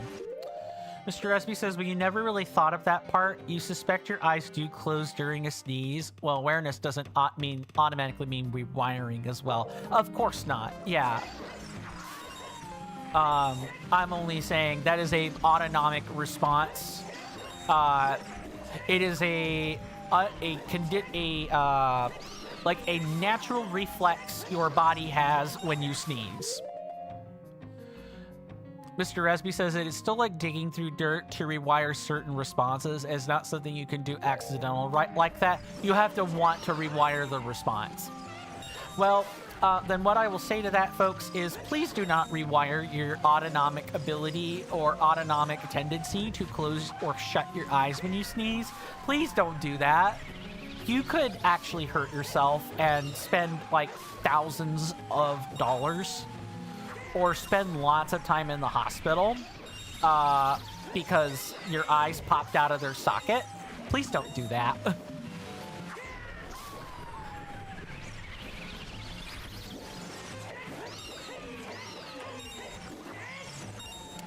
Mr. Esby says, yes, me and my homies always rewire our autonomic responses to specifically keep eyes open during sneezes. I do not think a normal person would do that because I do not think the normal person would have the aptitude to do that. Usually, what happens in cases where people know this is that someone forced their eyes open during the sneeze. And because someone forced their eyelids to do that, they learned a very painful lesson. Scresby says, well, it's good to know, yeah, to not try to force the eyes open. Yeah, just...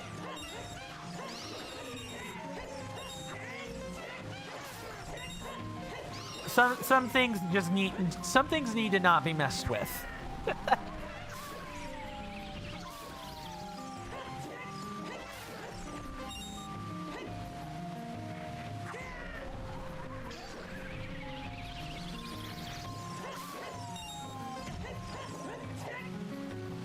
Mr. Rasby says, well, listening to your body is pretty helpful, so you do like that innately. Yeah. I'm glad you like your life enough to do that. Wow, really? I usually get more rupees than that. You can low roll with the Zonai Coliseum. That is something one can do. You can... this is why I recommend that you have a little bit more than the necessary amount of health health or upgrades before you start trying to the Coliseum, I do not recommend doing it quite as soon as it becomes available, because you'll lose more than you gain. Like, it's still a scam. We're gaming the scam. That is what this whole exercise is gaming the scam.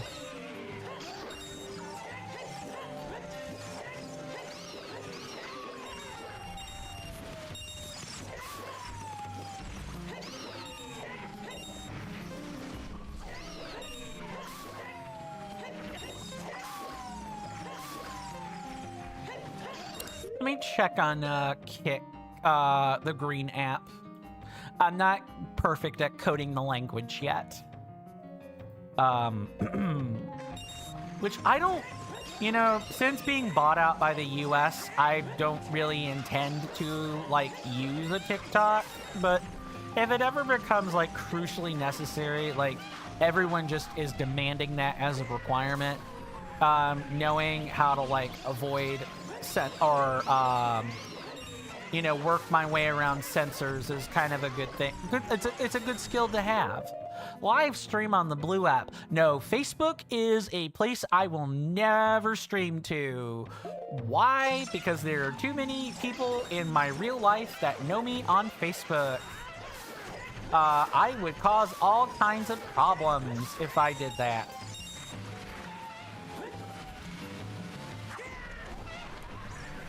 I get what you're saying is sarcasm very specifically. I just felt the need to comment there.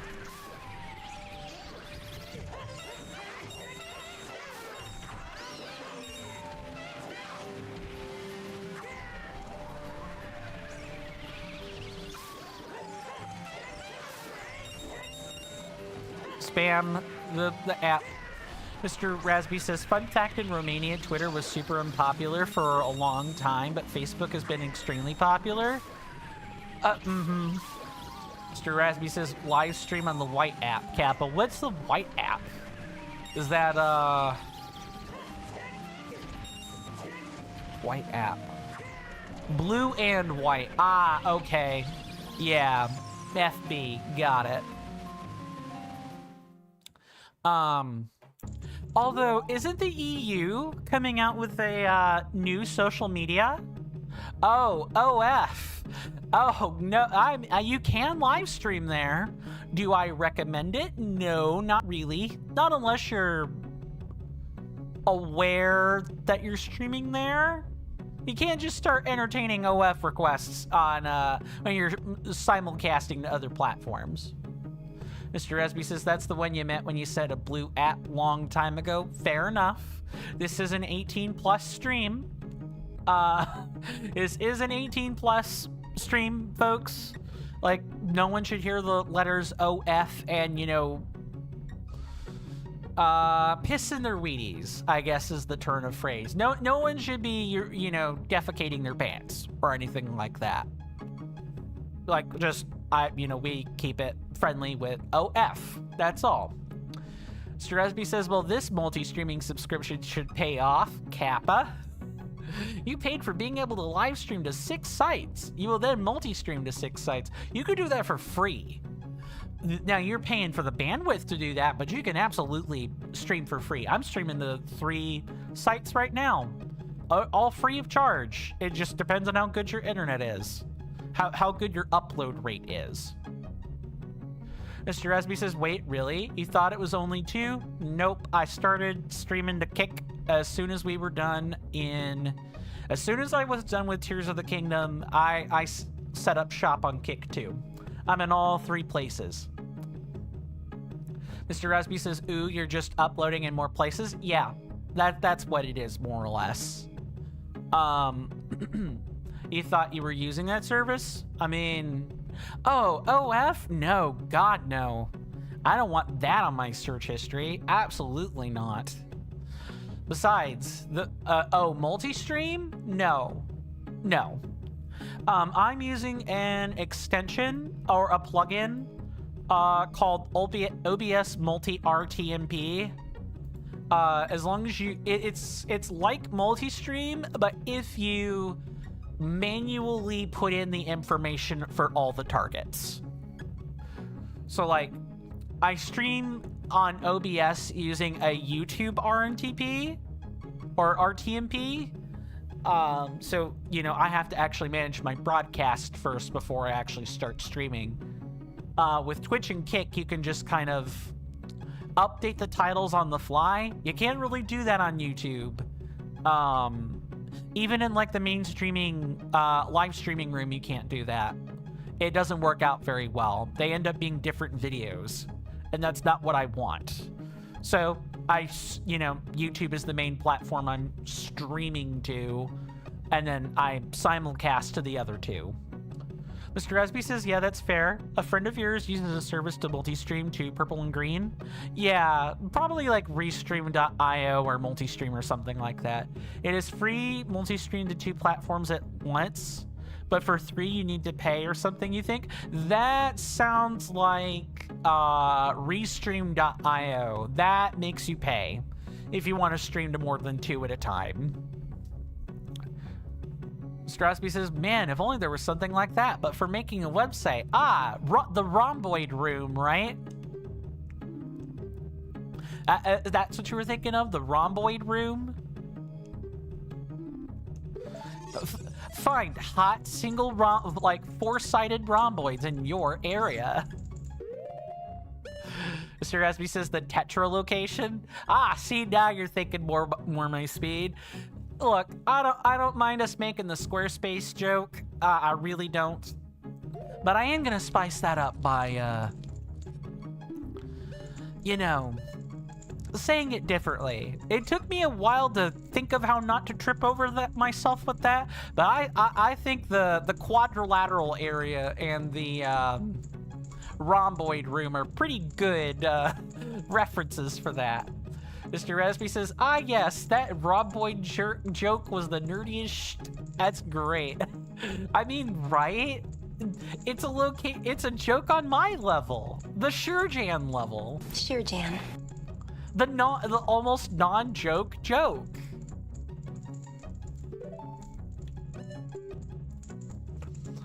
Mr. Rasby says a tetra location. The location of a tetrahedron.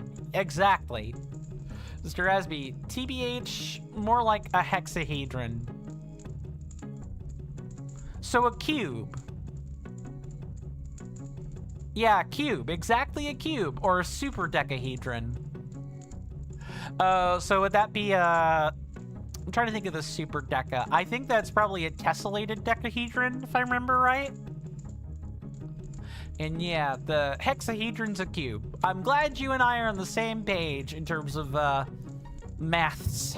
Anyway, I was about to use a person's name. I'll forge your swords and make them sharper. You'll be able to vanquish your enemies with greater ease.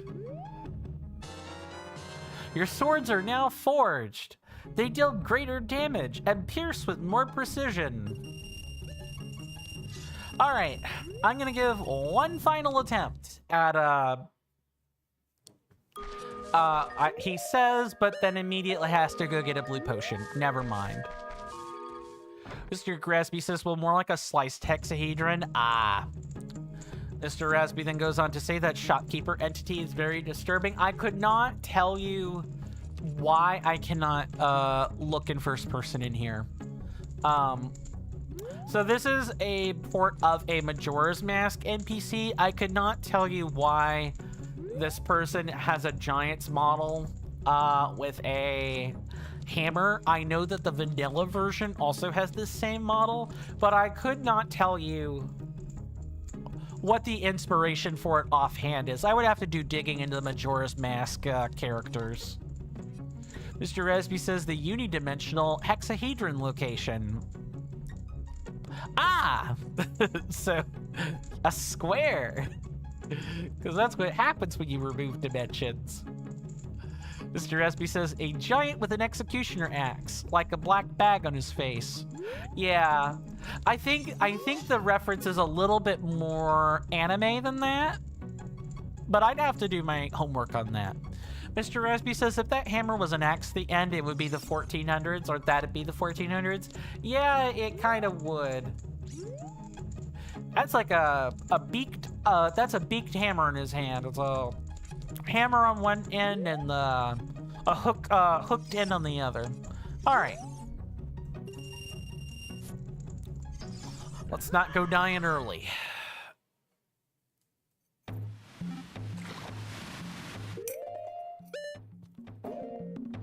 I just need enough money to get a blue potion, and then we should be okay.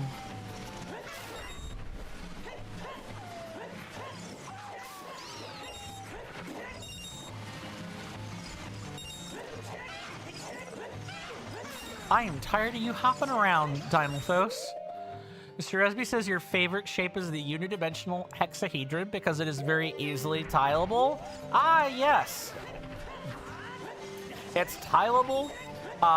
You know, it was used back in the day in order to make proofs about squares, like square numbers. That's actually how old proofs from Italian mathematicians were used. They would literally cut square frames out of wood or paper. Yeah, exactly. And imaginary numbers too. Or inexistent volumes. Exactly.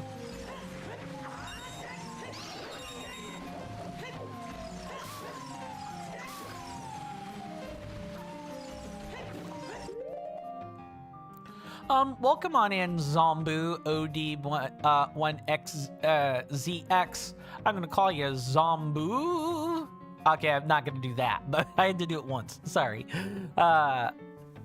Welcome on in, Zombu. Good to see you. Hopefully you're doing well in body and mind, and I do hope you enjoy your stay. Zombu says, 985 Korok seats in Tears of the Kingdom, only 15 left. Nice. Yeah, you're in the final stretch now. Those last 15, even if you use a guide or like a video playlist, they can be a little bit hard to find. Mr. Resby says, you saw that Veritasium video? Very interesting, unless you know it for somewhere else. I don't think I read it. I've heard it from Derek. That's who Veritasium is. I want to say... trying to remember where I got that information from. This was like years ago. It wasn't 3 blue, 1 brown. It might have been like an obscure video that mentioned like some kind of quandary or duel between 2 Italian mathematicians. I'm really trying to like rack my brain for this, and I cannot remember. But Zombu, if and you don't mind me asking, are you familiar with the Legend of Zelda: The Ultimate Trial, a ModROM / ROM hack of Ocarina of Time? It's OOT, but what if it were rogue-lite? And I guess my other question is, what did you like, or what have you liked about Tears of the Kingdom, since you're talking about Koroks there?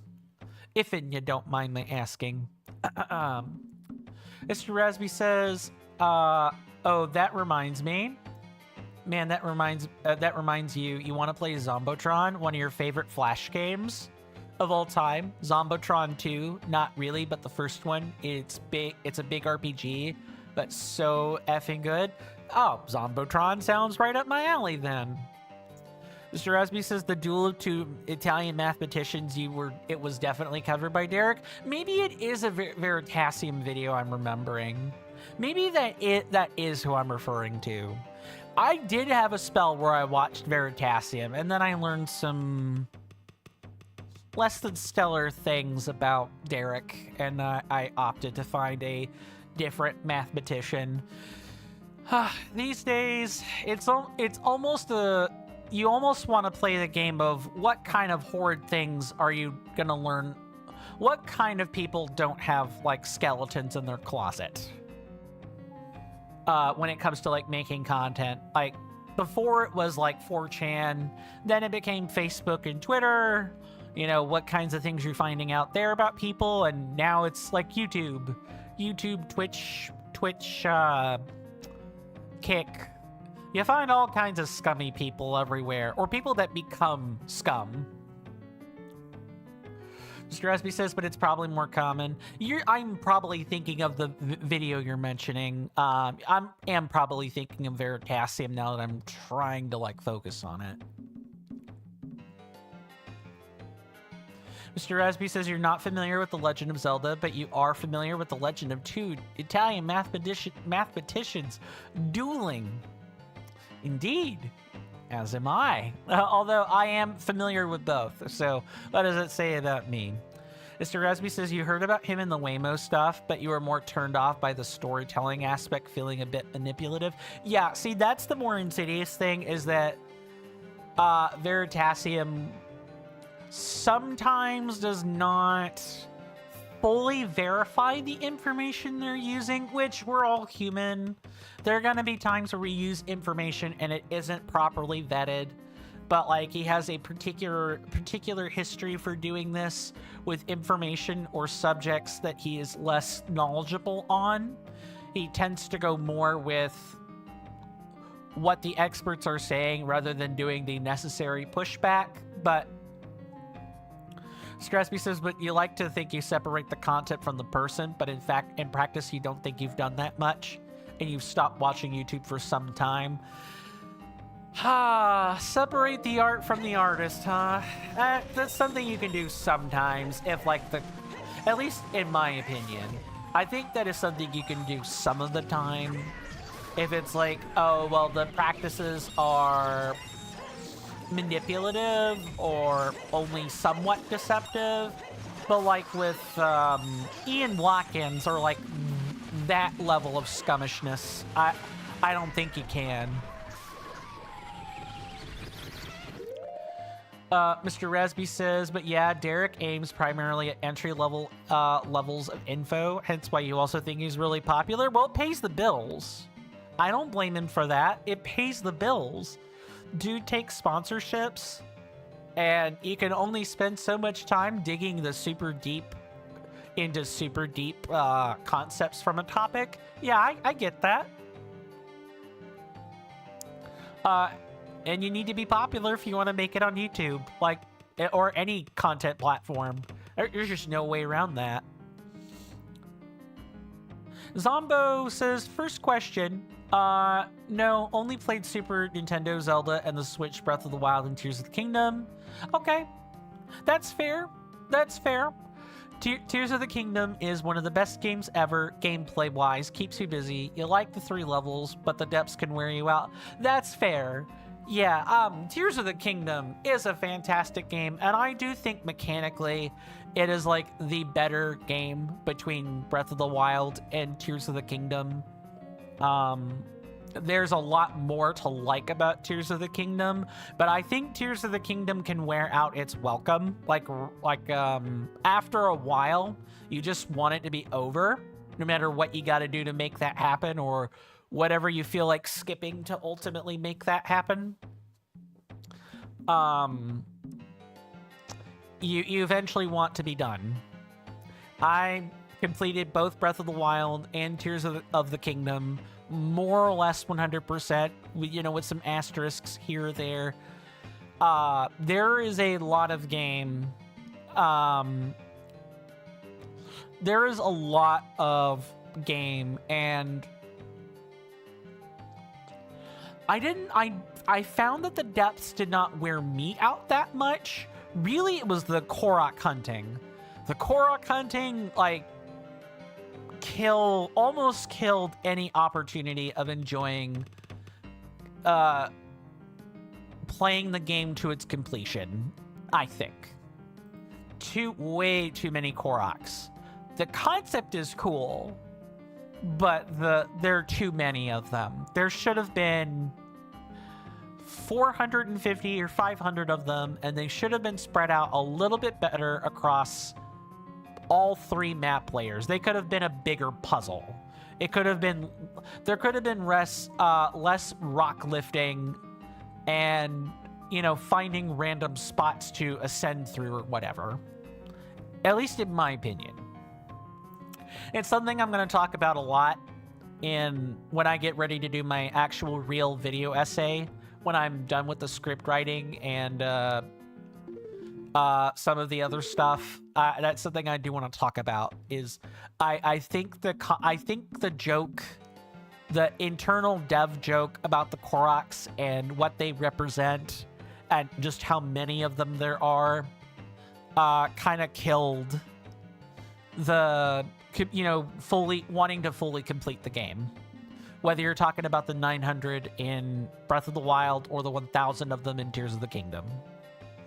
Zombu says, trying to get a 100%. Breath of the Wild, you got 98%, you think?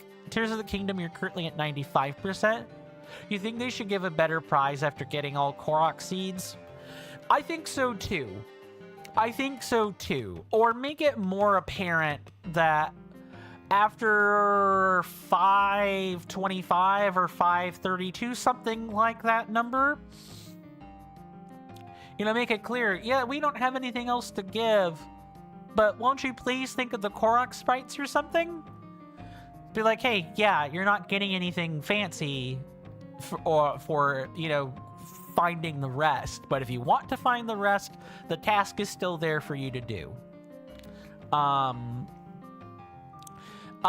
of why there's no prize stems from them taking the stance of, we don't think everything should give a reward. You know, a la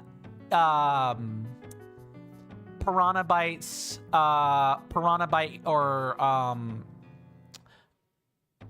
Piranha Byte Studios, Elix, Risen, those kinds of games, where you didn't get a reward necessarily for doing every single thing in the game. Even with Steam achievements, you still don't get a reward for doing everything. You sometimes just have to do something because you want to. Strasby says, why did Piranha bite the studio? Because they wanted blood. Oh, give it a rest. That was too bad for a Jan, honestly, in my opinion. I mean, it's true. It's an anti-joke. It's an anti-joke. I'm good at telling anti-jokes. I found the meta, everyone. I have found the meta.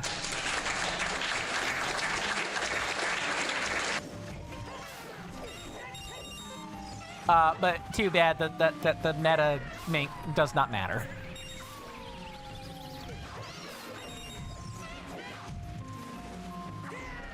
Well, that is going to completely dead end the run there. Mr. Rasby says, well, you played an F-ton of Cultist Simulator last month, so it works. Too true.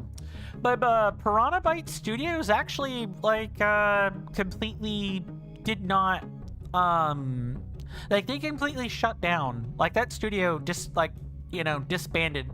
That team disbanded a couple of years ago over the performance of Elix 2. They just could not make it work.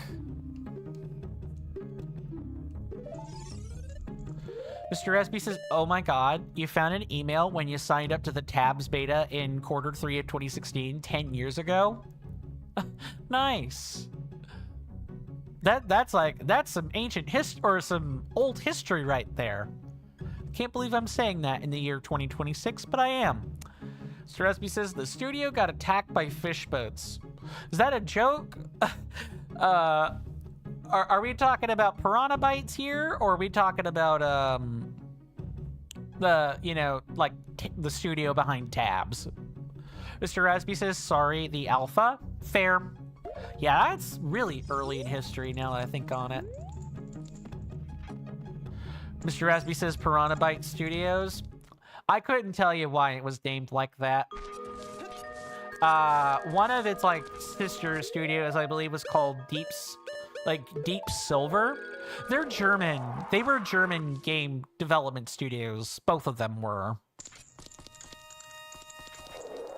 If I remember right.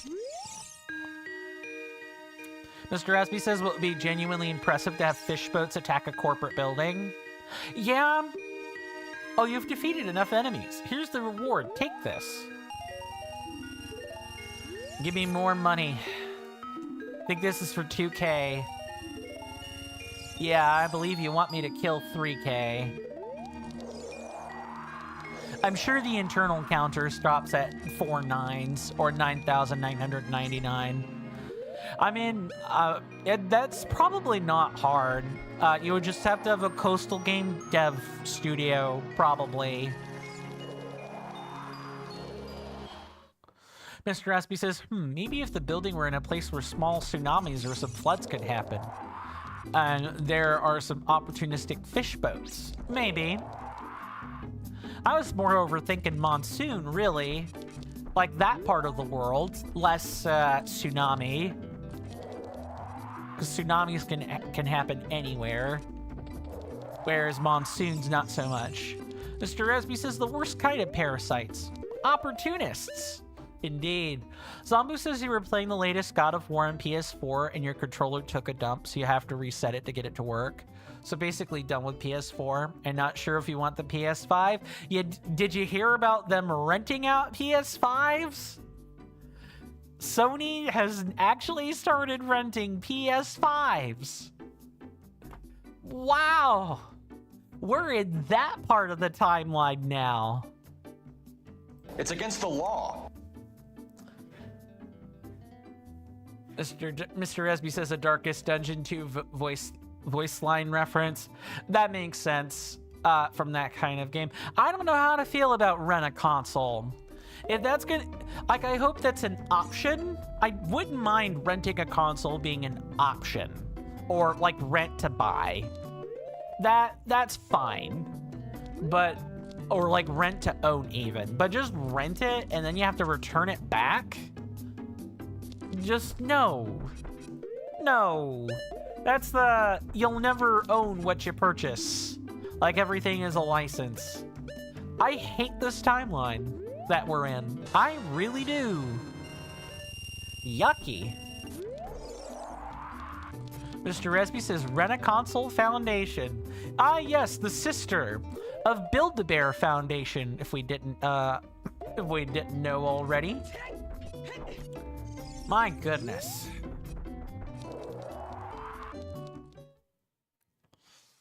So with our hard-fought gains, let's go make this last attempt at the Abyssal Coliseum. And if that doesn't work, you know, I'll grind up the money. We'll buy a lot of the remaining upgrades, you know, tomorrow and go from there. Mr. Resby says, well, at least the living standards are still much higher than 100 years ago. You probably should not bet on that remaining that way. Like, I wouldn't. You know, not if all of the tech bro companies have it their way. They would turn us into serfs if they could. Now, let me also get out like a proper like weapon.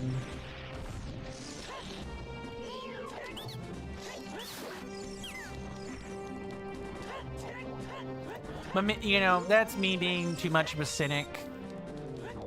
You know, maybe there's a chance for things to turn around and it's not just Doom. You know, Doom incarnate. But I kind of don't see it happening. We're at the point where I'm not sure voting and protesting gets anything done. I feel like something more has to happen. And I'm not sure what that is.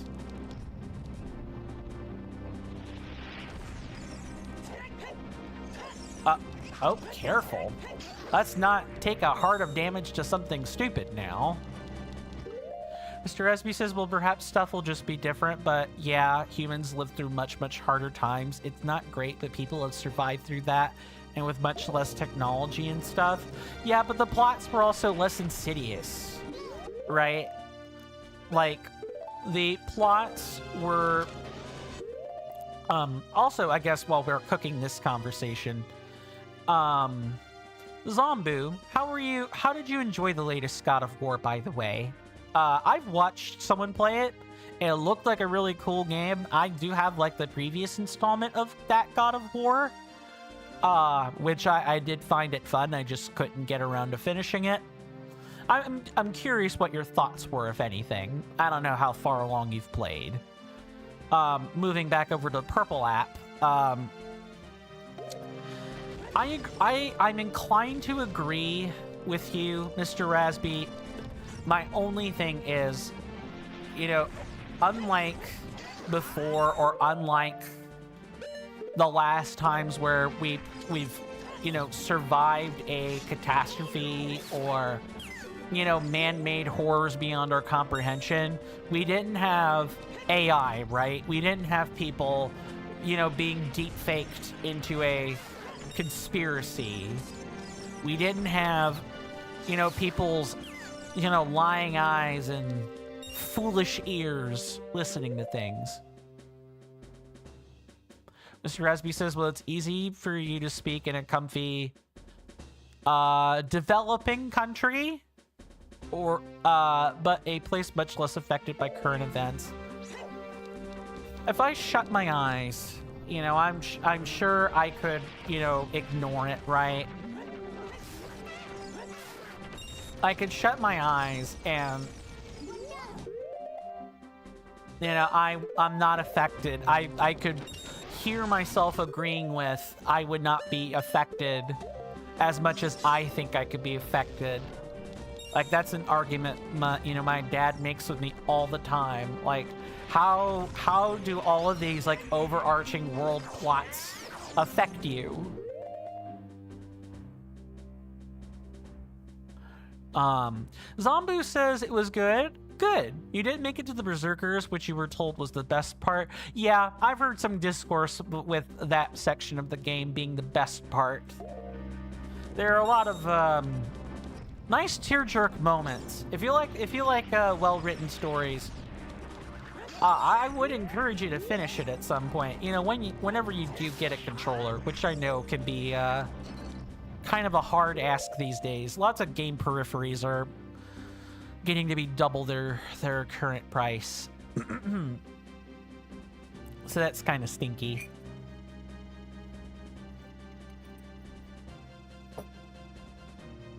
I will definitely be getting mine. If I do ever get a copy of that game, it will definitely be on computer, where I can use my like intact Xbox controller, and I don't have to put up with like just about any Bluetooth compatible controller works.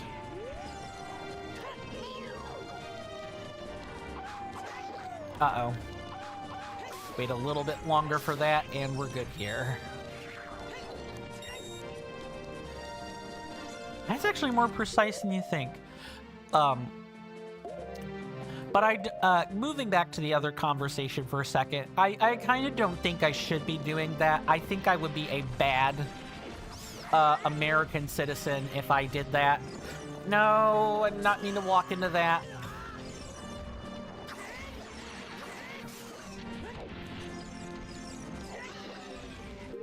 I don't want people to hate me.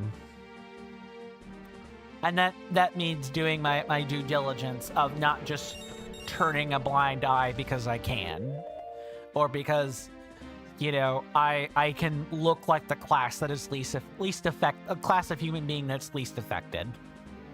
That's stupid. That's immoral. Mr. Rasby says, well, turning a blind eye to emotions can make it consciously nicer to live, but your body is affected the same way as before, with or without awareness of it. And in the end, emotions are just signals to inform us about stuff. You wouldn't want to heavily lower that. Precisely. As a cadet in Star Trek Discovery once said, I believe it would have been the main character, emotions inform my logic. They tell me where my headspace is.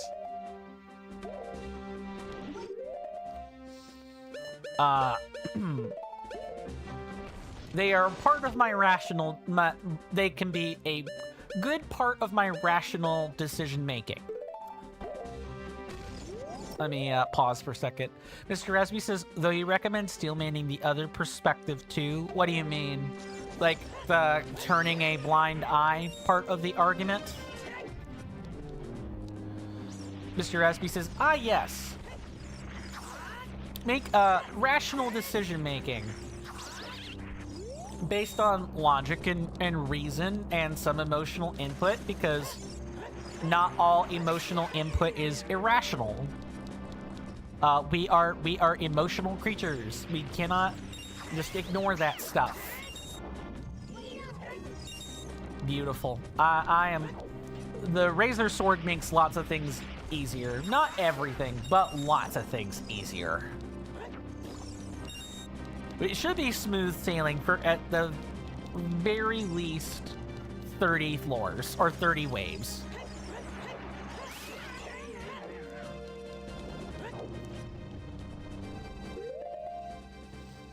I'd like to, moving back over to the other conversation, I would like to bring stuff like God of War over to the channel. Who knows? Maybe I'll find the time while I'm gearing up to challenge Elden Ring Reforged. Maybe I'll be able to do that. Or, you know, something happens to me and I can't stream, then I'll find a way to bring all that stuff to you guys anyway.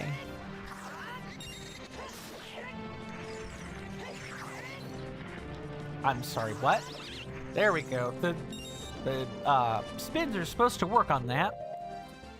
Mr. Resby says, steel manning reply? Yeah, like there's some truth to the usefulness of a blind eye. Like, sure, ignoring certain issues is sucky, but ignoring some issues that you can't affect in the first place, perhaps it's not that bad. Guilt. You're right. Like, talking about the forbidden files, what can I really do about that? What, like, I can go out and, you know, stomp and make a bunch of noise, but...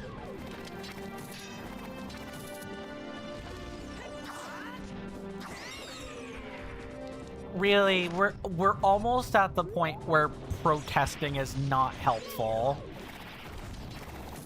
Almost. I'm sorry, what?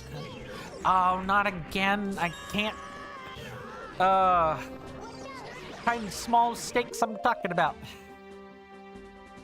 Mr. Espy says, rational decision-making reply. Yeah, you wanted to point out, you recommend being aware of your emotions just because it kind of feels good. Like, if you know what makes you feel good or you like doing, and it can help you do more of it sometimes. Yeah, I actually... I am aware a bit more of why I'm mad at the state of the world. It's because I didn't vote. The root of the matter is more complicated than that, but I never was able to actually get the transportation I needed to vote. I could never make that happen. So I feel some considerable guilt and anger for not being able to do that.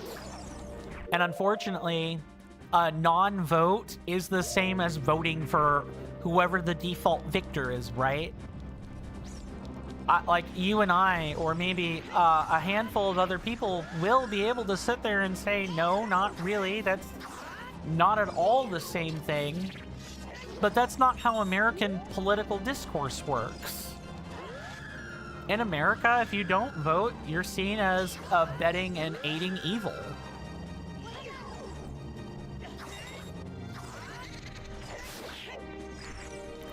Taking chip damage to unreasonable things. I feel responsible. Yeah, that's a pretty good way of putting it. Granted, you know, I can't drive. Or I can't drive without supervision, so... I know it's not totally my fault, but I could have pushed to make people uncomfortable. I could have pushed people to get me the transportation I needed to vote. Hell, I could have called an Uber under the conditions that I pay that back. I would have gone to the nearest polling precinct and I would have put in my vote. Now, would that have gone toward a... would that have necessarily gone toward the opposite party candidate? No. I'm firmly in the camp of all the options were bad. It's just under what degree was the, under what degree was the... Hold on, I need to concentrate a second. We'll never know how bad putting Kamala Harris in office was because that wasn't the path that was chosen. We'll never know if all of the hubbub and stuff about the culture war would have even been relevant. We'll never know that now. And if her 2028 run is successful, then I guess we'll know what that looks like. But we won't have Kamala Harris in her 2024 form. We'll have her in her 2028 form after having been defeated once already. Will she make the same mistakes that she did in 2024 or, in that 2024 election cycle? I don't know. Mr. Rasby says, you feel responsible. Yeah, you can see that feeling pretty crappy. Yeah, because, I'm going to get accused of, being an American that just voted for this. I didn't vote for it, but the net effect of what I did or didn't do is the same as voting for it. In terms of human perception, it's the same. It doesn't matter. It does not matter what actually did or didn't happen. It's the perception now that matters. Mr. Esby says, yeah, definitely it seems it's really important to you. It's a huge reason of why I drove myself so mad, in 2025, flickering back and forth between rage and terror all the time. And guilt as flickering between those three emotions is not fun. Contrary to public opinion, I don't want to experience almost the entire compass of human emotions in one go. That wears you out. Mr. Rasby says, exploring emotions like this is really helpful because while you can't hope for a better past, there's always a choice you can take in the future about it. You can feel more at peace with what already happened. I will never forgive myself for not pushing harder to get transportation to vote. I will never forgive myself for that. Or if I do, it'll be because I'm dead. But you're right. I can be more at peace with the future when I make the not correct decision. There's no such thing in history. There really aren't correct decisions unless you're talking about strictly logistical things. But I can make a decision I feel more at peace with. You're right about that. Moving back over to conversations on other applications for a second.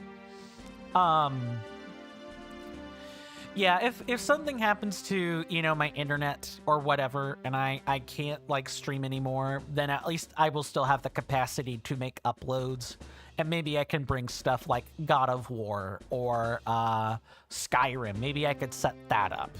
Because that's also been a long-standing dream of mine, is to actually, I bought a lot of games for the explicit purpose of making content out of them, and doing the side hustle thing, I'd like to make it matter a bit more. Mr. Asby says, yeah, exactly. I really had to practice the technique of just sitting there and feeling my emotions. Hello. Why am I not hitting a moblin? Thank you very much.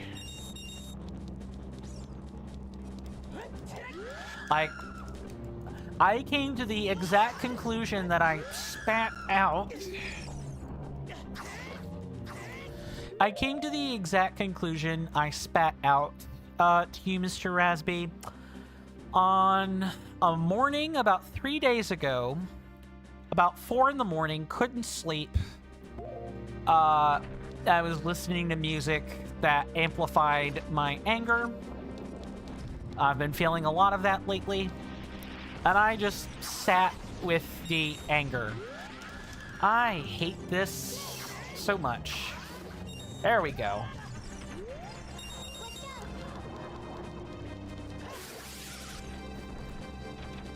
And I honestly asked myself why I felt the way that I did. After that, I crashed really hard. I crashed really hard. Well, I want to make good use of my MP, so I'm going to go ahead and do this now.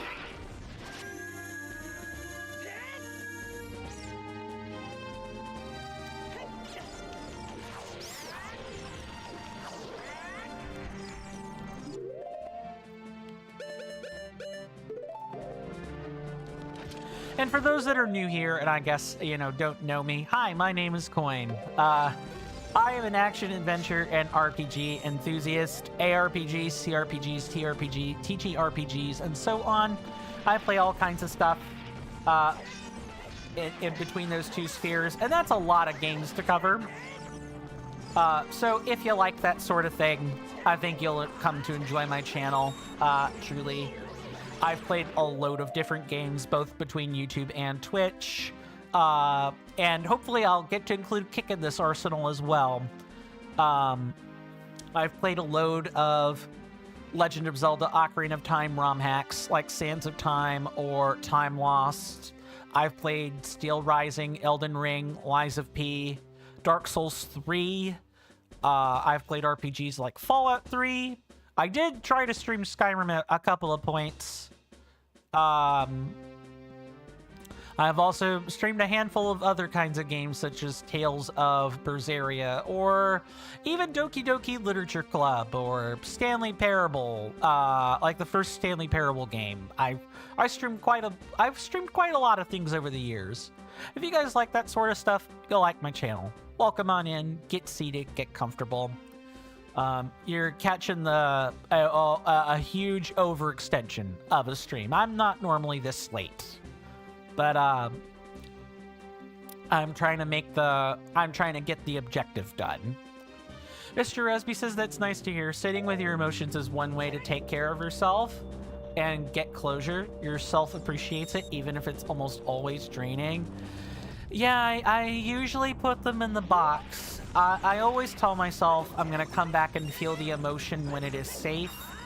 And I gotta be honest, 4 in the morning in my room where the sheetrock, has no insulation, like I have no way to muffle how upset I am. My dad and his wife hear almost all of it, all the time. Uh-oh, Liz Robe incoming.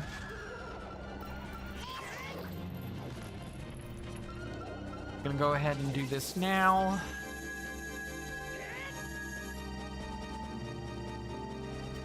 And then drink.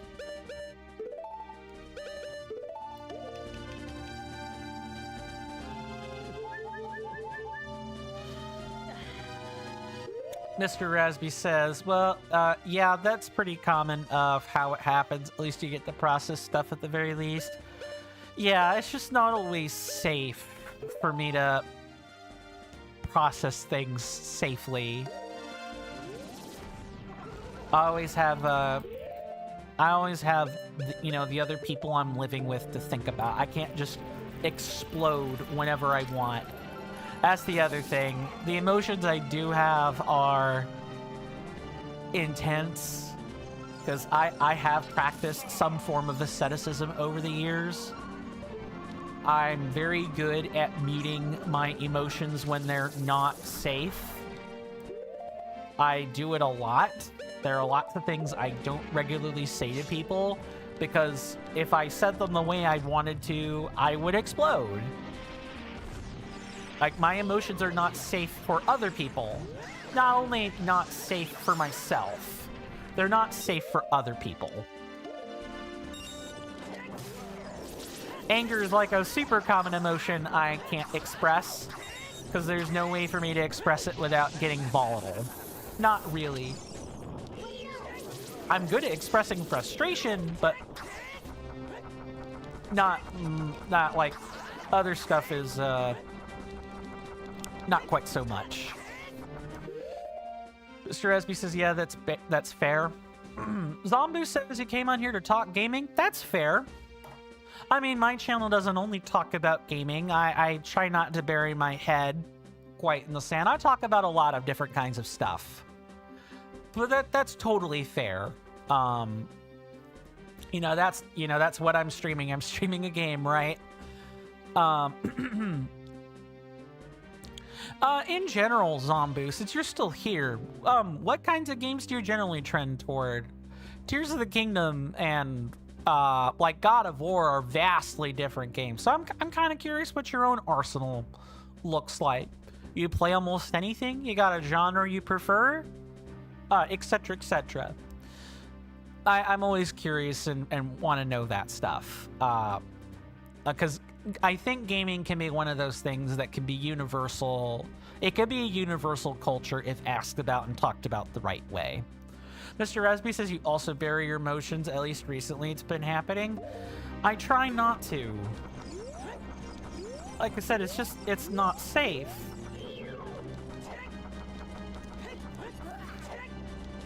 Oh, I have to do that phase again.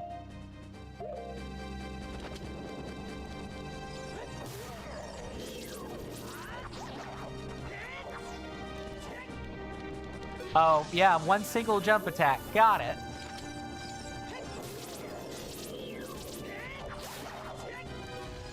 Nice.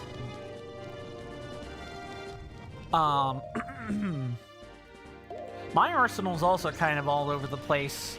Moving back to the other conversational topic a second.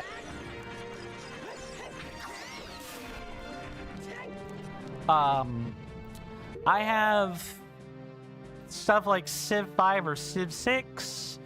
I've got roguelikes such as Inscription or Slay the Spire. I think I do have a copy of Darkest Dungeon lying around somewhere. I even have like PUBG. I do occasionally play a shooter. I can play all kinds of stuff. But my bread and butter, the main thing I like to do is RPGs or action-adventure games. The Legend of Zelda typically falls under the action-adventure aspect of games or that genre of game, and Elden Ring is more of the RPG, like the hack-and-slash RPG kind of thing. Zombu says Castlevania, the 3 Batmans on Switch, Zelda, and God of War. Wish they would remake some of the old Castlevanias like Lament of Innocence. Yeah, that is one that, those are like some of the games that are not quite old enough for a remake yet, but should probably get remakes. And we're in the era where remakes are everywhere, so hopefully you'll get your wish on that. Zombu says Batman Arkham Asylum is another you've tried to do 100%, but only got the higher 90s. Yeah, it's a hard game to fully complete. I also have that game on Xbox. I've tried to get 100%. It's really hard. I think I got like 85% and then stopped or became interested with Soul Calibur 4 again. I also like a handful of fighting games. Not every fighting game under the sun. But I do like a couple of them. Zombu says, well, if they're not putting out new Castlevanias, then remake the old ones. Yeah, I hear that a lot. Yeah, they should absolutely be doing that. Well, there is the Castlevania Advance and Dominus collections. A couple of years ago, the Advance collection came out. So if you like Harmony of Dissonance, I'm sorry. Yeah, it's Harmony of Dissonance or Circle of the Moon. You know, you'll have your home there. And then they came out with the Dominus collection, so maybe a year and a half ago. So if you like the DS Castlevanias, they're now available for computer.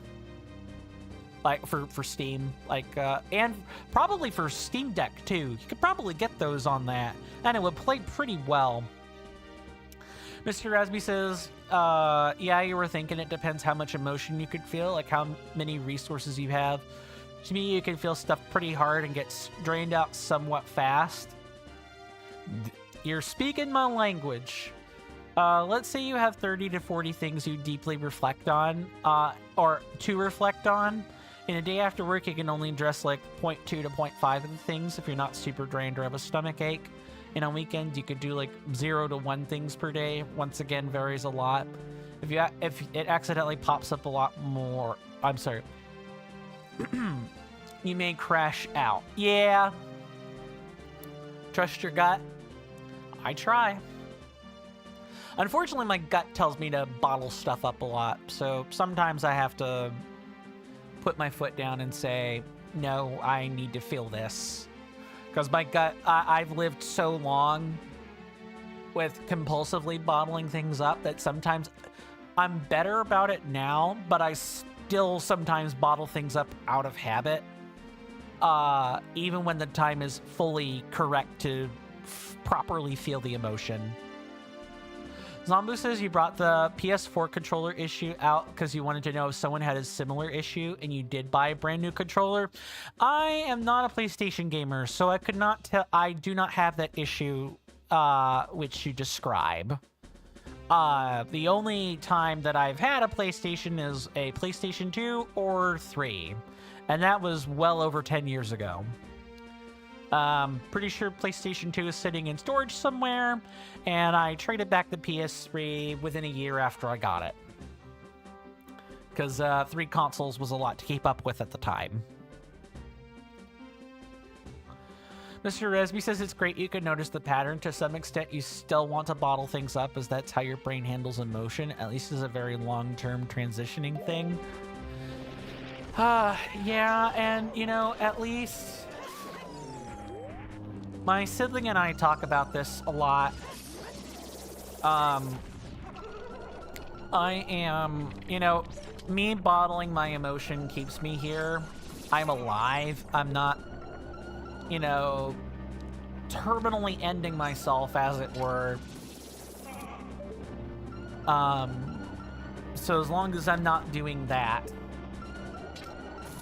you know, I can keep going. It's time to go now.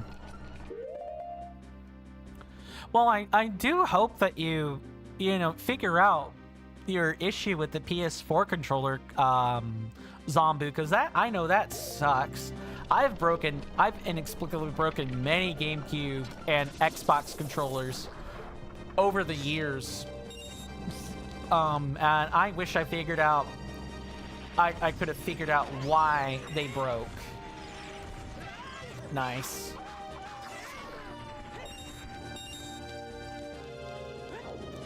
We're at wave 40. Okay, we're getting to the really crazy stuff now.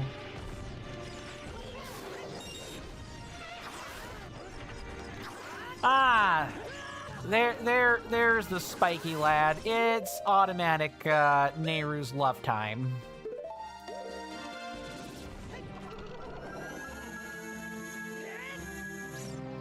Yeah, no thank you.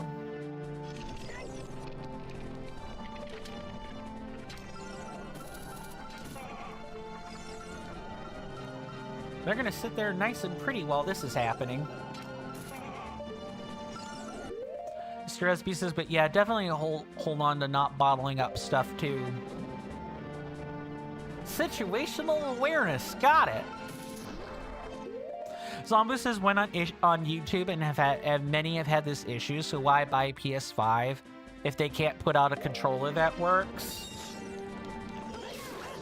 I hear ya. Yeah, that doesn't make a terrible amount of sense.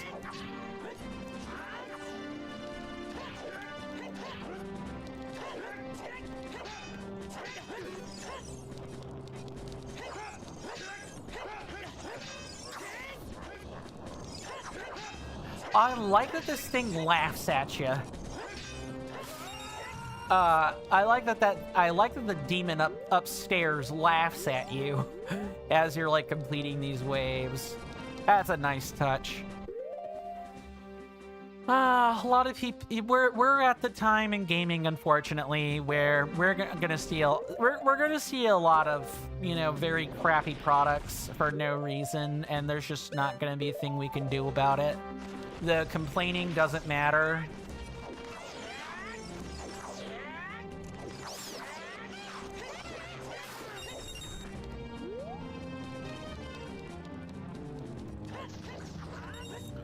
It's not gonna matter because the protesting, whatever protesting you guys do, that people do decide to do in regards to like crappy products or bad experience, is just gonna be met with the usual fanfare of, but shareholders want number go up. So the good part of capitalism, where, you know, people refusing to buy a crappy product, it no longer works properly.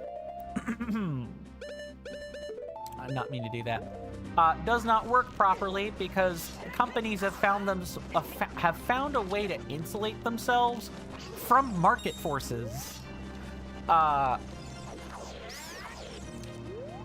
It's not really. I wouldn't go so far as to say it is like an end state of anything in particular.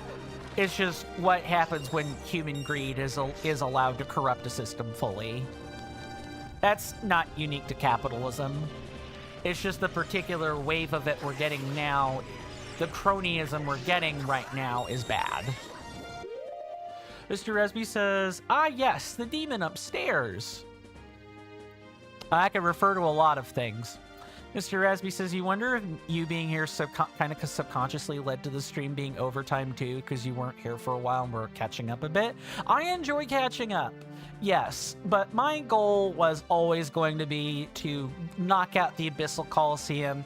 It would really suck if I never met my target goal on the thumbnail. That's not a good look. So going over time is expressly what this is all about. It's the Abyssal Coliseum. It has the positive side effect of catching up, though. It's good to see you. I truly do mean that. Let me... Nice. Yeah, I better pay attention or I'm dying. Spam spin. There we go. Great. Yeah, how have things in Romania been? I trust stuff in Romania has been pretty calm. I haven't heard about Romania in the news. So I'm kind of inclined to believe that things are going smoothly. Your new PM or president is careful. Spam.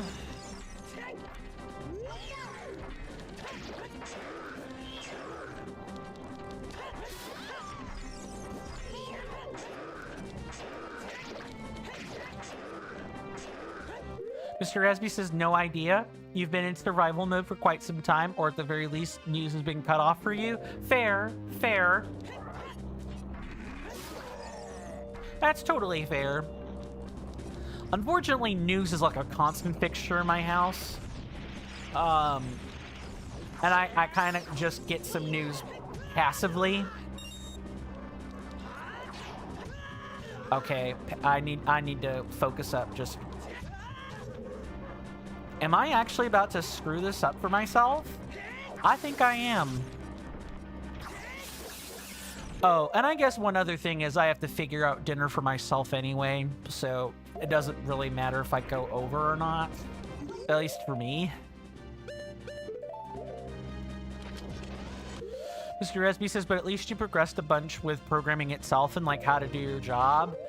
Yeah, are you still running into issues, you know, talking with people? Or not talking with people. I'm sorry. I didn't even think that question halfway through. Are you still running into issues at work?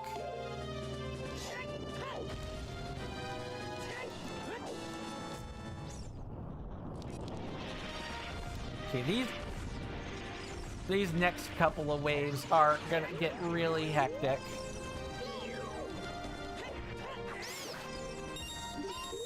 I think these require an actual real bomb. Or no, they just always require 2 bombs. Okay.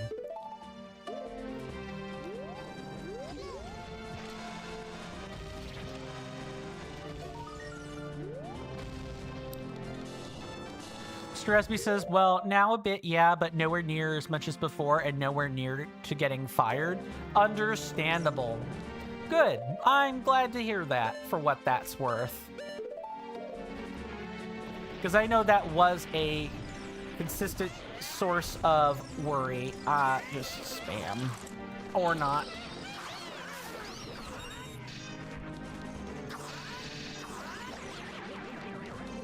Okay, where's this bat? It's over here. What wave? What wave? What wave? Okay. Can we make it?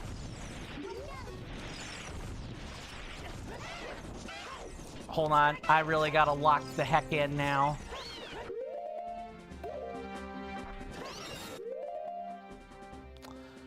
Mr. Resby says the product from work you've been coding for like 8 months is somewhat close to it being finished for what you were contracted for. Ah, okay, that's good.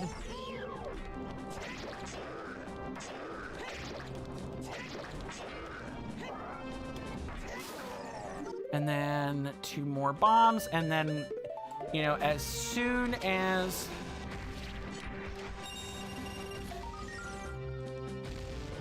we collect the, or as soon as I feel like I'm gonna die, I should probably try doing that. All right. 50 waves. Wave 50. Come on.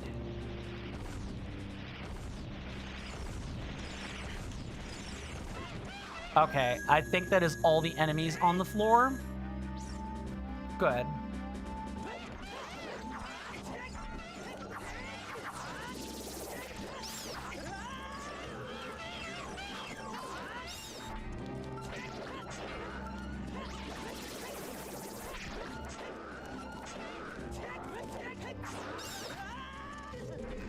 Oh, there are lots of bats being conjured everywhere.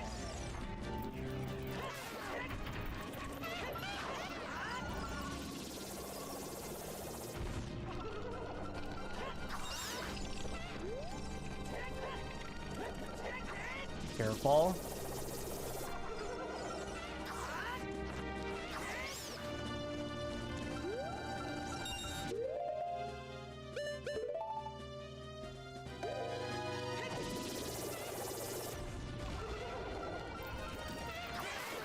Okay, got him.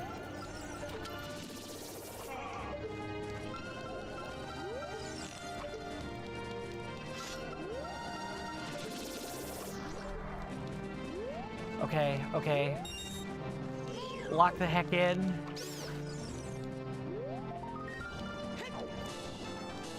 Okay, that's 50 pieces of soul. We can get out of here now. Or die. Might have to die. Oh yeah, look. Asylum Demon. It's also here.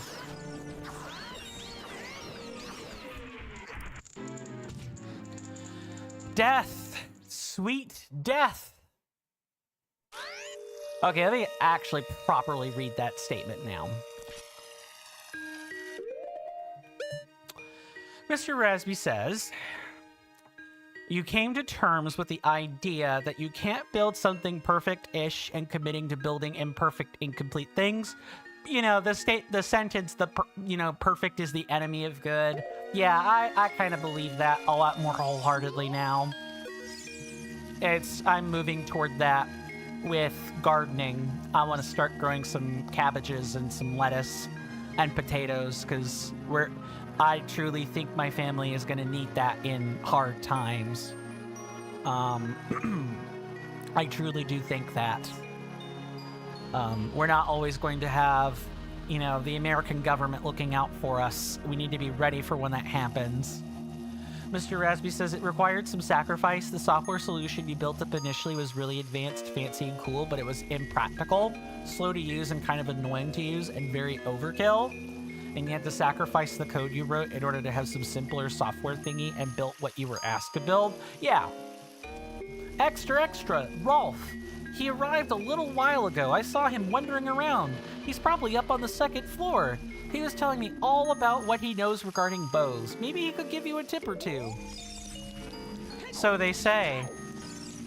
Give me a tip with the bow behind it. Something, I think that's how that quote goes anyway. Something of how it goes. Well, we're done until we get the achievement, and I may play part of the Abyssal Coliseum through when that time comes, so that you aren't watching me go through 100 floors of nonsense. I'm not 100% sure on that yet. Rolf, he's one of the market's residents. You know, in the Stronghold, there's this vendor selling a bow and arrows. Top-notch quality, if you ask me. If you're looking to up your game in archery, that's the place to go. I used to have a friend who lived here. One day he left this place and never came back. I wonder where he is now. My buddy was a Goron, you know. We used to hang around all the time. We even ended up in the Stronghold together. He was a bit too clumsy to handle a bow, but man was he strong. Carried all our gear like it was nothing. We really were the best of friends. Okay, that's all of that. Mr. Esby says, well, so whilst it involved deleting thousands of lines of code you wrote, you felt like you were finally free from it and could enjoy coding again because you weren't working on perfect. Yeah, that's totally fair. You've got them. I see. We were correct, Coin. These souls were once humans who lost their way, either within the woods or from their failures. Through their failures, they lost their true selves, and under worse circumstances, they became monsters who have pieces of soul. Once they get enough, the souls can let go of their spiritual form, set free back to the ethereal realm where they can find peace in death. This concludes my research. All this happens right outside our walls. Does Shiba know of this? And he just lets it happen? I can only wonder how long those souls had been there. If you want to look back into my research, you can review it in my journal in the room around the corner. Oh, yeah, let's read this. This is an item we're going to read once and then never touch again. And as usual, Link's short butt needs to stand on the stool to read. Takkuri's research notes. Do you want to read it? Sure. Which chapter? There are 5. I know from having previously read it. First chapter of me sipping my coffee. Hazelnut. Coin defeated the Grimstalker. Absolutely incredible. Why would he hold souls as hostages? You mean the Grimstalker, right? Takkuri, please tell me that's what you meant. I certainly can't hold any souls. I only have the one soul. You know, depending on who you believe anyway. They all seem to appear within the Catacombs. Is there something drawing them there? They also asked Coin to collect some pieces of soul. I've heard they can be found within the Abyssal Arena. I hope he can do it. I asked him to collect 5 of them.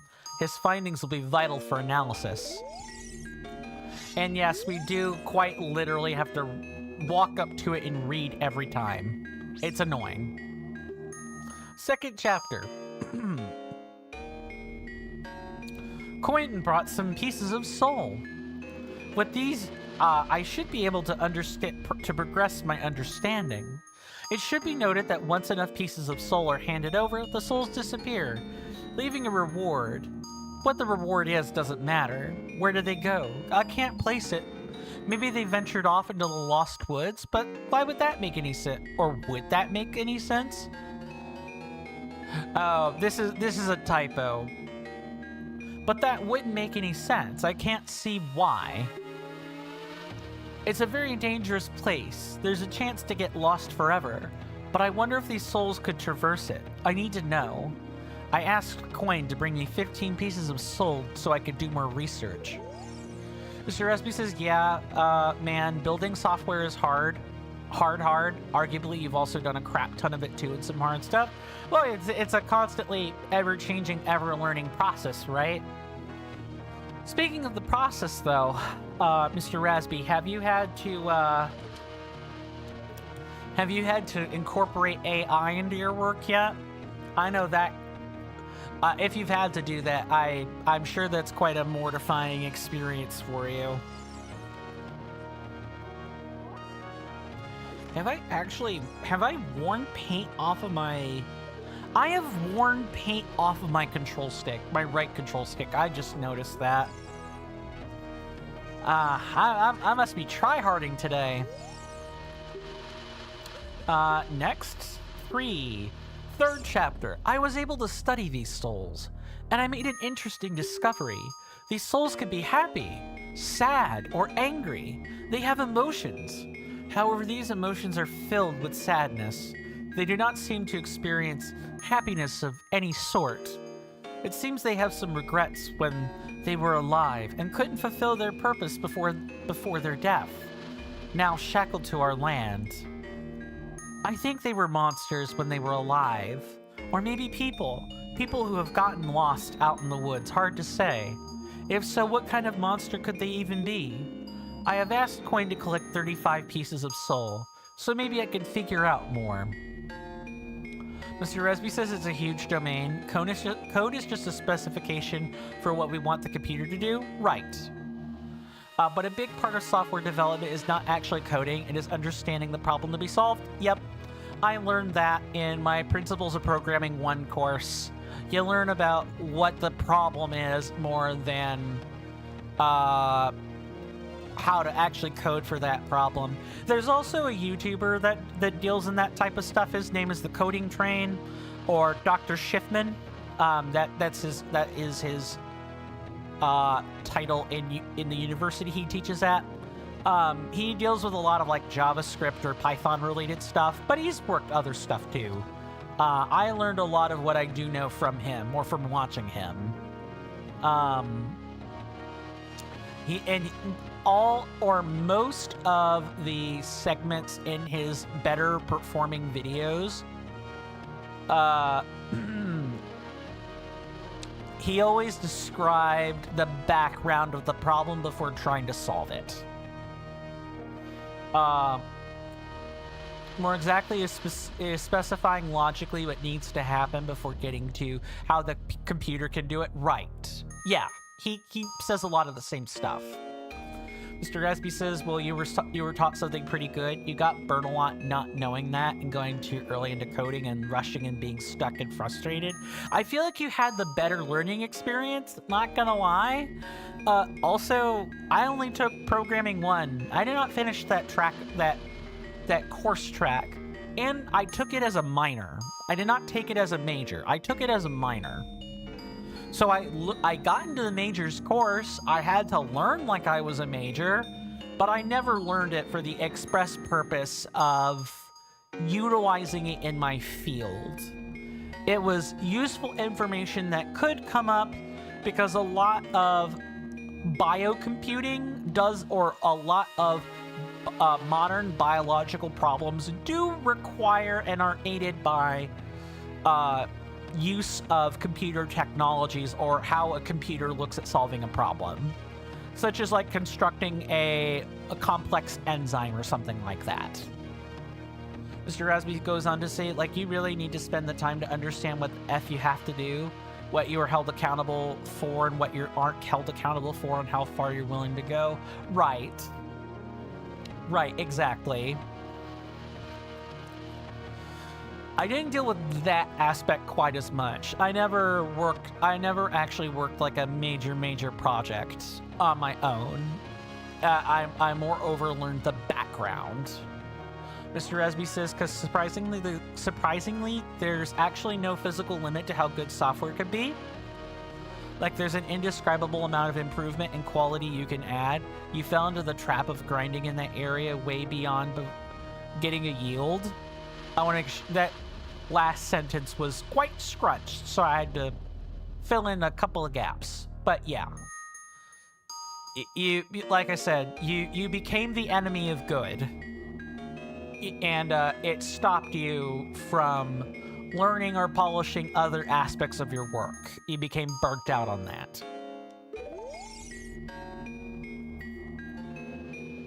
Mr. Resby says, well, yeah, programming is not your domain, but yeah, these bits of theory are pretty good to know. Anything else tends to be the technical implementation of it.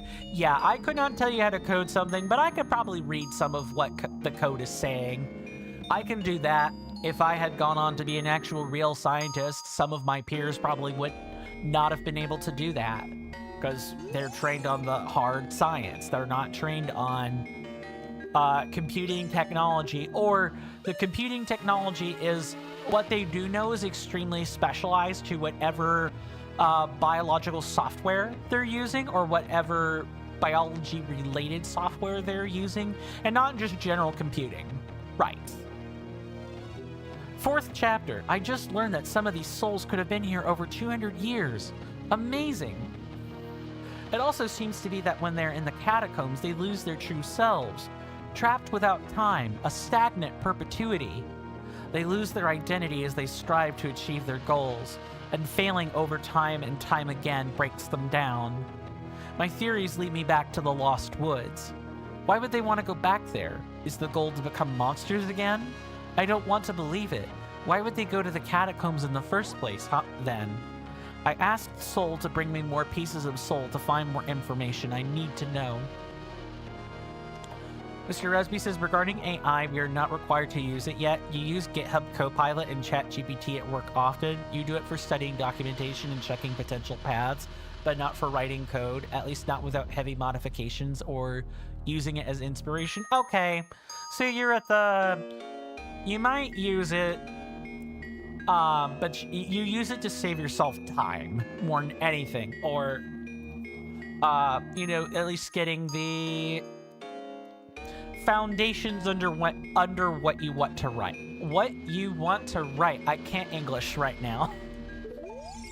It happens to all of us that speak English. No worries. Whether primary or secondary does not matter. He'll flub it up eventually. That's how language goes.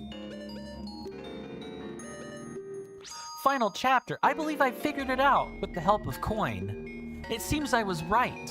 They weren't beasts or monsters, but people. People who lost their will, their life, and goals failed over and over, through repeated failures and filled with the pressure of the stronghold. I like how there's the why, yeah, but I kind of knew that was there. They lose faith in themselves, weakened. It is there that they falter. Desperate and unsure, they head into the Lost Woods, only to be attacked by monsters. Their soul is then shattered into pieces and stays with the monsters who slew them, leaving behind only a husk. Oh, a la Bloodborne, huh? Aimless and alone. But once a soul has recovered its missing parts, it can finally find respite. The years of torment lead it into a path of acceptance. Mr. Resby says, recently you wrote some WebSocket stuff and you were half studying, half building something. You actually generated some code that you needed, but you didn't paste it. You took the time to write it yourself by hand. That's good. Mr. Rasby says, or goes on to say, it feels really odd to do because intuitively it felt like a waste of time, or feels like a waste of time, at least from the outside, but in practice, writing code by hand really helps your brain wire on how to write some of that stuff and how to write things. Yep, and my Principles of Programming 1 class, we did that. We wrote code on paper. All the tests were paper, no computer. There were projects that were on computer, but you actually had to sit down and write that stuff on paper. My instructor was good like that. At least I like to think he was. He really stressed the importance of being able to know how to write what you want to do on paper and write the necessary tables and flowcharts so you know not just how to write what you're writing, but you know why and what problem you're trying to solve.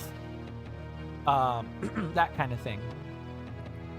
Mr. Rasby says you wrote it on the keyboard. That's fair, but yeah, you agree. He also stressed the importance of programming being a universal thing that goes beyond the bounds of technology. Mr. Esby says also some insight, in case you were curious. You write a few hundred lines of code by hand on average every day. I could believe that. Programming's your job. Of course you would write a few hundred lines of code. Out of curiosity, do you write comments for yourself? Because I know we actually, when I was in my programming course, we got docked points if we didn't write comments for ourselves. Because ours was based in C++, so I was natively familiar with the commenting system. I had to write comments or I lost points. A lot of points. I learned that lesson once and put it to good memory forever. A sweet death, guided by the hands of someone who cared enough to provide them the help they needed so greatly. What's weird is that Sheba's not doing anything about it. I just can't understand him. How long must some of them have been down there? Centuries? Eons? Say, how long have I been here? Oh, are we about to learn the everyone is spirits trope? Is that what the stronghold is? Is everyone is all spirits? Everyone here actually died in Ganondorf's attacks. Or Ganon's attacks, rather. And we're interfacing with the people that have, people's spirits. A la the plot of the TV series Lost. Because that's what that show ultimately came down to. That's like the take-home point right there, is that nobody actually survived. Everyone was dead already. Spoilers. Sorry. I'm not going to tell you how or why they came to that revelation, though. That's something you should find for yourself.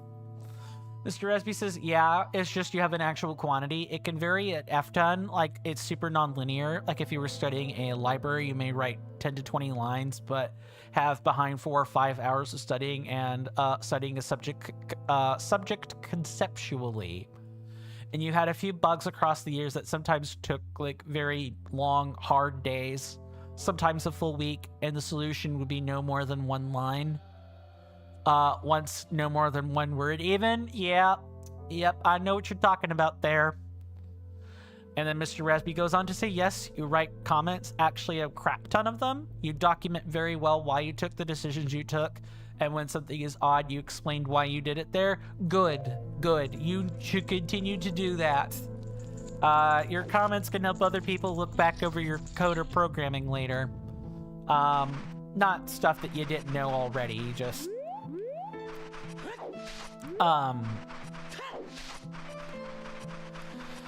It's the same kind of process as making comments in your lab journal. When I was a STEM major and I took my chemistry, I had to write comments in my lab reports. Not for the copies they get. I had to write comments after the fact. You got a colossal wallet. It's so big you can carry a lot of money. So much you can now hold up to 999 rupees. Neato burrito.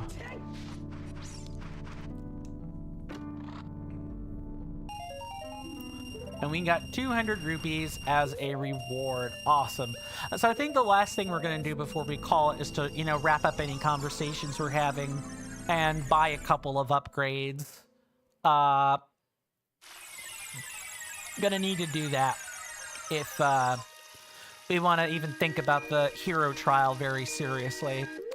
Mr. Resby says in the current project, you could trace a big amount of decisions, the thinking process behind it, and the express checking of edge cases. Makes sense. Mr. Resby says, yeah, you mean it feels like recycling plastic or other objects or something? It feels really good, in your opinion. You get higher yield per unit of time spent, because with comments you could be educated on if you can trust the code to do what you need it to the extent you need it to do that. Yeah, exactly. and the comments inform other people, and they know that they can trust your process. And if there is something screwy, let's say you write all those comments, right? And you still have to submit your screwy project as a finished product.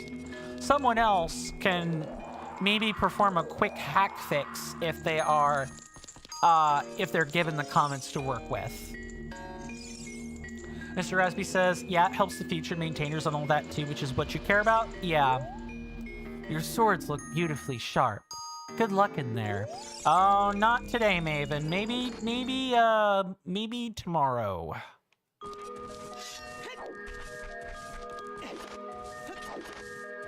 Alrighty, let's buy some stuff.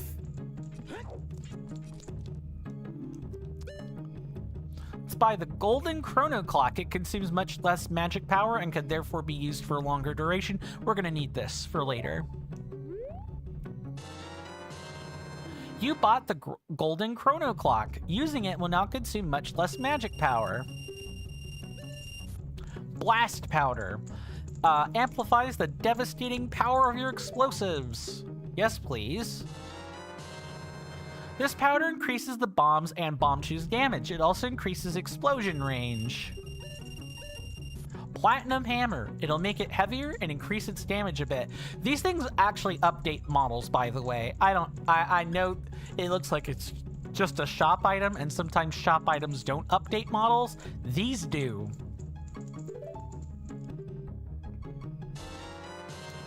You bought the platinum hammer. It is mightier than the Megaton hammer and inflicts a slightly higher amount of damage. Let me show you. This is cool. It would look like kind of like a claw hammer before. This thing is like a proper paladin hammer. It's like a steampunk hammer. It's really cool. This thing looks like it would kill if it smacked me. You know, no offense to my no offense to my own constitution, that is. Mr. Rasby says, you've been coding for 8 years. You kind of made a lot of mistakes across the years. You're not surprised much at all that LLMs are very popular to use to write software and such. Stuff is exponentially hard sometimes, or at very least very non-linearly. Yeah. Because in the age where everything is optimized, the thing you gotta cut out is the mistakes, right? That's what companies are thinking about, that bottom line.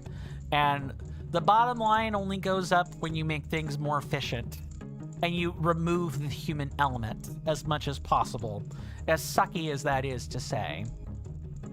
Strasby says, yes, Uther. He used to be one of my favorite World of Warcraft characters early on, back when I played the MMO. And then I fell in love with the High Shaman Nobundo. That's right.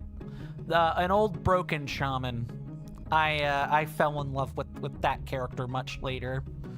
Mr. Resby says, well, yeah, that's another aspect of it too, an uncomfortable one as such, and especially now with like the push toward optimization and AI everywhere, right?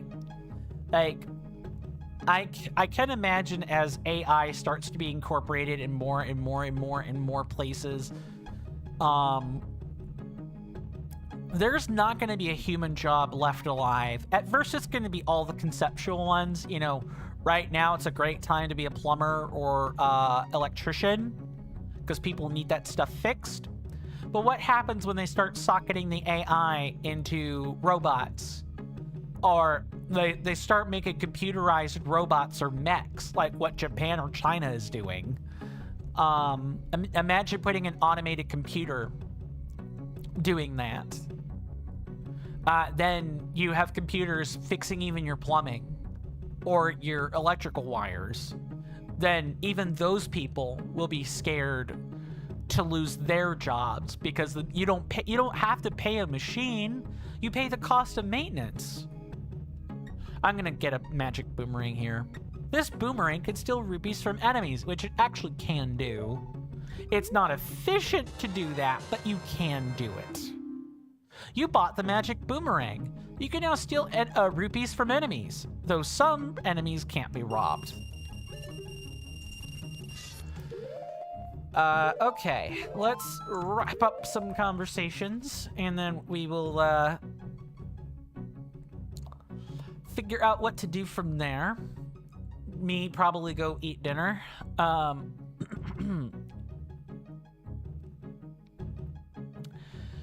Mr. Resby says, you used to be really scared of AI taking your job like 6 to 10 months ago. You were a lot closer on the brink of being fired, right? I could certainly see why. Because you become the employee most likely to be replaced. That's a horrible place to be as a person. It's the kind of stuff that can make you question why you even went and got education on it in the first place. Kind of like what I went through with my biological sciences. Like, why did I bother fighting so hard to go to college just to get stopped midway, right? That's a really personal subject for me. Mr. Rasby says, you mean that too, but you mostly were also not educated enough on its capacity and what your job proposes. Yeah, I get that. It's you're now old enough to reflect on your past actions, right? And the past way you looked at things. Some part of it is technical expertise, but some other part of it is your, it's the human experience. Mr. Resby says, you think as a coder you can lose your job if the companies can't afford to pay you, but AI is highly incomplete in a more fundamental way in terms of being a software engineer. Yeah, you're constantly having to clean up behind it. At least that's been the experience I've seen online. Where like, yeah, people can vibe code, but it's buggy as all hell, and you're constantly having to fix what the AI breaks. Or you're constantly coming in as it's making code and making corrections. So like, you're really not saving any time right now. The main place where AI is scary is white-collar office work and the humanities, because you can generate soulless slop no problem. The AI is getting really good at doing that, because that's where it's optimized at right now. It is not optimized for auto-completing code prompts with no mistakes. Or another place or area is actually the sciences, because people are using AI, non-generative AI, in order to... they're using non-generative AI in order to build molecules and compounds that they could never dream of with all their rules. Even with like normal computer algorithms that could do that type of thing, it would take a long time. There are an infinite number of or a near infinite number of possibilities that have to be checked to do stuff like that. I definitely would have been out of a job by then. Let me go ahead and save the game. Mr. Espy says, because the AI can write some code, advanced ones, but AI can't be held accountable or be asked for charges. Right. The only thing you can do with AI is decommission it. AI can't properly specify that well, and cleaning up after it sometimes just takes more time than not using AI at all. Agreed. An AI can't negotiate properly in a responsible way with customers and clients. If you can't verify what it says, you likely don't want it. Yeah, it's the people aspect of it. As well as the technical, it's just not... People are asking the nascent early technology to do things it can't do yet. And unfortunately, I'm afraid we might not be around forever as humans to find that out. Especially if AGI becomes a really, really, really big thing. Humanity is so cooked. It is so cooked. It's not funny. I love having this conversation, and I love talking with all of you, but I am 2 hours ahead of where I should be. I should have already been, out 2 hours ago. Mr. Espy says it's a terrible business decision to build a very good product but which if you need to modify, maintain, or update it, you actually need a guy to learn the project because it was done with AI. Yeah, exactly. That's a whole separate can of worms. Mr. Resby says, yes, 2:17. You need to be in bed. You still got work tomorrow. Very well.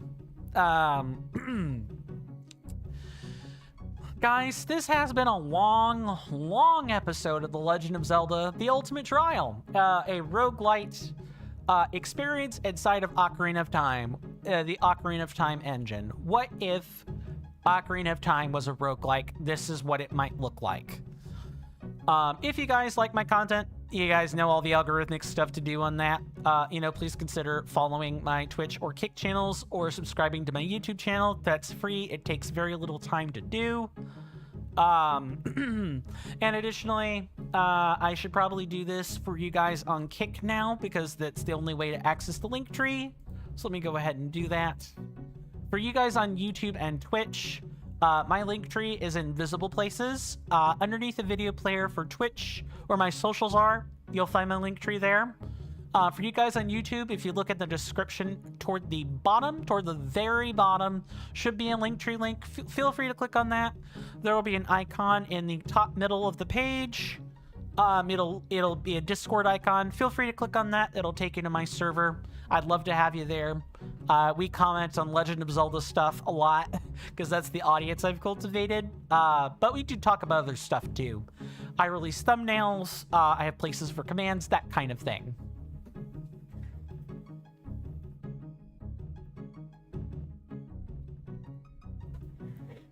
That should be the correct command. I have plenty of other social media too: Blue Sky, Mastodon, X. I've got it all, or I've got a lot of them. Do feel free to check it out.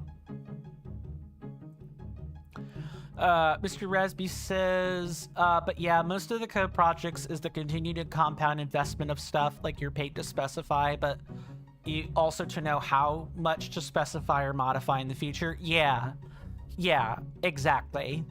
That makes a lot of sense. My name is Coin. This has been another episode of The Legend of Zelda, The Ultimate Trial. Good night, Mr. Rasby. It was good to see you. I hope to see you around sooner rather than later, of course. But if not, do stay safe, take care of yourself, and rest well out there. And with that, guys, do stay safe. Do take care of yourselves out there. You know where my hallowed halls are now. I'd love to see you in them. Please do check them out. I'll see you guys next time. And with that, goodbye.